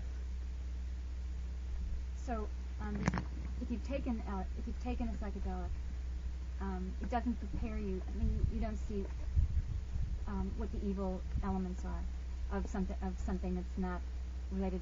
Well, I mean, when alcohol gets into the culture. Well, in the case of these experiments with alcoholics, they were already diagnosed severe alcoholics and had voluntarily entered this experimental treatment program. So they had, to that degree, already made the commitment to sobriety. They were in a treatment program.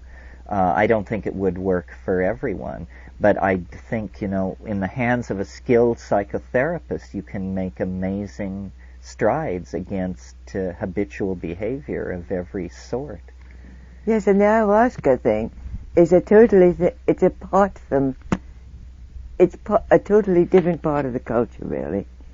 The drunks, well, I don't think they go in for it much. No, and the surest sign you have a bad ayahuasquero on your hand is if you have a drunk on your hands. Yes. I mean, a drunk, you shouldn't even bother. There doesn't seem to be any overlap. Yeah. Could you comment on the Datura plant and its role in shaping the metaphysics of Hinduism? Oh, of Hinduism.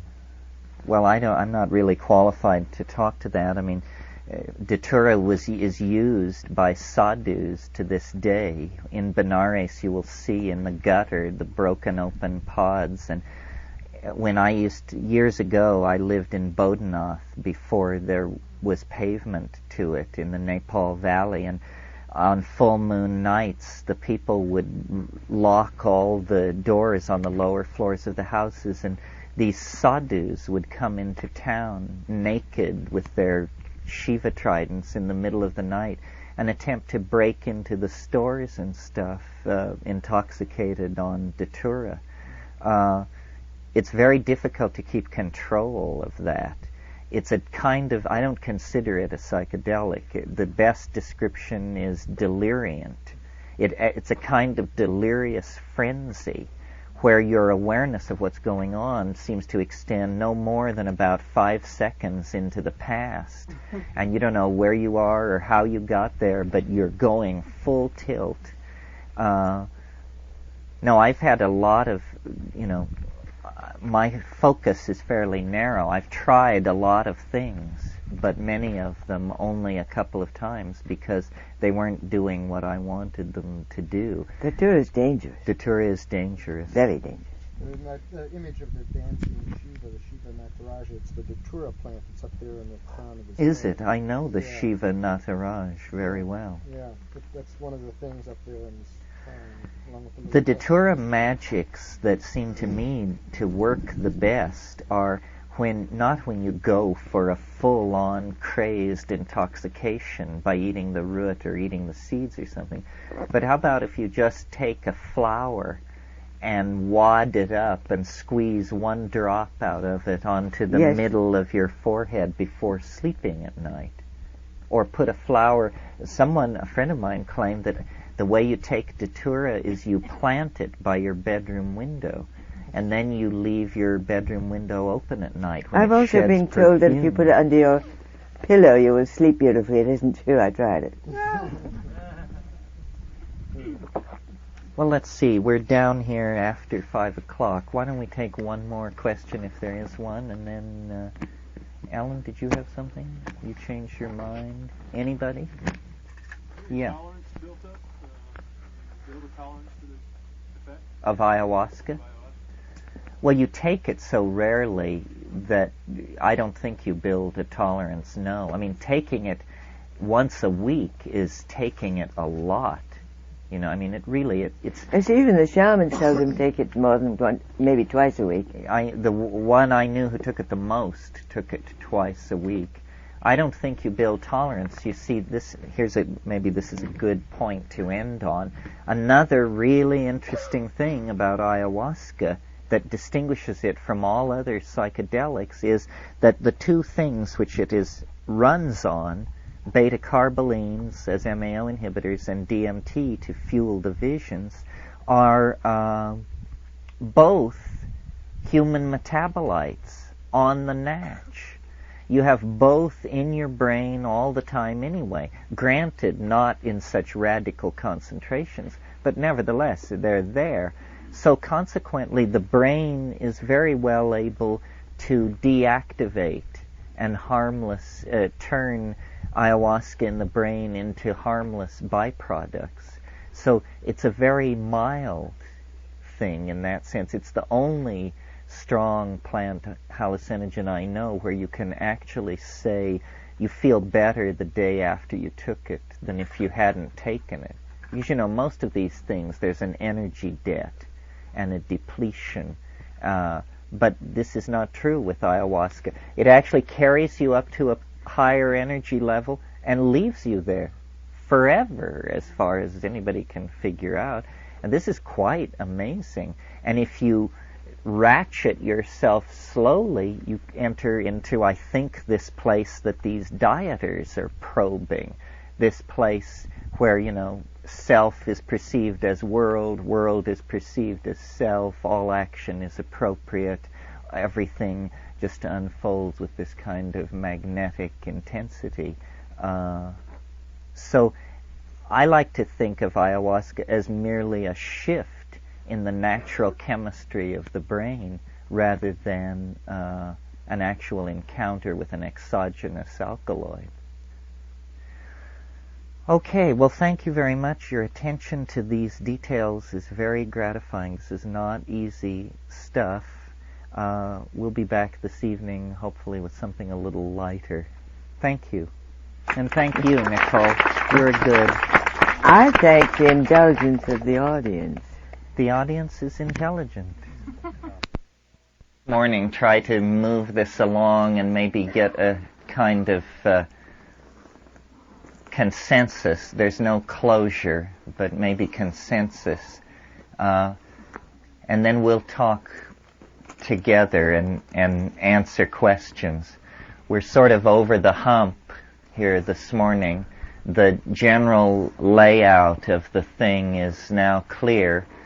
The idea is that you should now begin to self-direct it so you get input on whatever issues are outstanding for you in all of this. I thought this morning I would just talk a little bit about my view of time and the planetary crisis, the historical crisis, and relate all this back to the ecological crisis. Someone in fact this morning asked me about what did I think about the large number of occult prophecies about the approach of some great phase transition in the life of humanity. Either we are about to experience the glory or be contacted by benevolent extraterrestrials, or the coming of the Buddha Maitreya is hailed as just around the corner. Well, rationalism just rejects all this stuff as the fantasy of a paranoid streak in the collective imagination. But it's interesting how many psychedelic travelers return with maps that suggest that there is some immense perturbation ahead of us in time. And since my whole shtick is about stressing the primacy of experience, the primacy of intuition, I think we have to at least take seriously as phenomenologists this testimony, this persistent intuition of an approaching transform. On one level, it doesn't appear irrational at all, because we can look around us in the world and see the acceleration of all kinds of tendencies. The rising density of population, the rising strain on the availability of minerals and petrochemical fuels and this sort of thing, the increasing density of electromagnetic radiation from human-generated sources, the increasing density of mutagens in the environment, the increasing availability of information of all sorts on all topics, the factor that I indicated yesterday as being behind the psychedelic revolution. Well, what are we to make of this process of intensification, coalescence, concrescence, knitting together that seems to characterize both the natural and the human world? It obviously cannot be propagated infinitely into the future before all these factors become asymptotic and can't be imaged anymore. I mean, at the rate at which we are releasing energy and accelerating availability of information, these things will become infinite sometime after the turn of the century. Well, what does that mean, and why does the intuition of it so haunt the fantasy of Western religion and the psychedelic experience? And to answer this question, I have sort of had to, I don't know whether I underwent a conversion away from rationalism or a reconversion back to scholasticism. But, keep your eyes open on this one, because I may be leading you down the primrose path. Nevertheless, it seems to me what we need is a 12-gauge shotgun.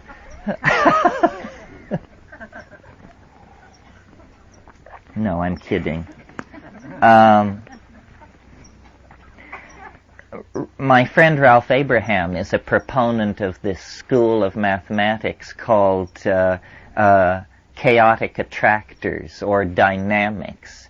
And this is the notion that many processes are not pushed from behind by the momentum of casuistry, as in the ordinary Newtonian model of process, but that there are what he calls attractors, or basins of attraction. And these are things which lead processes forward.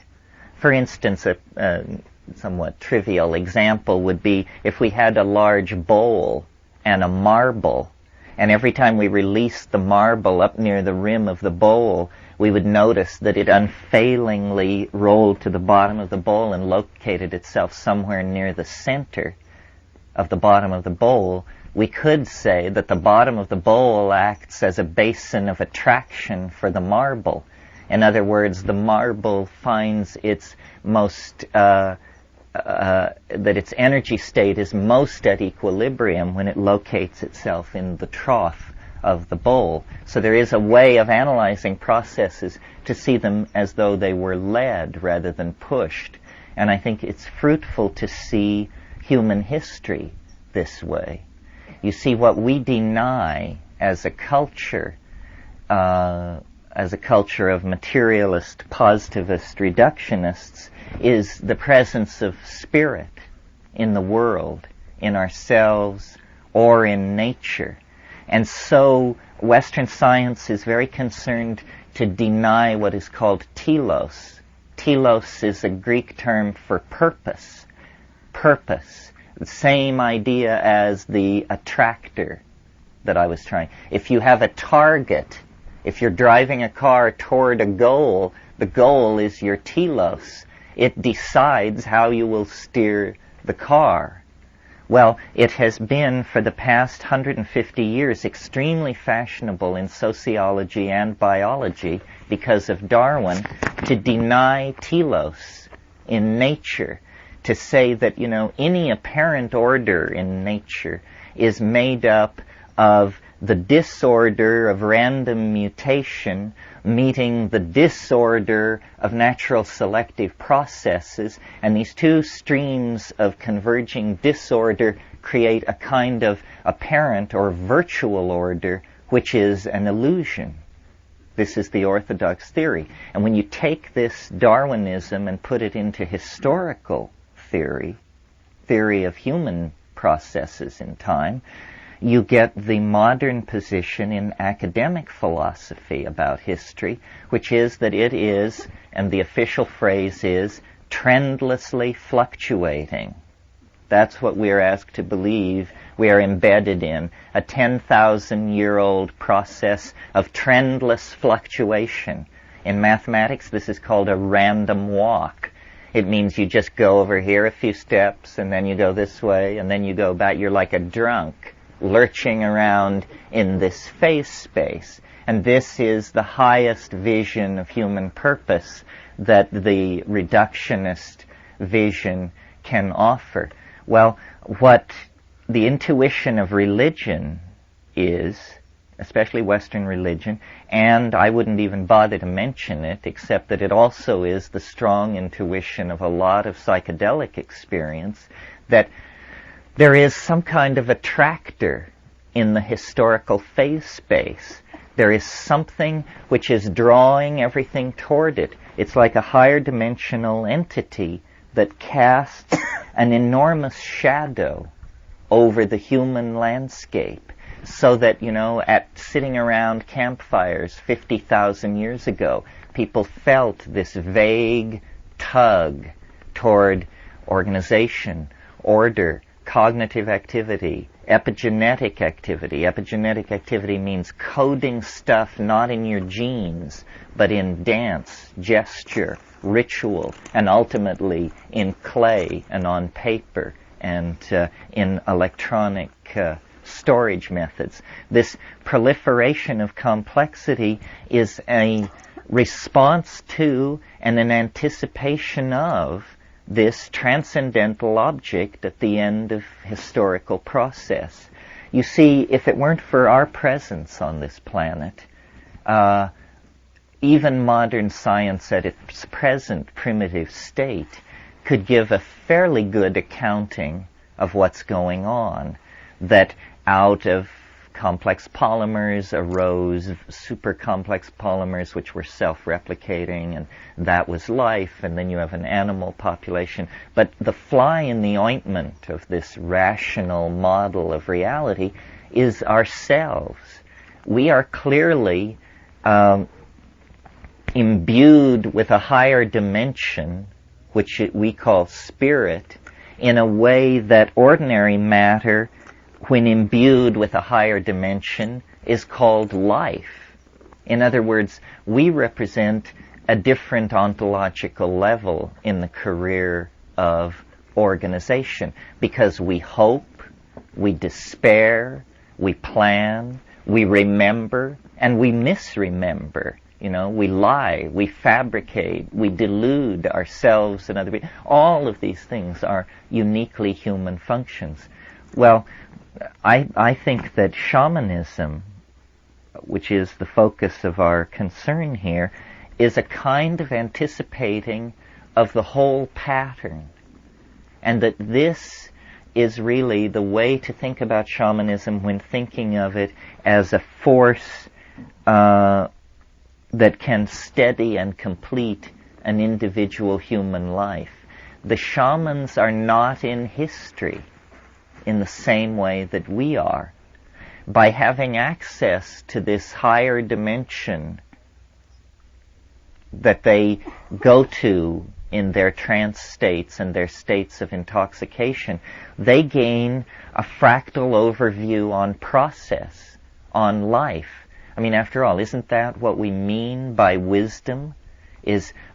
Wisdom is understanding how things really work, how they really work.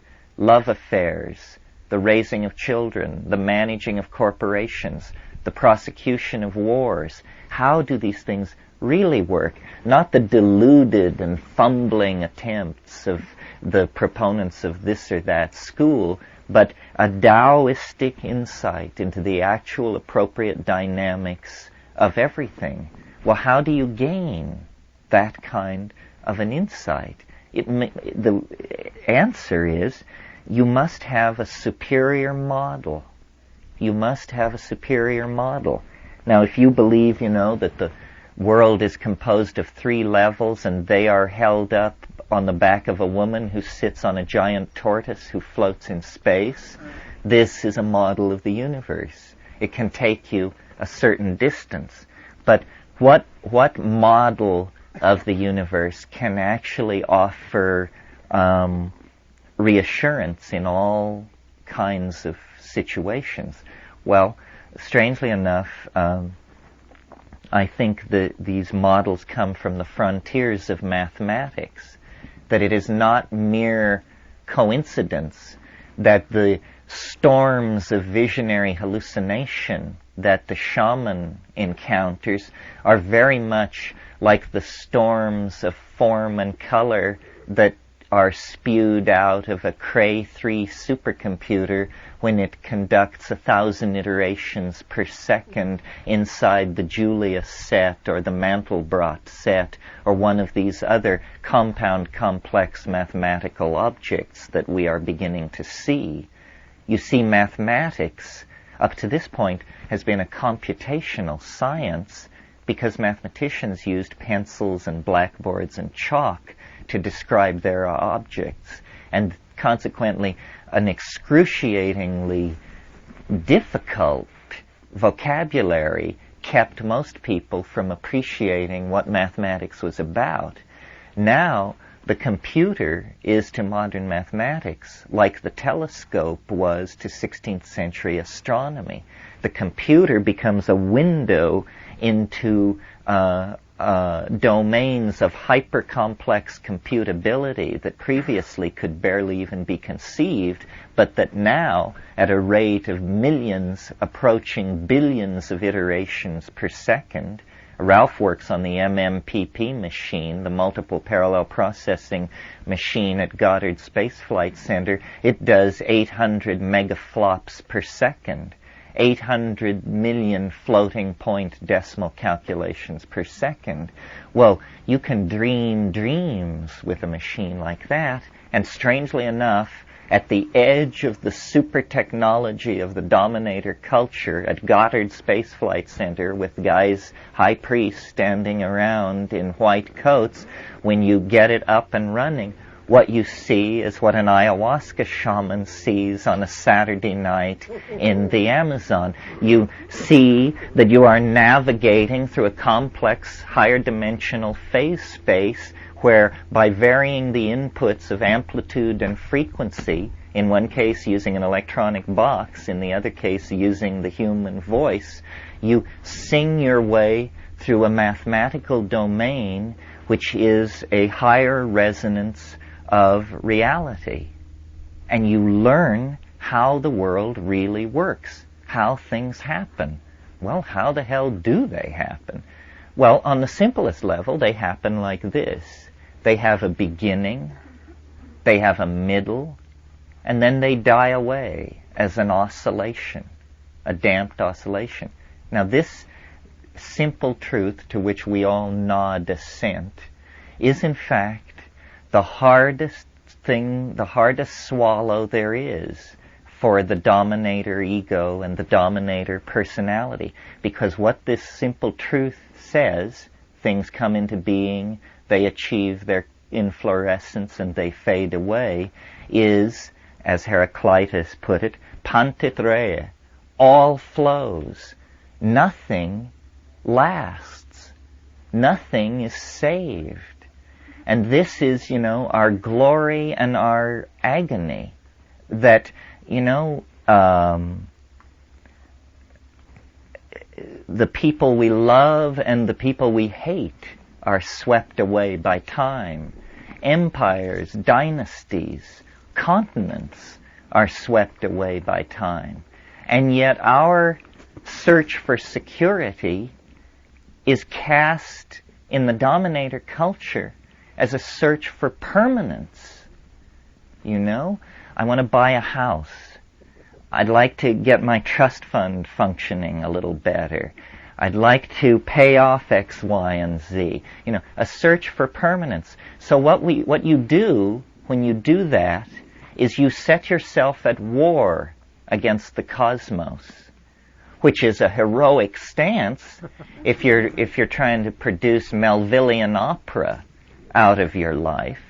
Ahab says in Moby Dick, he's talking to his first mate Starbuck, who signifies Christian right reason, and he says, he's raving about going after the whale, and he says, we'll chase it over both sides of earth and round perdition's flame. And Starbuck says, to seek revenge on a dumb brute seems blasphemy. And he says, blasphemy, Starbuck? Speak not to me of blasphemy. I would strike out the sun if it insulted me. For could it do that, then could I do the other, since there is ever a sort of fair play. Well, this is locker room talk. The notion that there is fair play between a man and a nearby star is the finest expression of the dominator ego I can imagine. And of course, the story of Moby Dick can be read on many levels, but finally it is the story of the submersion of the male ego in the oceans of the unconscious, born to its destruction and transformation by an encounter with the maternal matrix in the form of the vagina dentata of the sperm whale and everything that it symbolized. So I don't think we want to go that way. I don't think we want to set ourselves up as the crusaders for permanence. But that means softening to the fact of the flow and of the impermanence. Nicole has made the point very eloquently that these people in the Amazon have nothing. The wonderful thing about the Amazon is that nothing lasts. Nothing is worth having. I mean, a book, forget it. Clothing, houses, everything is just swept away by the incessant recycling of material. So all that is permanent are values, personality, strength, honesty, decency, dignity. These are things which can be erected against the flow and have some hope of permanence. So I think shamanism is permission to transcend anxiety by accepting the transience of all form. And this is a truth of the universe that cannot be ignored. So once it is integrated, then it's as though resistance in the electrical circuits that surround your integration into the world begins to fall. You accept that the present moment is the richest apex of being, that on the downside back into the past, it shades off into memory and its vagaries. In the future, it shades off into a series of adumbrations and anticipations. I think that the shamans gain this tremendous authenticity that you feel in their presence, the good ones, because they have seen the end. They have a model of how process happens, and so they don't push and they don't clutch, and then energy flows through them. And our civilization has to learn this. I think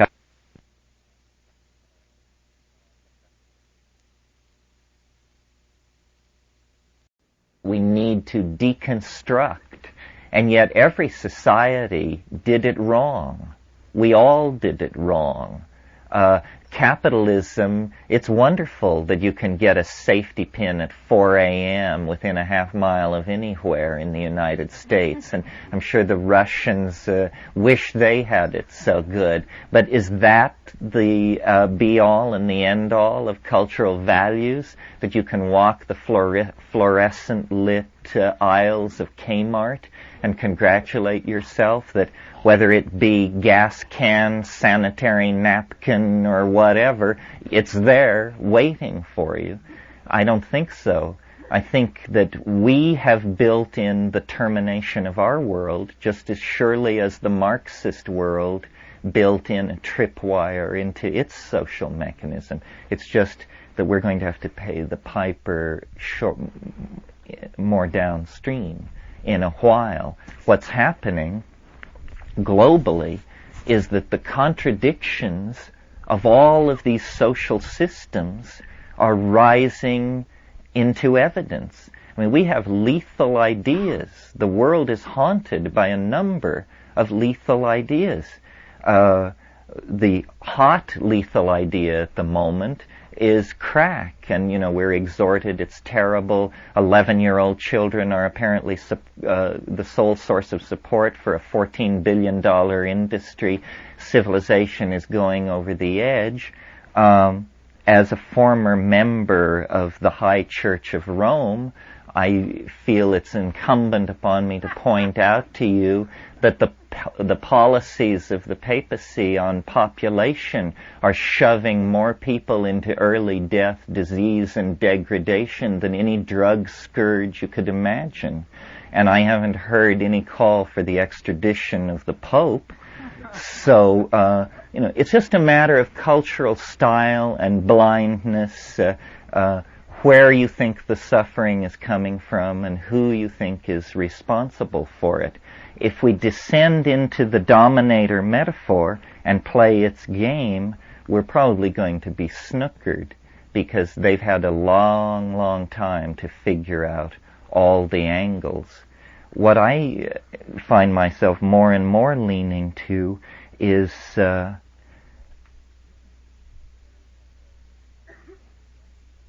sharing the meme of the irrelevance of conservative institutions. History is not a process for which you ask permission. History is just something you make, and then other people pick up the pieces. Henry David Thoreau understood this very well when he wrote his famous treatise on civil disobedience. The growth of culture is something that comes out of the animal body. Rousseau called it the general will.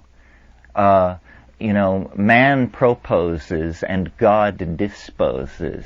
But in the realm of civil polity, the people dispose, and government is allowed to propose. But that's all. And now what we are involved in, really, is a debate about human nature. Who are we? What are we? The French cartoonist Mobius put it very well in his book, where he asked the question, Is man good? This is what we're going to find out. And my feeling is that it isn't decided yet. That it is, H.G. Wells called history a race between education and disaster. Well, they're in the home stretch, neck and neck. It's clearly going to be a photo finish. But there is a responsibility on everyone who sees this to communicate it to other people and to act upon it. I think we forget, all of us, what a tiny percentage of the human race we represent, and how many people are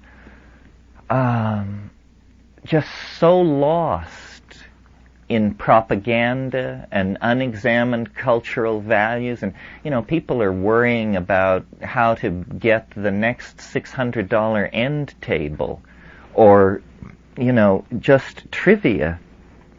And yet the world rolls inexorably toward a confrontation with transformation or ruin.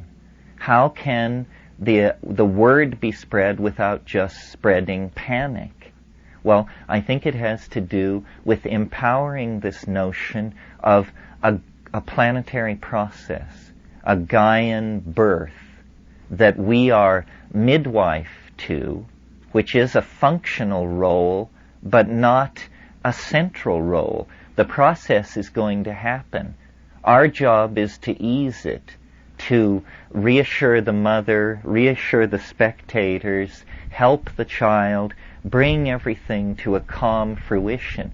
But we are ultimately witnesses to the process, not its cause. And in the ethics of the position of witness, we can find, I think, a place to stand that will allow us to feel responsible and exercise moral responsibility without feeling paralyzed by the magnitude of the task. Things are getting better and better in every way. I mean, it's a complex process because the world lives through death. I mean, you can see, if you're an embryologist, that when the little paddle of the fish human in the fetus begins to change into a hand, the way in which the fetus develops is through the sculpting hand of death. Death carves away tissue. Cells are shed into the amniotic fluid. They die. And out of this process of inward dying, the undifferentiated fish-like fetus turns into a miniature anticipation of a human being. There is something totally consuming about the way nature builds life out of death. The Amazon is a wonderful example of this, because the Amazon is the most living place you have ever seen. And at any given moment, all organic material is bound in living systems, 95% bound in living systems. You don't find forest floor detritus and rotting logs and stuff like that in the Amazon. If a leaf falls, within minutes or hours at most, it has been found by leafcutter ants or some other pathogen that begins to return it to the cycle of life. This kind of economy, this kind of stability through utilization of flow, is the design principle that we have ignored for several thousand years, and that offers a way out. Dynamic equilibrium, an abandonment of the possibility of closure. Closure is a neurotic and infantile demand to make upon reality, other people, language. You just have to live in this state of dynamic disequilibrium, which, if sustained long enough and in sufficient taste, becomes a life well lived. The shaman knows this because they plunge into this realm where everything is transient flow and interlocking field, where the materiality of the ordinary reality is overcome by the quantum mechanical, wave mechanical, maternal face behind appearances. And again, it must be Moby Dick morning. Ahab says, if you would strike through the mask. It is behind the mask. Reality is a mask because reality enforces this idea of permanence, but not if carefully examined. Women know this because women see birth, bury the dead, raise the children. They exist in this domain of flow. But the male dominant ego, because it is transient and has great anxiety about that, refuses this primary intuition. And when I say that the original partnership society was stabilized through boundary dissolution, that's what I mean. The dissolution of the assumption of permanence. Me, my existence, my women, my food, my children, my weapons, my land, my this, my that, all of that is seen as a fiction. That's why primitive people are so amused by us and our concerns and our clutching, because they know easy come, easy go.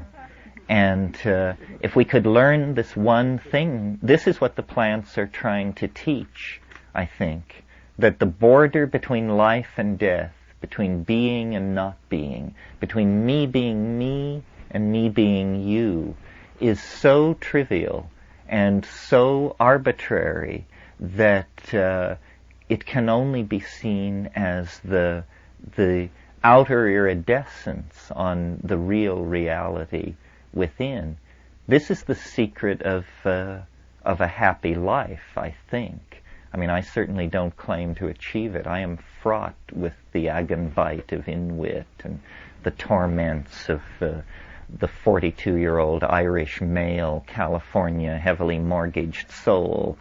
But I saw it. I saw what it was. And what it is it's a coming to terms with impermanence. And that gives you authenticity that nothing can take away. And courage and presence in the moment and humor and survivability. And if you hold instead to the inviolate pearl of that which cannot be destroyed, everything becomes your enemy. Time becomes your enemy. Space becomes your enemy. And you are doomed to that Ahab fate because, hey, it's bigger than any of us. You can't push the river. Well, that's just by way of summation, trying to say, what is at the pith essence of shamanism, aside from the colorful cultural forms, the dances, the feats of curing and legerdemain. Essentially it all rides, I think, on this vision that all things are impermanent, nothing lasts, all the things are in the process of coming to be and passing away unto the last syllable of recorded time. Well, that was that. Nicole, do you want to try your own summation? Or this afternoon I see basically as an opportunity for people to get their final questions answered. So if you want to make any kind of statement this morning, that would be fine. Well, I had planned, I rather wanted to, but it doesn't follow. It doesn't matter. To discuss some of the medicinal plants that are available in the jungle, that are disappearing as we cut and slash and burn, and that can do so much if only people will go after them and bring them in, test them, and discover how best to use them. Well, I think you should do that. I think it's good to go from the general to the specific. Yeah, go for it. Well, I've mentioned several of them, but I've had some peculiar experiences myself because, in the first place, it's very difficult when you have only anecdotal reports or information on plants. You don't know quite what to believe. People exaggerate, and people get a little bit imaginative because it makes themselves more important. And then, too, I'm peculiarly subject to that because I haven't gone after things that have been medically tested, scientifically investigated. I've gone after what isn't known because, well, the others there, let the technicians take over, but the other stuff, the stuff I've been after, is still in the minds and customs of people who are rapidly disappearing and who are losing that knowledge, and the knowledge that's kept them alive and remarkably healthy through we don't know how many millennia. So I thought that's what I want. Now, to find out how much of it is highly elaborated report is about the two hardest things are to check diagnosis, which you just about can't do, and to check the truth of the reports of cures. Because we know, of course, that everything from aspirin to cocaine came originally from plants. But how many of them are just analogues of what we have? How many of the things that I learn about are merely analogues of things we already have more conveniently available from pharmaceutical outfits? And how many do not do the things they are supposed to claim to do? And how many are real? And they're there for us and we need them badly, and can do things that we can't do without, well, surgery, like the burn remedies, that even with a great deal of plastic surgery can't really be equaled in their efficiency. So the first thing I've done always is if it's in a tribe, that's easier, because you can ask different people different questions that are really the same question but asked in different ways. About, did he have white stuff on it? Of course you say it was infected. They haven't the remotest idea what you're talking about. But did it have a lot of white goo? I'm still on the subject of burns. A lot like the sap of the kapinuri on it. Well, that's pretty apt to be pus, and it's pretty apt to be, and pus means infection. You go about it that way. It's a very long and tiresome process. And then you get it from one person, then you have to get it from another, and then another, and another. And some of them will say, well, it wasn't much, and some will say. So you do the best you can, and set it aside as something that must be investigated.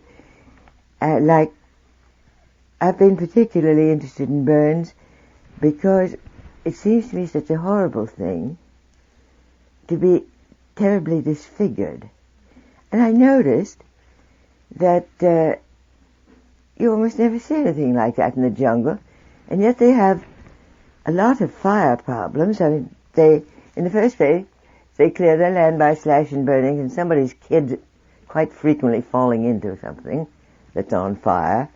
Or the fire, in many areas, are made, a stove is mud held together by 4 logs, and the fire is built on that, and the fire turns, it's very clayey soil almost everywhere in the Amazon, and that turns to adobe, and it makes a good hard surface to build a fire on.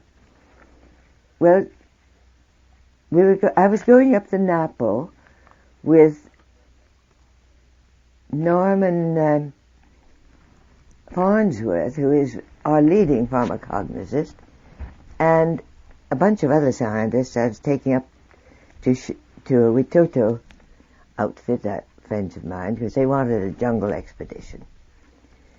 And we stopped to pick up a friend of mine who is one of the most knowledgeable people I know in the area of medicinal plants, and he's a Peruvian gentleman who married, well, he had a wife in Lima, but he sort of went jungle. He had a charming wife in the jungle, and we got there when their 6-month-old baby had just the day before crawled into the fire, the stove on the earthen floor of the place they were living. And the child's arms, the ventral surface, from wrist to elbow, both arms, was completely without skin. It was raw red, meat, and it's quite a pinkish red. And the two doctors, the two MDs who were with us immediately said, "Oh, we'll take care of that." And he said, "No, you don't." They said, "Well, we'll do something to stop the pain. Let's at least put some local anesthetics on it." He said, "Does the baby look as if it were in pain?" And the baby was, at that moment, in the arms, had been picked up by one of the scientists, a pharmacognosist, who had a bright red beard. And the baby was laughing himself, laughing and grabbing the beard with both hands. And they said, "Well, no, maybe it doesn't hurt him." And so my friend, Godoy, his name was, said, he would, yes, he'd come along with us. He'd just put a dressing on the baby first, and his wife would keep the dressings going while he was gone. And he got a good old piece of yucca. You know, that is the staple food. It is mania, it is cassava, it has all sorts of names, but it's a staple food, starch, of the jungle, the entire Amazon region. You find it everywhere from Colombia through Paraguay down to Argentina, everywhere. And because it's a very suitable jungle crop, from the time it's planted, you have a harvest in 6 months. And it's ideal climate and soil for it. Well, he took a piece of that, he peeled it, and inside there is inside the brown peeling, it's a tuber, like a potato. There is a sort of slimy, the inner skin, you might call it. It's a bast of phlegm. But, he took that and put the inner part is gelatinous. He put that on the baby's arms and bandaged it with good, clean, white bandages. And we went on up the river. We were gone 8 days exactly. When we came back, we dropped Godoy off at his house. We went in to see him, and the baby had grown perfect skin. There was one area, I measured it, 1 by 2 centimeters, where the skin had not yet completely grown back. The rest of it was perfect. You could not see at all where the burn had been. It was new, it was clean, it was perfect. No change in texture or color, no borders, no puckering, no anything. Now that is the most available of all possible medicines. Of course, you've got to be careful not to get, I think it would be a bad idea to use the one that's full of cyanide. Strangely enough, some yucca has to be cooked to get rid of the cyanide in it, which is an integral part of it, and then that's the yucca brava, and it's the same species. I've never figured this out. I'm not a botanist. They claim they can figure out why. But but it's well known which ones have the poisonous principle and which ones are totally without it. And I would want to be very sure I used the one without, I think. So that is one of two plants that I know that does exactly that same thing. Of course, this was a very young baby, a 6-month-old, very healthy baby. But I assume, I haven't seen another case, that the method doesn't seem to be known, even to the tribes, in any of the tribes I'm familiar with. Now that sort of thing could be investigated cheaply. Did you want to say something, Doctor? That could be investigated so cheaply, so easily. Why doesn't somebody?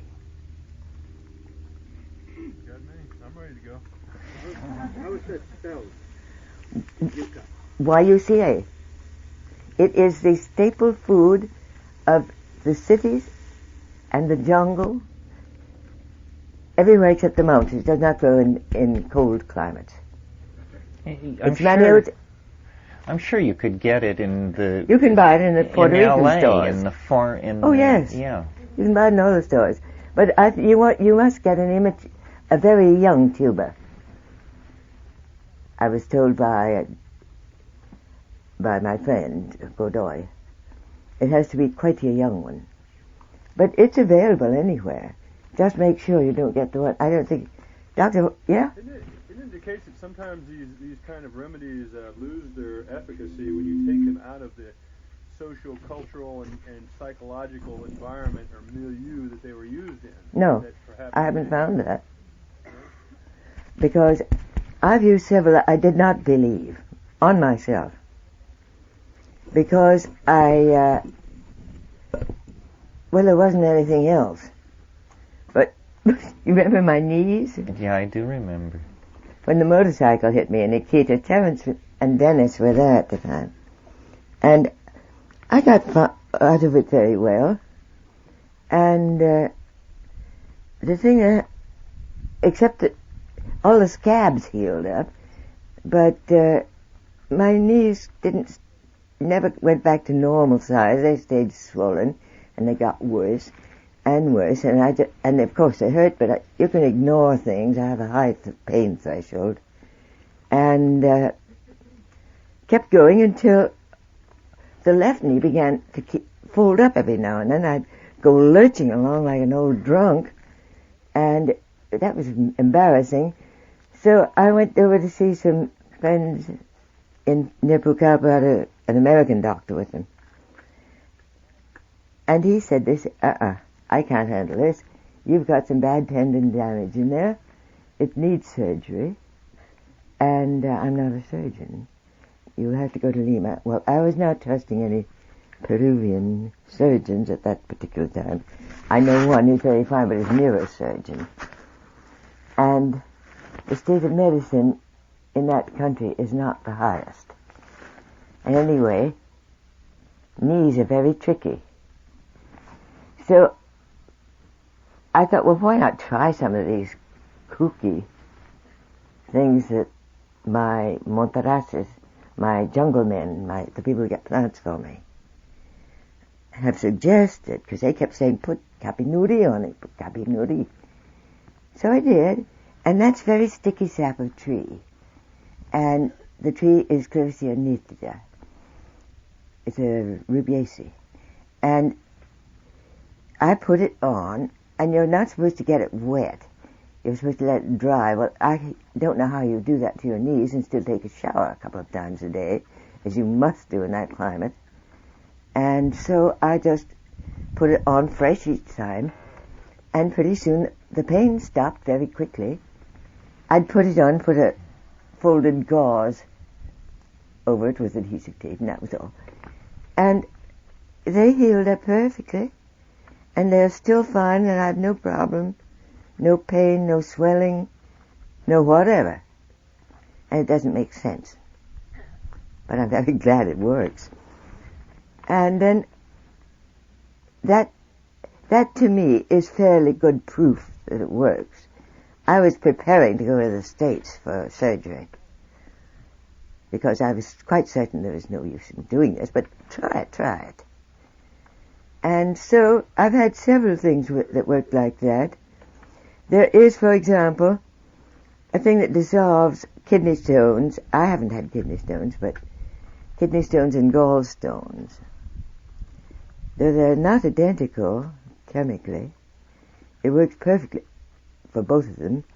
And my doctor in Iquitos, when I was first there, I had a doctor who was born in Iquitos, was a very good doctor, and he'd been educated in Argentina, I believe it was.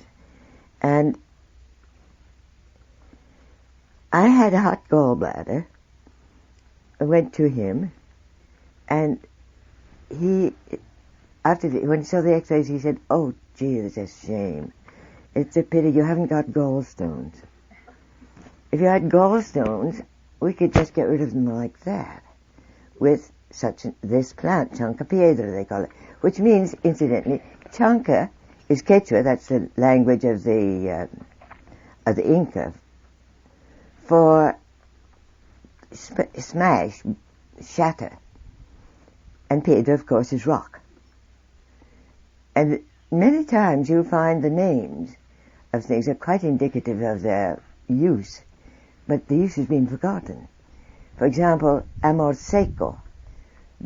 Seco means dry, and I doubt that there's anyone who doesn't know what amor means. And that's a contraceptive.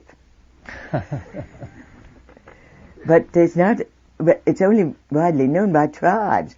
About 5 tribes I know use it. I know that the Yucca and the Campa, the Yawa and the Campa, and the Shipibo, the Conibo, and the Piro all use it. So, well, anyway, I managed to get actually I healed the gallbladder with the first medicinal plant I'd ever had, which is Boldo, which is investigated, I think it was about 1920 or 20, by Johns Hopkins, and was put on the market officially. It doesn't come from the jungle, it comes from Chile. It grows only in Chile, oddly enough. Makes a perfectly delicious tea, and it's great for gallbladder infections. But it doesn't dissolve stones, and the other really does, because my doctor told me that he had some, in the neighborhood of 100, I think it was 93 cases, that he had found it utterly successful in curing. And also, a man came to visit me from Germany. In Germany, they have a far more generous attitude toward medicinal plants. There is great interest that Germans are not known for being bad scientists. They're pretty good at their stuff, especially in pharmacology. But they allow the sale of medicinal plants and prescription of them very freely. And this man had a store for plant medicines, and he'd come to Peru to get another shipment of chanca piedra. He told me that he had it for sale for 1 year. He'd used up all he had, and that he had asked the people who came to and bought it to give him reports on progress and on the final result. And he had 94% reports of perfect cures, and the other 6 were people who never came back to tell him. Now that is a plant that could be grown very easily in the United States. I understand that laser actually takes care of those things very well, but not at the present time. It's still quite very expensive. This stuff is a weed that grows everywhere very easily, you know it. And just grow it in any sunny, warm place. California would be perfect. Where would you find seedlings for that? Could you buy those Southern California? Well, you can't buy it now, but these things, that's the point I'm making, these things must be brought in. They really need to be brought in. And incidentally, the kapinuri does the same thing as insira, you know, the tooth one? Mm-hmm. Well, that I first learned about from a policeman, a jungle policeman. The police of Peru used to be excellent.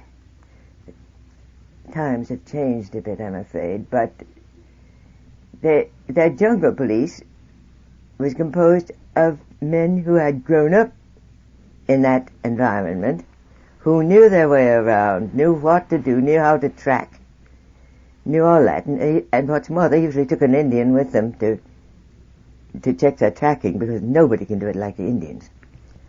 And they were going after an escaped murderer when he developed a frightful toothache. And he had a camper tracker with him. And the camper said, "Oh, that's all right, I'll fix it." And he went off and came back about 10 minutes later with a leaf on which he had a little bit of very sticky, gooey, yellow-white substance, sap of a tree. And he said, now, and in his hand he had a piece of kapok, which grows in the jungle. And he said, you take a little piece of kapok, cotton is what, because I have no cotton there, didn't have any cotton there. Cotton does grow wild in Peru, but not there. And he dipped it in. He said, now be very careful to put this in the cavity, and don't let it touch another tooth. Because he said it will take the tooth out. And it will not, but if it hits a tooth next to it, a healthy one, it'll take that out too. And so he put it in, and he said the pain stopped immediately. He said it just felt very, very cold. And during the next 30 days, the tooth gradually broke up and came out in little bits. He had no infection, no bleeding, no pain. But the tooth was gone. I had thought originally that this meant the roots went too.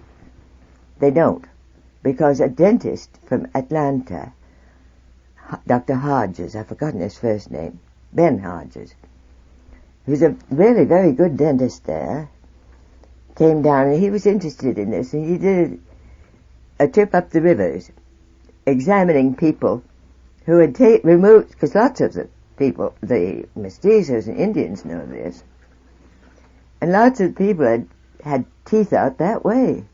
And he examined many that had been done years before.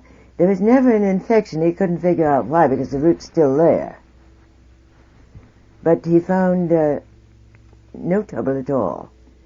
Now that is a very handy way to get rid of a tooth. I'd much prefer it to a root canal. I tried it. It didn't work. But we had kept the stuff in the refrigerator for a week first. It apparently has to be used fresh.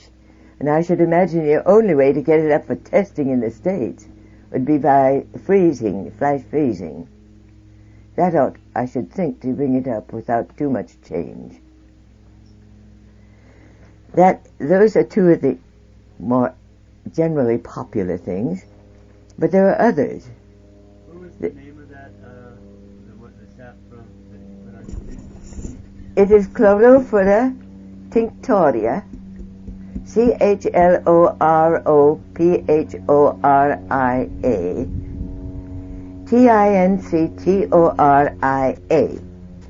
and it is, I think, a euphorbiaceae.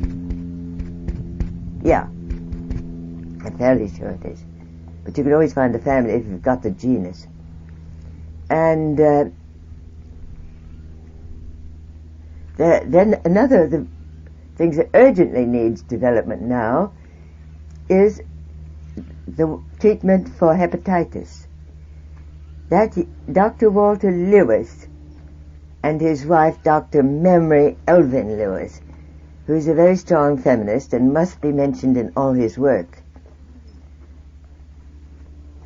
have found that the roots, they have confirmed what is generally known in some populations there, that the roots of certain palm trees, there are two that we know about for sure, will taken, they make an infusion of them, make a tea of it.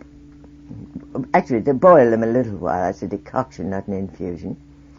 and drink the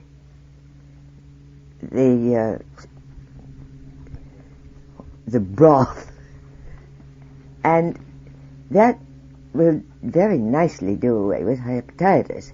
And Dr. Lewis found it very efficient for hepatitis B as well as the more ordinary and easily treated types. Now that is the root of Euterpe edulis, which is a palm tree, and that is, they have found that the Achuar Indians who were visited by Dr. Lewis were using and getting the same results with, because there's a lot of hepatitis.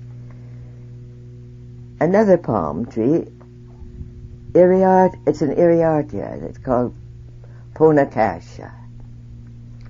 And he suspects that most of the palms in that area, at least, the species that grow there, the genuses that grow there, genera that grow there, will do the same thing. That hasn't been tested. But he has found them, he's a very good phytochemist, and he's found them chemically very similar. Now there's no reason why those things can't be broken down chemically and tested. Because things like palm roots, Chancapiedra, the one for gallstones, is very effective dried, and so are the palm roots. Those are sold in the market in Lima. They're very popular there because they've got to be quite well known. Then let's see, what other diseases? For eyes, I was going up Rio Tigre on my way far in, and a settler, standing on the bank, jumped up and down, kept waving and waving. We pulled over to see what was the matter, and when we got close, I have never seen a more hideous pair of eyes. One of them was dripping pus and blood. The other was just swollen and had some pus in it. It wasn't running down his face. And they were in very bad shape. He had been clearing land, and he got some sawgrass, whipped across his eyes, cutting the corneas, which got very badly infected. Jungle's a great place for infections. Well, I offered him immediate. I had brought both penicillin and tetracycline ointments, and also even old, faithful yellow oxide of mercury in the last, if you couldn't get anything else. And he'd had all of those. He got them from a military base that was just up the river, and from a trader who came along who had the yellow oxide of mercury. At the military base he got the antibiotics. Well, the antibiotics had rather helped the eye that looked not quite so bad. The other one, nothing had helped. And so I didn't know what to do, and my boatman said, "But look, amigo, you're standing on the remedy." And he was standing on it's a grass, and it grows about so high. And he said, "You take this, and you pull it apart at the node, and then you run your fingernail down, and out will come one crystalline drop of sap. The juice of that grass. You put 2 drops of that in each eye every morning and every night, and we'll find you cured when we get back." And so the man thanked him, and he said he would do it, and I never heard of that. And so, sure enough, when we came back 2 weeks later, it was exactly 2 weeks, too, I know because I had to pay the boatman by the day, he was jumping up and down and waving, and he was the happiest guy you ever saw. He said, my eye, look. Well, one eye looked, I have seen more bloodshot eyes on people with a bad hangover. And the other one was still a little inflamed, the one that had been so very bad. But there was no pus, no blood. It was obvious the treatment was a success. And the infection was gone and the healing was progressing rapidly. And well on its way. On the right eye was, no, actually it was the left, I was going to say, was perfect. Oh, not quite perfect, but I mean, it was, except for being a bloodshot. And the other one, the sweat.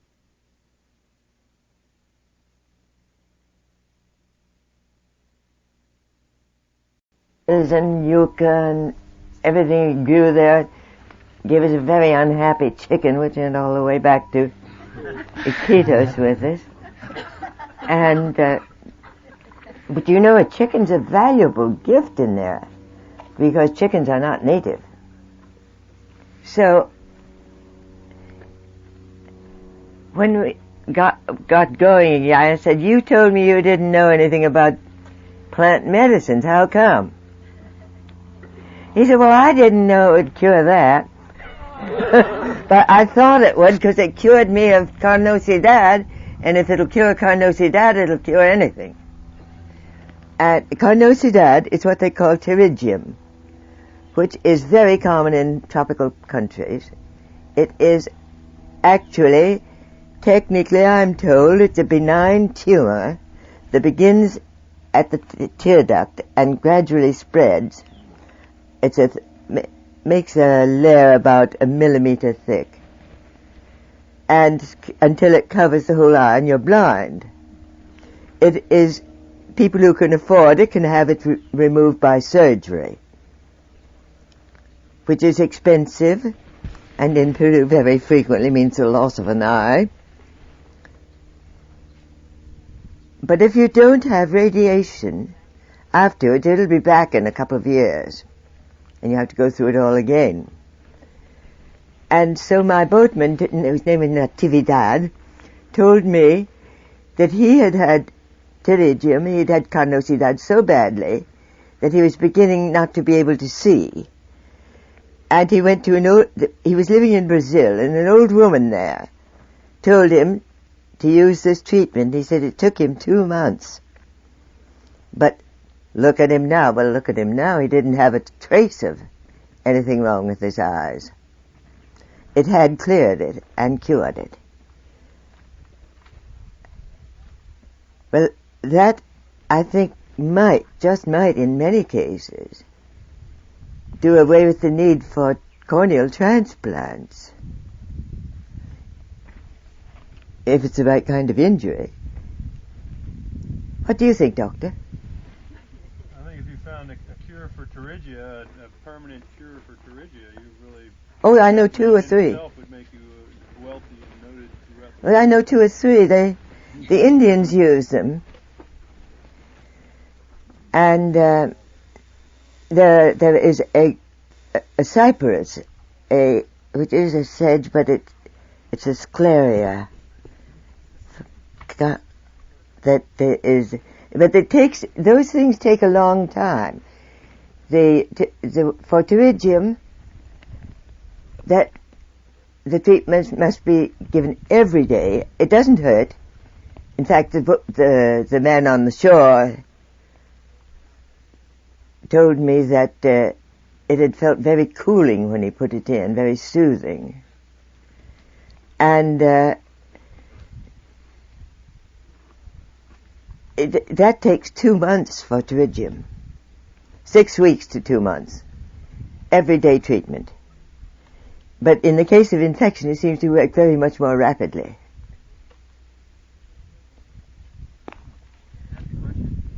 Yes. Please interrupt me any time to ask a question. I like it. Nicole, I heard a story about you from a reliable source a few years ago that told me that you had gone from village to village and managed to kind of meet the old women in the village who had knowledge of their what's the word the contraceptive herbology. Yes. And that you had found out about different herbs that had very different kinds of effects. Like I remember she was telling me one herb you could take it and a couple of years later it would keep the woman infertile for 2 years. Yes. Another one, if they took it, it would be irreversible for a long time. And I've never heard you talk about it. I wondered if you could tell me a little bit about your experience. Well, there are a number of them. You see, although these people have been using oral contraceptives since time immemorial, nobody knows how many centuries. We got them into circulation in 1960. And, but before, earlier, 1920, when Carstens wrote an article about it, they called him crazy or a liar or something, because they said nothing taken by mouth can cause a woman to become sterile. Well, time has moved on, and the Indians were right. So there are a number of these cases. I think I told you the other day about the Campo missionary. Mm-hmm. The missionary with the campus. This was before there were oral contraceptives on the market, or any publicity about them, that I'd heard of it at least. And that's a Bauhinia.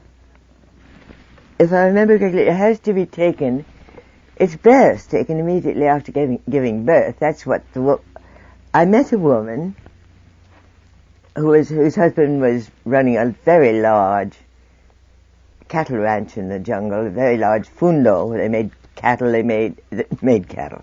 They had cattle, they raised pigs, and they raised sugar cane, and they had a distillery for making aguardiente. It was a big outfit with a lot of money behind it, and she and her husband ran it. Well, she told me that when she was very, very young, she got married, I think she was 14, which is not unusual, and she went to live with her husband on his property in Campa country. Campa's a great tribe. They're great warriors, great trackers, very lively people, and smart. And she had a child very shortly after marriage, I think 9 months and 2 days or something, and she had a very difficult birth. Of course, she'd never been in jungle before, for one thing. She was reacting rather badly to the climate. And the Indian midwife who attended her said, "You can't have another child for 3 years, because you'll die if you do." There were no doctors, of course. And she said, "But I can't leave my husband. I don't want to leave my husband." She said, "Why should you leave your husband? We'll give you some medicine." So they did, and the medicine, that particular medicine, is one that, to my mind, is a magnificent example of freedom for freeing women. It stops menstruation for 3 years, without any evil effects at all. And at the end of those 3 years, you just don't menstruate. It brings about an artificial menopause, but no menopause symptoms. And so then, at the end of the 3 years, she got pregnant almost immediately, and then she had, in rapid succession, I think it was in 10 years, she had 11 children. So now, with a total of around a dozen, she decided that was enough. And she took the same herb again. And she had been taking it every 3 years since, and that she was, at the time I met her, 49. She said she didn't think she was going to have to take it again, because she thought she would probably have menopause. And but she took it every 3 years. The children every one of the 12 was alive and healthy, and they were grown up by now, and they had their own families, and her daughters and daughter-in-laws controlled their fertility in the same way, had children when they wanted them. So what is The plant is a desmodium. Now there are 4 species I know of. There's Desmodium canum is the one I know best. Desmodium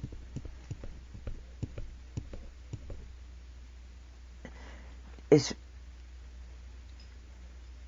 I can't remember. The canum is the one. Oh yes, ascendens and axillare, and then there's one other. Well, I don't know which of the species. I'm not certain which of the species it is, but because I've since learned that the campa, beside the campa, the jaguars, shipibos, conibos, and cocama all say this is good stuff, and they use it. You mentioned, maybe it was Friday evening, that there was also a plant or something that could be taken orally for abortion that could try. Yes, there is, but that's one of the sedges I had, that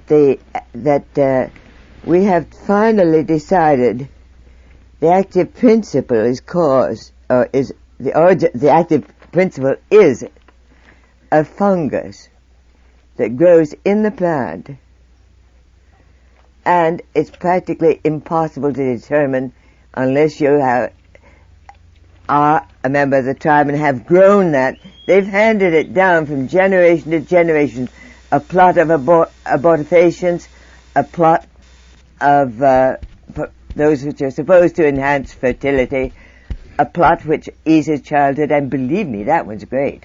Because I had a friend who was a school teacher. I met her in a little village I stopped at, and she was teaching a Shipibo village, and she was my first link with the Shipibo tribe. They're the ones who make those beautiful textiles you showed last night. Mm-hmm. And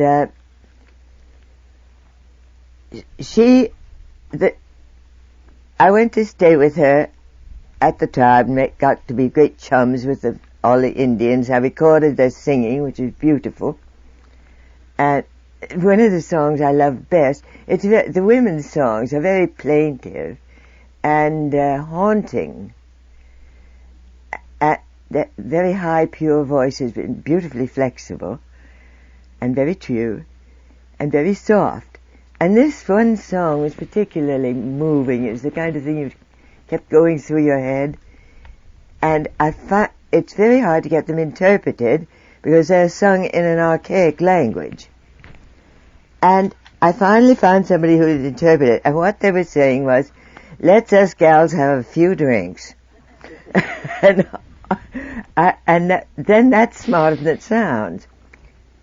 Because at fiestas, I learned, when they sing that song, Pappy can't have a drink. The men have to stop drinking when the women drink. They never drink very much. They're too conscious of their children and taking care of them, and usually they're nursing one or two. And so they, but when things are getting a little rough, very often they will sing this song and they'll have a bit of masato, and the men just have to sit there. Well, she had gone. I went back to visit 2 years later because I had become great chums with them, especially after they discovered brassieres. I had done my washing and hung it on the line, and a boat came along. I didn't have my own boat then, and I was. One came along, a peki that would take. It was a collective that takes people aboard. They sort of worked like buses on the river. And I had to hurry to catch it. And I had just got in when some of these beautiful little women came running, yelling, and they were running down, holding up a brassiere that I'd left behind. And then they also held up some of they'd copied it. They had made them all, and the whole community, now all the Shipibas look a lot better.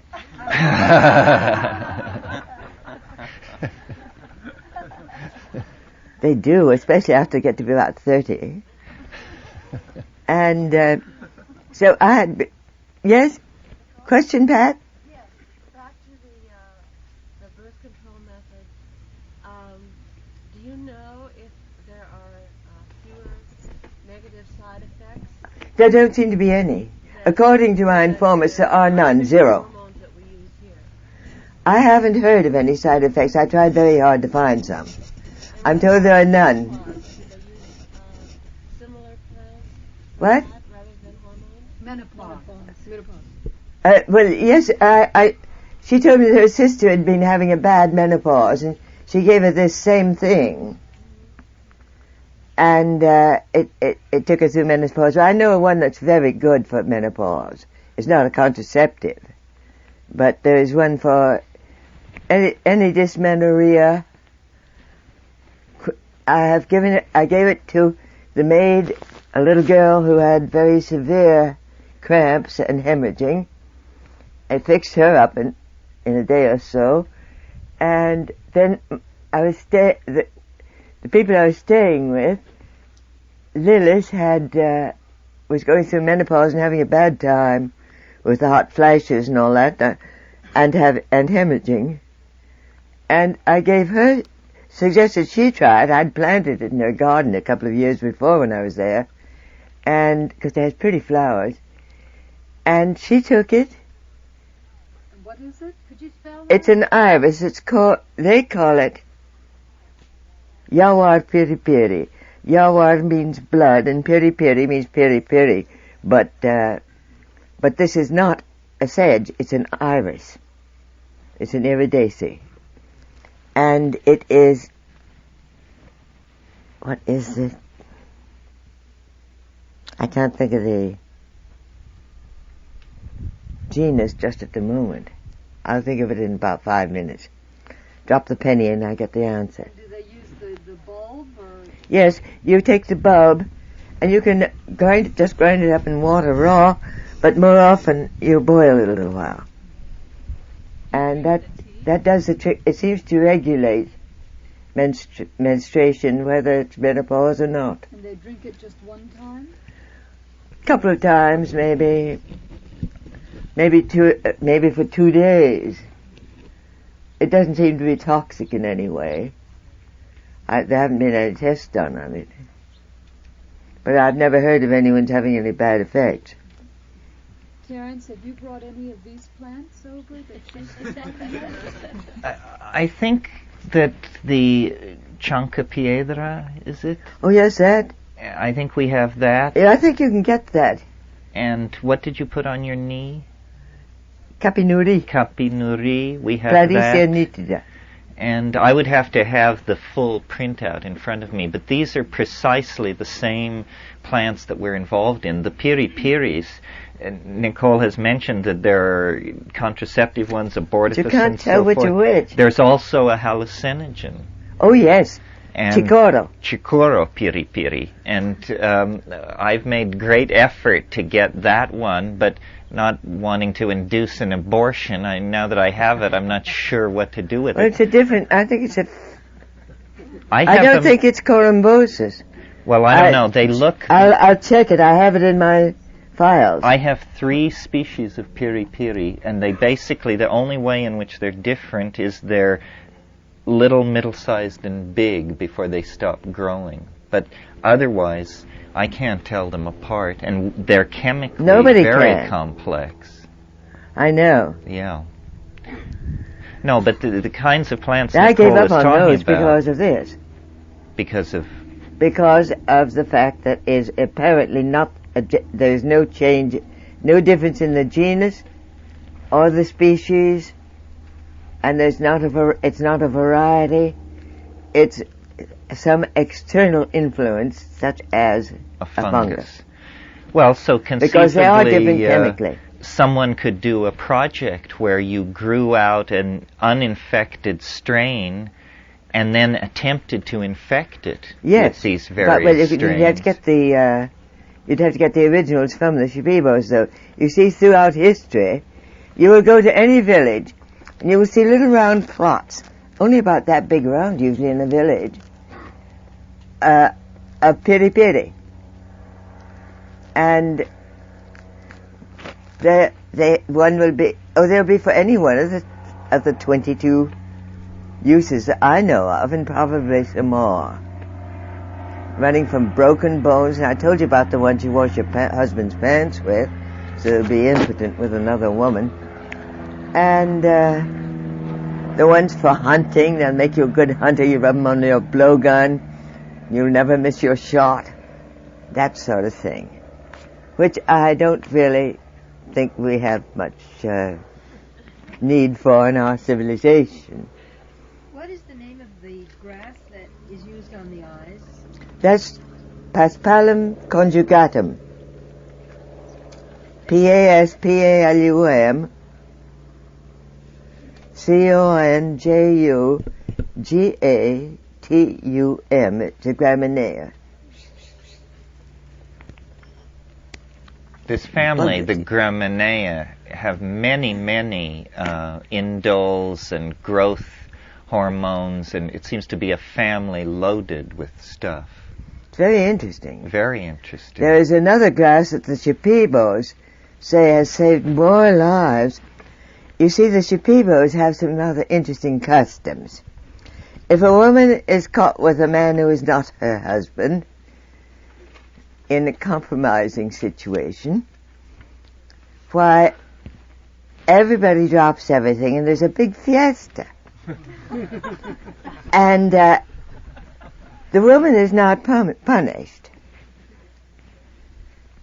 But the man has to be severely punished because it's his fault. I am in favor of this civilization.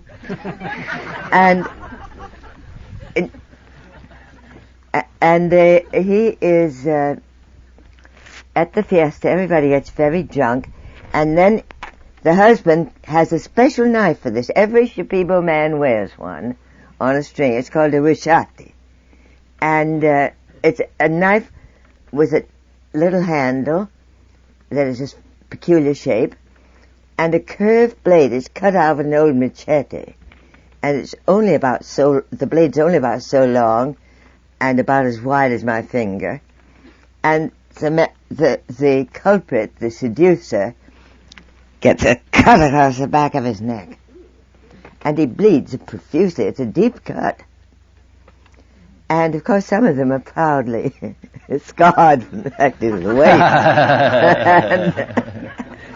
And they say he would bleed to death but for this grass, and I don't remember the scientific name. They call it Caña negra. I have it in my notes. I only got it identified by Sydney. I had been trying for 12 years to get that one identified, and nobody knew it. It looks like sugar cane, and it's purple, but it isn't quite sugar cane, and it's not sweet. And it will stop bleeding. It's a hemostatic, applied locally. And it's wonderful stuff. And he says that all the men in the tribe would practically have bled to death if it hadn't been for that grass, because they always have it growing nearby. And as I was saying, the woman never gets punished. Well, she does. It does only if the other wife decides to take a hand in it. The betrayed wife, and then they have a hair pulling contest. I was lucky enough to see one. Unfortunately, I didn't have my camera out at the time, and it was back in the boat. And these two women, the women cut their hair straight across here, down here, and then long in the back, is straight and thick and very shiny and beautifully kept. And these two women had each other by the hair, and their heads were down. They looked like fighting elk, and their heads were down, and they weren't going this way. They just were pulling steadily, and they're walking around in a circle. It seemed to be a sort of ritual, and everybody was standing around, and they were all laughing, and the women were furious. And finally they broke it up. But for about 5 minutes while I was there, they were pulling. They didn't pull it out. I don't quite understand it, but it was very interesting to see and extremely funny. Nicole, what part of the desmodium is used? It's the whole plant. It's a weed that grows about so high. So the above ground? That you use root, leaf, stems, and fruit and flowers. It has these little burrs that stick to you. They say why it's called amor seco. It loves to stick to dry things. But there is the contraceptive, and I think that's a rather nice name for one. There's a desmodium in India that contains DMT, Desmodium pucellum. It's a very big genus. Yeah, it's a big genus. The hitchhiker plant in Hawaii is a weedy desmodium. You may have it there. It may be one of them. I know, when I think how much time I've spent trying to eradicate it, there's a certain irony. Well, have dentists go to work on it. Yes, right. Nicole, what do you think about the future of the Amazon? Well, I think that if we can only get the word around there's money to be made by doing other things than cutting it down and burning it, then some of it may be saved. So extractive foresting is the thing to make people aware of. I think it's essential. Because as it is, you know the statistics as well as I do, if not better, and that one species is disappearing a day. Not necessarily a plant species, a species of something. And these medicinals are disappearing. Did you? So, about he wiggles a hand, I think they mean me. Yes? I guess I asked this question to both of you. Is it true that the pharmaceutical companies in America are basically highly discouraged by law from being able to use plants in their products, and that's why it's difficult to get? Why is it that there's such a resistance to using, for instance, if there are plants in the Amazon that are valuable for their medicinal use? I understand it takes something like 8 years to get a new drug approved, and if it comes from a plant source, the company does not have any kind of a monopoly on You can't get a patent on a plant. So it's to no advantage of any kind of drug company. There's not well, also, some of them are too efficient. For example, the ones for arthritis that really cure it. Who wants arthritis cured? Certainly not the pharmaceutical houses. What was the name of that herb that cured the arthritis? It's not a herb, it's the bark of a tree. It's a Unanopsis. I've forgotten the species. There aren't very many. It's not a big genus. But I have it. It's Rubiaceae. And that's the one that is also effective, very effective for controlling diabetes. To everybody's surprise, it's not touted for that. And so now I know half a dozen people who are using it for diabetes. So I have an idea that this is like the uña de gato and tabebuya, which is the pau d'arco. Mm-hmm. They are things that, they work entirely by stimulating and restoring the immune system, the autoimmune system. I found them a tremendous help when I get any infection. There are a number of infections that are not easily treated with antibiotics. And I found that taking that and the antibiotic, neat. And now trying to get somebody to try it for AIDS, because that is the obvious. I think it's the obvious remedy. Huh? Well, any of those. Tababuya. Paudarco is a tababuya. Right. And that is also, that's, in Iquitos, it's known only as a cure for diabetes. And the owner of the Johnson Motor franchise for all of Peru, the outboard motors, was so helped by it that he keeps it in his desk in all stores, or in the manager's desk, to be given to anybody, because he feels he's so indebted to it for what it's done for him. You know, a lot of the pau d'arco coming out of the Amazon is now thought to be phony. I wouldn't be at all surprised. Since nobody up here knows what it looks like, and you're getting fancy prices for this powdered bark, they can powder up anything. So immediately, once something is discovered that's effective, then fraud becomes a possibility. Well, look at the Sangre de Grado. Even I was fooled by one. It foamed like the proper one. They put detergent in it. They get the sap of lots of trees have sap the color of blood, of sort of old blood, dark red. And so they put a little detergent in it, because if you do this with Sangre de Grado, the marvelous healing and hemostatic agent, because it does definitely speed regeneration of healthy tissue. And then it will foam if you do that. Okay, take any old tree sap and put a little bit of any kind of detergent in it, and bingo, you got it.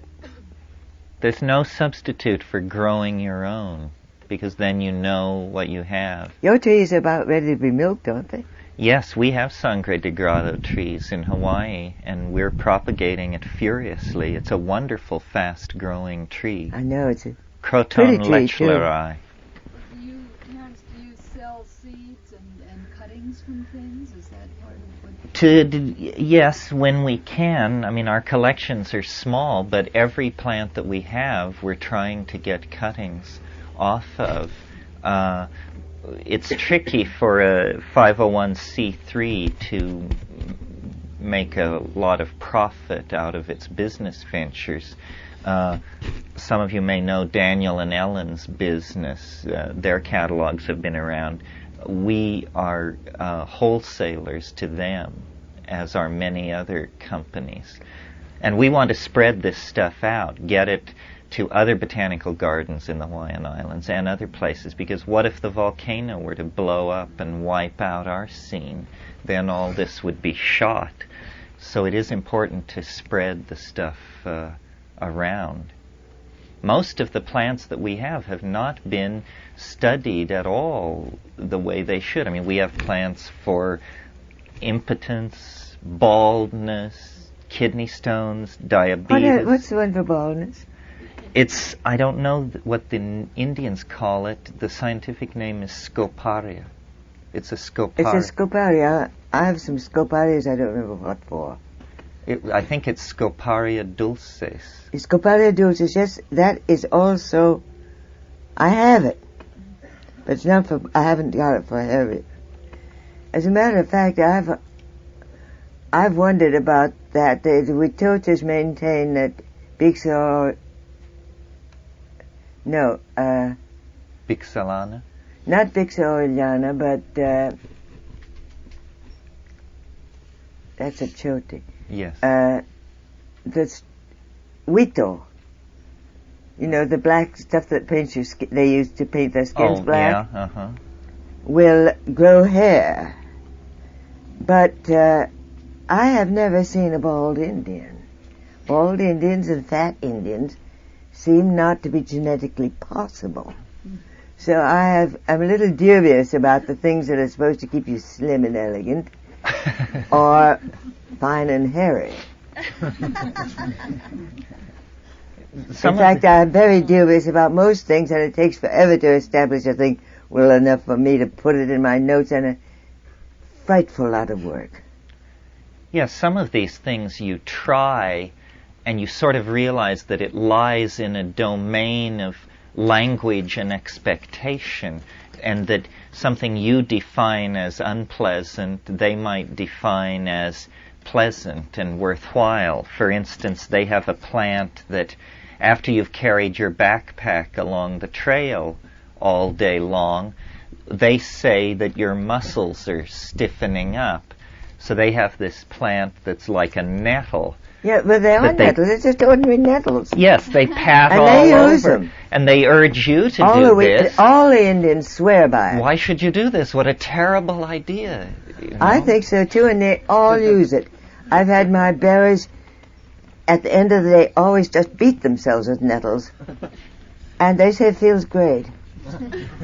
And there are also, you probably encountered this, Nicole, there is this concept of a culture-specific disease, and there are a lot of these in the Amazon, and a lot are cured by ayahuasqueros.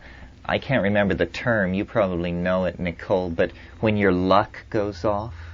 Oh, yeah, I was ivory. I thought it meant I smelled bad, but it didn't. It meant I'd been having a lot of bad luck. Everything went wrong. Mal-aire. Mal-aire, and that's a disease. You have a problem. Susto. Susto is interesting too. Susto is fear. You get sick from if you're badly startled. And babies especially are susceptible to this. Give a baby a bad scare and you'll get sick. Well, maybe... Do they do that in our civilization? Not really. You don't... Get a chill. Huh? Get a chill. Some people think that if you get a chill, that you'll get sick from it. Similar sort of shock, I guess. Mm-hmm. And, but they recognize a lot of psychological states as being the cause of illness. Depression, or... You don't see much of that. In fact, remarkably few neuroses are notable. Well, this is, I think, is the legacy of shamanism. I do too. That where shamanism is a healthy institution, neurosis is virtually unknown. You do see an occasional psychosis. But that could be a genetic predisposition. It can also be through injury. True. Yes, serious psychosis seems to arise from a different set of causes, but neurotic activity is, and people suppress... It's very rare. It is rare. Well, so is psychosis. But the Chulichaka is supposed to make you nuts. Is that the guy with the beard who comes? No, he's the one with his feet on backwards. Oh, yeah. They have all these demons that they fear. Augustine says he knew a Chulichak. He saw him quite often. I gathered with other friends. I wouldn't put it past Augustino. He's a sculptor, magnificent. He's come to live in the States. His work's superb. It's frightfully interesting. Agostino Rivas. Yeah. Yeah. Oh, I'm sure there are people here who know him. He has quite a reputation. Pat? Yes, that was a question I was saving for this afternoon. About what? I understand that neuroses and psychoses have increased in the Amazon and in other parts of the world, like obsessive neuroses, anxiety, depression, and psychopathological. Well, yes, they're getting colds in the head, too. Are there any plant medicine that are being used in the way that we use psychoactive drugs? Ayahuasca. That's what it is. The reason psychosis and all this is increasing is simply that stress is increasing worldwide. And that's why just as they have got measles now and whooping cough, which are incidentally fatal there, because they don't have the immunities that we have developed. And they kill an awful lot of children unless they're vaccinated. The missionaries now, most missions, no matter what kind, vaccinate all the children they can get too, because They want to save them.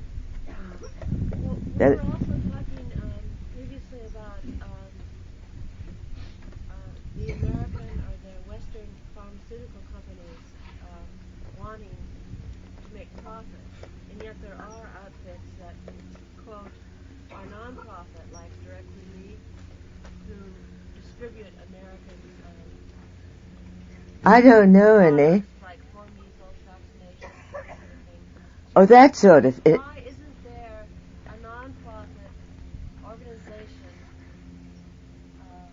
from Western civilization that can go to these other countries and extract Because that's not what they're for. That's not what pharmaceutical companies are for. They're out to make money, they're not out for... Well, you see, it would be possible, you would think, for like a feminist collective to create a non-profit pharmaceutical company, concentrate on these drugs that relate to women and reproduction.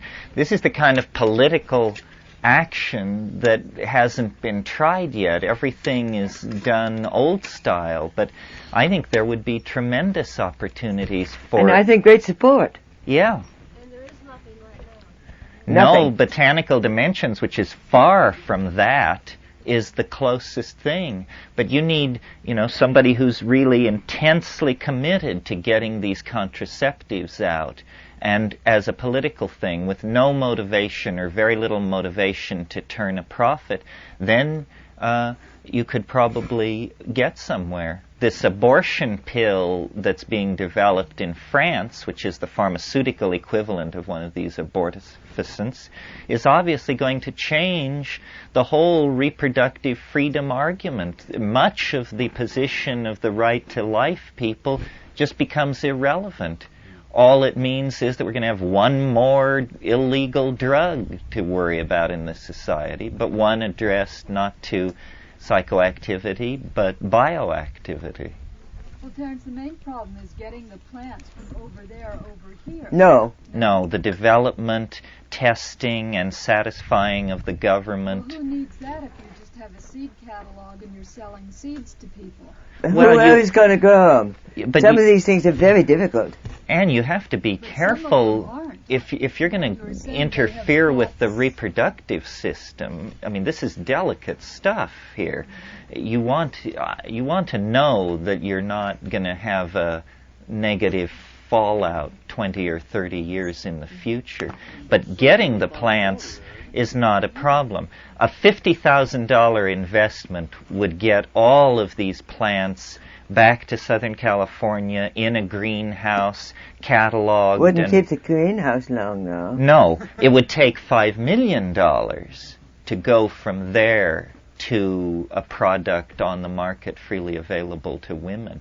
It's the development, testing, and certification that is just fiendishly difficult because these chemical companies, it's a big boys game. Well, you know that most of the FDA people who are in big jobs, with the FDA important jobs, go on to very highly paid jobs with pharmaceutical houses.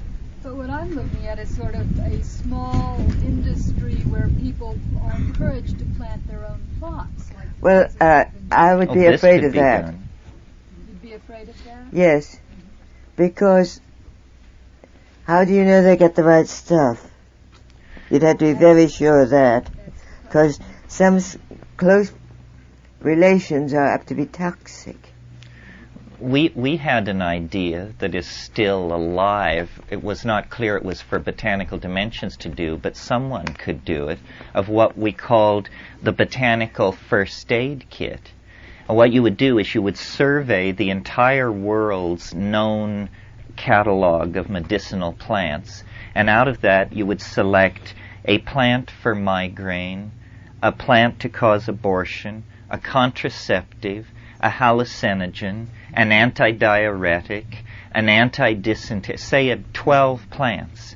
And then you would grow these in a huge greenhouse and build little care packages of living plants that could be then sent to third world people, and they would just grow these things in their dooryard. Most third world people have local, but if the ayahuasca is prophylactic for malaria, you distribute it in the kit throughout the world. But isn't it supposed to be rather good for parasites too? Oh, it's proven for parasites. The malarial thing is more speculative. Well, that's a parasite. But you see, you're giving people a self-renewing pharmacy in their own backyard. Right, but even right here in the United States, there are all kinds of people who, given a few seeds or cuttings of something, would...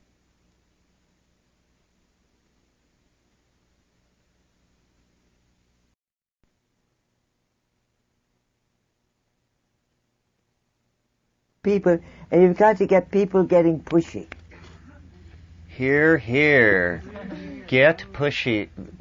We've been polite too long. I mean, the gentlemanliness of this debate about saving the world. Is it gentlemanliness or timidity combined with laziness? Timidity, gutlessness, cupidity, ignorance, momentum, all those good values. Well, why don't we break for lunch and come back to this at 1:30? Thank you very much. Thank you. This is a wrap-up session. I'm going to have to leave at its termination. I want to express my special deep thanks to Nicole, who has performed gallantly and above and beyond the call of duty. Well, I'm a warhorse at this, my dear.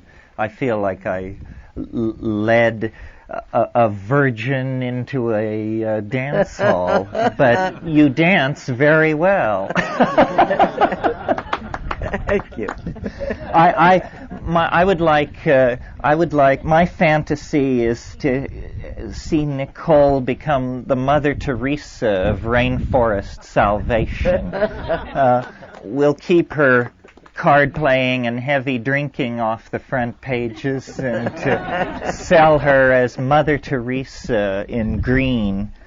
But this is serious business that we're engaged in, and it is, on one level, among ourselves, it is communication and sharing and opening and building consensus. But when we turn away from our family and out toward the uncomprehending or even hostile world outside, then it becomes propaganda.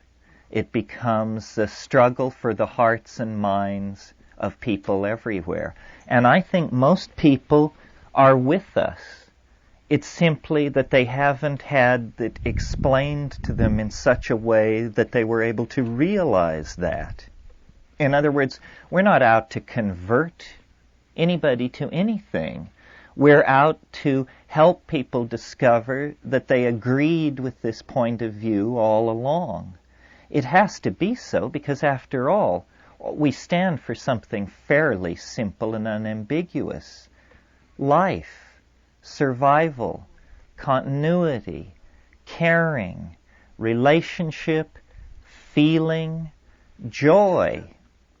Who's going to vote against this if it's properly explained to them? So I view these things as consciousness-raising sessions in the old style, and hope that you will see it as more than even privately inspiring entertainment, but that you will go out and get these points of view to people, get these attitudes out, not unto the greater glory of Terence McKenna or Nicole Maxwell or the Ojai Foundation, but because this needs to be said. It needs to be empowered. The first step towards solving any problem is an awareness that the problem exists. Now, we're all very tired of that because we've been suffering and agonizing over the problem of a dying earth, some of us for years. Nevertheless, the astonishing news is some folks haven't heard or have only heard recently. And it's very important not to panic them or alarm them, but to inspire them and motivate them and bring them into the project of reclaiming the earth. I mean, this is our legacy. This is our birthright. It is the legacy and birthright of our unborn children. And, you know, maybe there is, but I don't know it. Rich as Greek is, there isn't a word for being so perverse that you devour your own children. The Manaids, the women possessed of Dionysic frenzy, what was always put against them was that they devoured their own children. This is a propaganda image that to be smeared with this is to be tainted very deeply. Well, it is literally true that we are guilty of a crime which the ancients could barely conceive. We are looting the planet for our pleasure. Our condominiums, speedboats, and electronic gadgetry is literally part of the legacy of our children. What kind of people comprise the larger society in which we are embedded that they would do a thing like that? It's a crime beyond war. War, you simply slaughter all the fools who volunteer for it and all the fools who stand around and watch. But to destroy the potential of a future for our children is a crime that boggles the mind. And this is the final stage of the dominator metaphor. When I picked up the New York Times a year ago and read that the United States State Department was advocating the spraying of aerial herbicides over the Waijaga Basin to eradicate coca, to me it felt like a turning point, comparable to the assassination of John Kennedy or Pearl Harbor. It was so clearly perverse, so clearly directed against itself. The contradictions become so odious that at a certain point, people of moral dignity feel they have no option left except to somehow throw themselves on the cogs of the machinery to try and halt it from carrying out the program of Moloch, the program of self-devourment that we have set in motion. Now, if ever there was a moment to talk to your neighbors, clarify your own thinking, support organizations that are trying to make a difference, now is the time. And we can make a difference. And I know you have heard that, and it's a cliche, and there's a tendency not to believe it. I'd been here, Botanical Dimensions was fairly narrowly focused until a couple of years ago on saving shamanic hallucinogens. Then, really through Kat's process, the need was felt to encompass this whole problem of destruction of the warm tropics. So I began writing letters to the UN and the IMF and the World Bank and all of these people, expecting to find a vast, well-funded edifice of typing pools and computer networks and people doing something. I discovered that very little is going on. We have advanced a long, long way down this path on yak alone. There is not somewhere vast organizations toiling to contact every Brazilian politician and put the twist on him, toiling to contact every American corporation that is contributing to this atrocity and threatening them with stock sell-offs, boycotts, and whatever. All the obvious things that you may think are being done, you may then dismiss by saying, well, I'm sure I shouldn't do that. Surely somewhere a staff of 50 is working on that problem. Well, when you look into it, you discover it is not happening.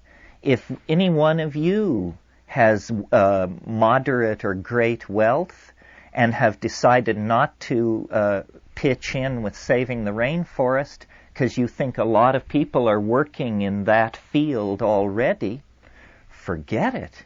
The number of people waving their arms about it is legion. The number of people who are actually attempting to halt it is countable on the fingers of two hands. So, and every issue, I think, is like this. The gas weapons, the fight against formula over breastfeeding, all of these organizations piddle along on peanuts, absolute peanuts. If someone were to give me or the Ojai Foundation $1 million and say, do your good work, word would get out of the phenomenal generosity of this person. Imagine $1 million. Did you know that the standard issue Air Force fighter plane costs $120 million? One. And they line these things up on the runways of various airfields 120 deep. We are completely paralyzed or unable to perceive the disparity in the way the money is spent. If someone were to give, or had even the power to give, because private wealth is not like governmental wealth. If you're a private person and you control a fortune of $500 million, you are among the 1,000 richest people in the world. If you're a government with a budget of $500 million, you have your hand in everybody's pocket around the world because you're a beggar. If someone were to give to the New Age the price of one fighter plane, and half the governments in the world have dozens of these things, that $120 million would write a ticket to rebirth for every center in the state. All the movies, films, pilgrimages, conferences, conscience-raising, experimental programs of fringe scientific research, all of that would be prosecuted to a glorious end. The amazing thing is, we who have no money have all the ideas. If the cost of one fighter plane were spent on the promotion of ideas to save the world would probably advance 50% closer to its own salvation. So what is the matter with us?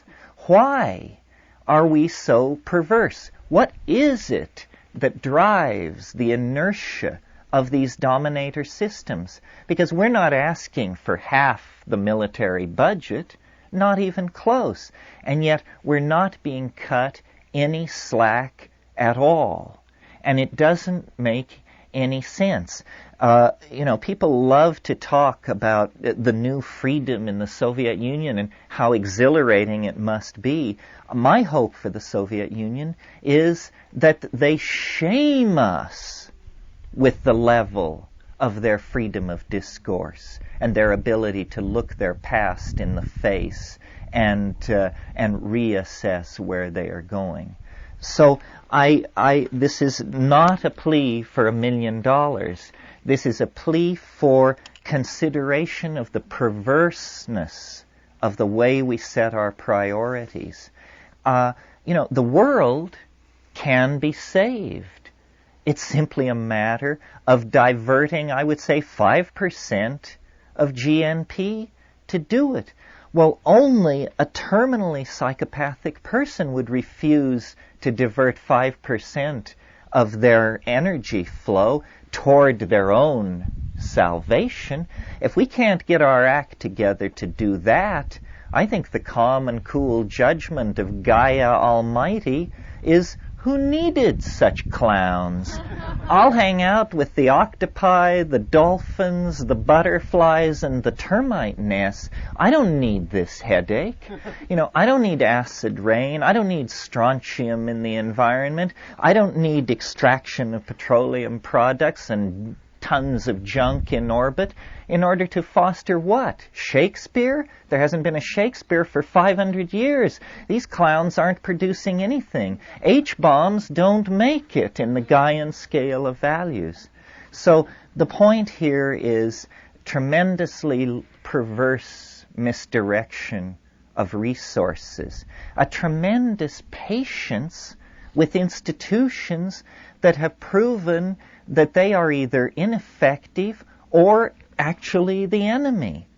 Institutions like the Brazilian government, large pharmaceutical companies, capitalism, so forth and so on. Why are we so patient when our world, our children's world, the world of all future life on Earth hangs in the balance?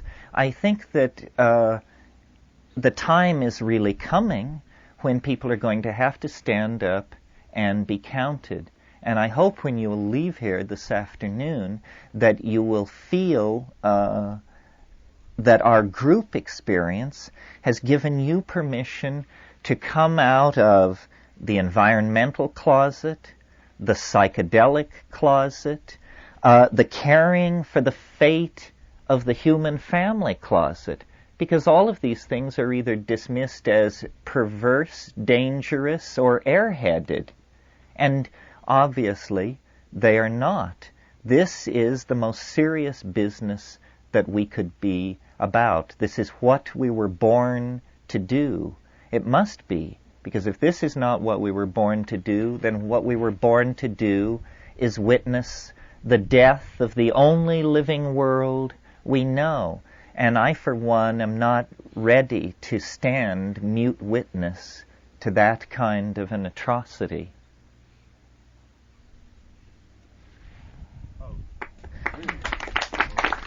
Do you want to add anything, Nicole? And then we'll take more questions. Anybody out here? We'll take questions now till around 3 o'clock. Daniel. What's happening currently with research on some of the plants that you're wanting to call up and trying to save? I know you say not much, but are you getting any interest from natural products people or anything? Well, yes. I mean, we're sort of in a bind, a time bind. We now have many of these medically interesting or potentially medically interesting plants growing, but they're not yet large enough that we can make bulk biomass harvest for research. In the next 2 or 3 years, we hope to be able to do this. We are growing Castanospermum australis, which is a plant with a potential impact on inhibiting the AIDS virus, and we're beginning to supply a lab with that. Hopefully, Sangre de Grado will come on. The tababuya? Tababuya, we're growing that, and we're hoping to create a scheme. We have that, the Uncaria. Those are terribly important. I have seen them work. I have seen a man who was sent to Lima with cancer in terminal, just no prognosis at all.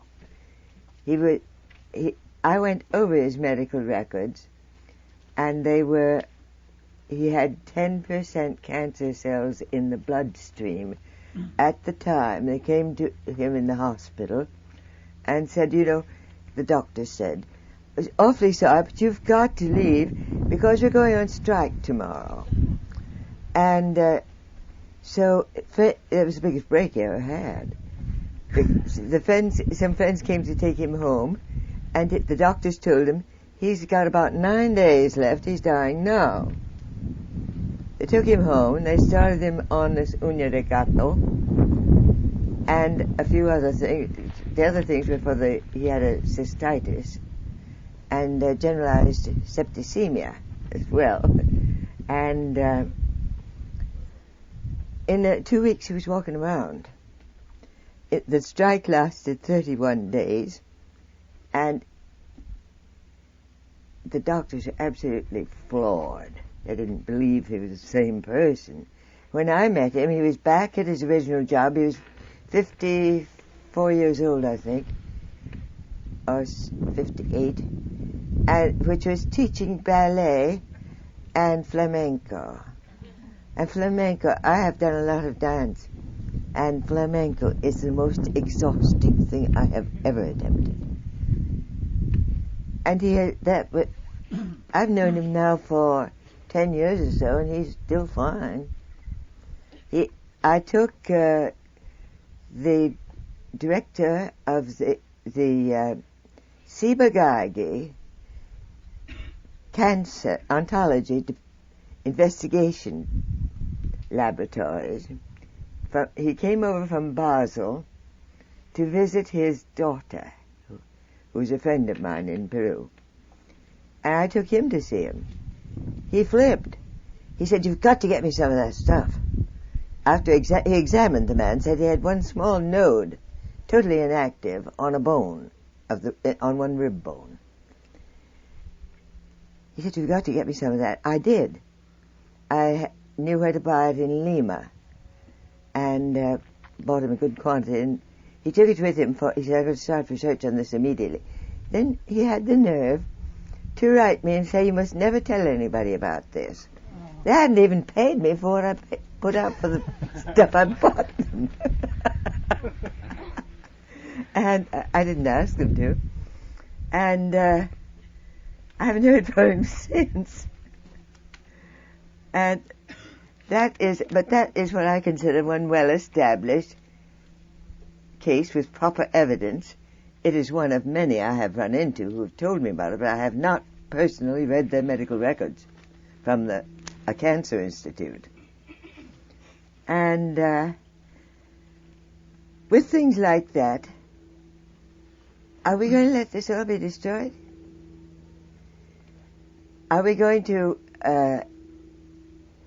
just say, "Well, that was one case," and because it isn't one case, there are many. Aren't we going to insist on some real investigation in a public way so that everybody knows what happens, and the results are not kept privately for one organization? That's murdering people. Because to keep that information secret, I think, would be a sort of mass murder.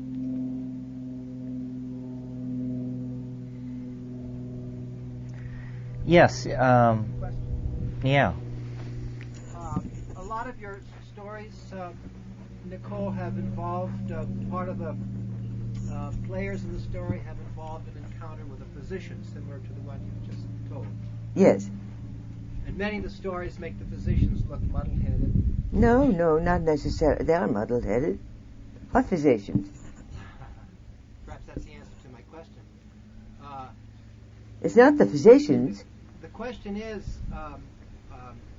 are there physicians in or around the jungle that are allies of your point of view? There are a few. There are more and more coming in to do research on it. Not so much in this country. Germany.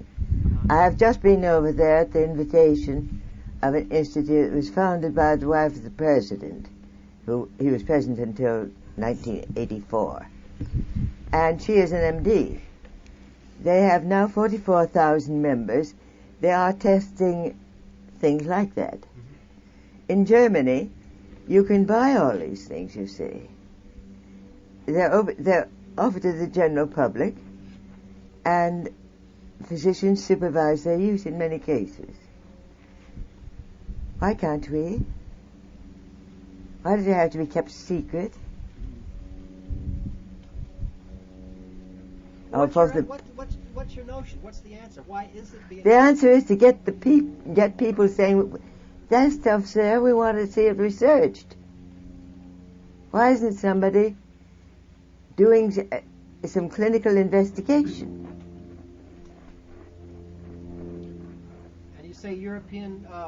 You're physicians are in more Rome. inclined to do- Dr. Oh, I have his name written down somewhere. I brought with me his name. There's a man at the University of Rome who's working on this, and he's doing some very interesting work.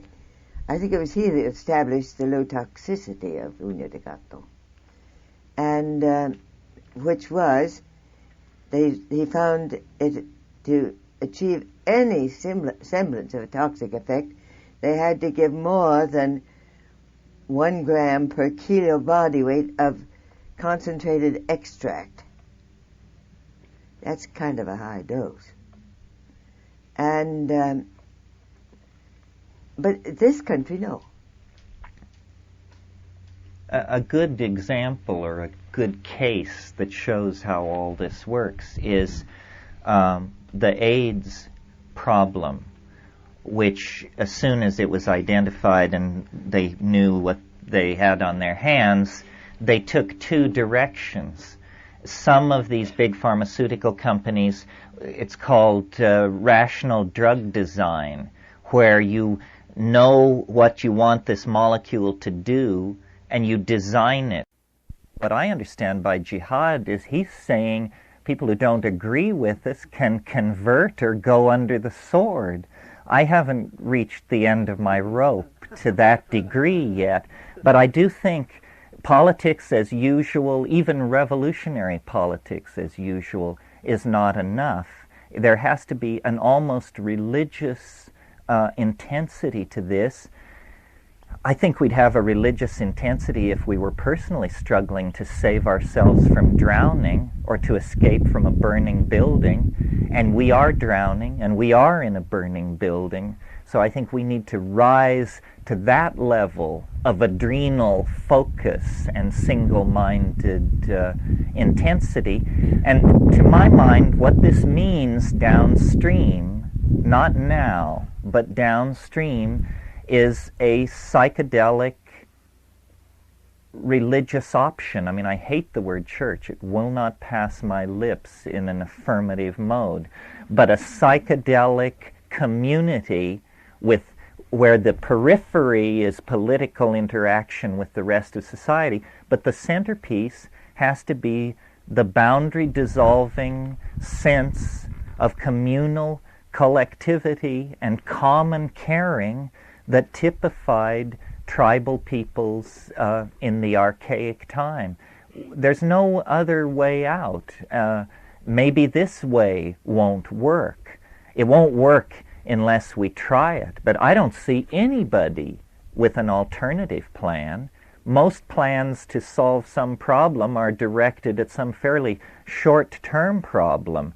But I think we need to think about the next 500 years, and in a slightly less intense mode, the next 1,000 years. I mean, what are we to make of ourselves? Whither mankind? Are we to be ultimately viewed as a cosmic accident, the perils of unfocused intelligence? Or can we reflect the inner dream, the inner image of wholeness that inspires us and makes us more than animals and raises us up as a simulacrum of the goddess? That's what I would hope for.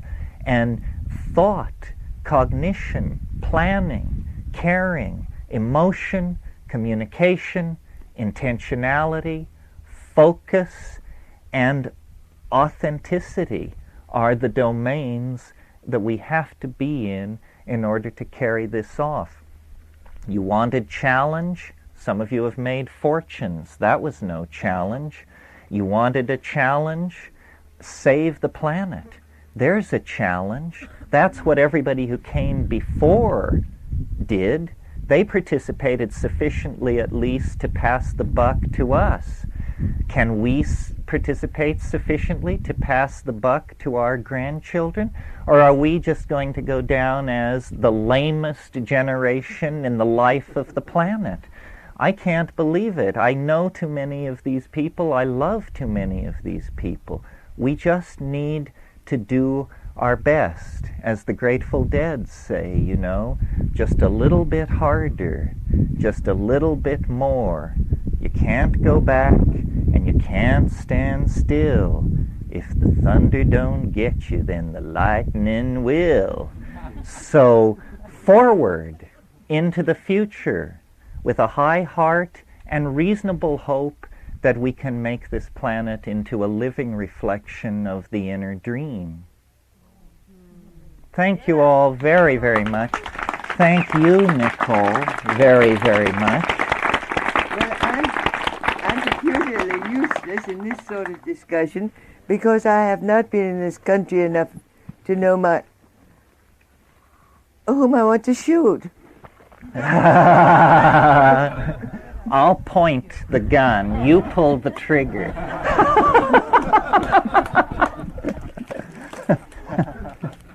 I don't know the tactics nor the people to approach. That hasn't been my business. I'm a retriever. Well, and you're a wonderful icon. God forbid that any of us should ever be nothing more than an icon, but it's a throwaway. But that implies a totally motionless object. An icon? Well, you pose as an icon. It's just a part-time job.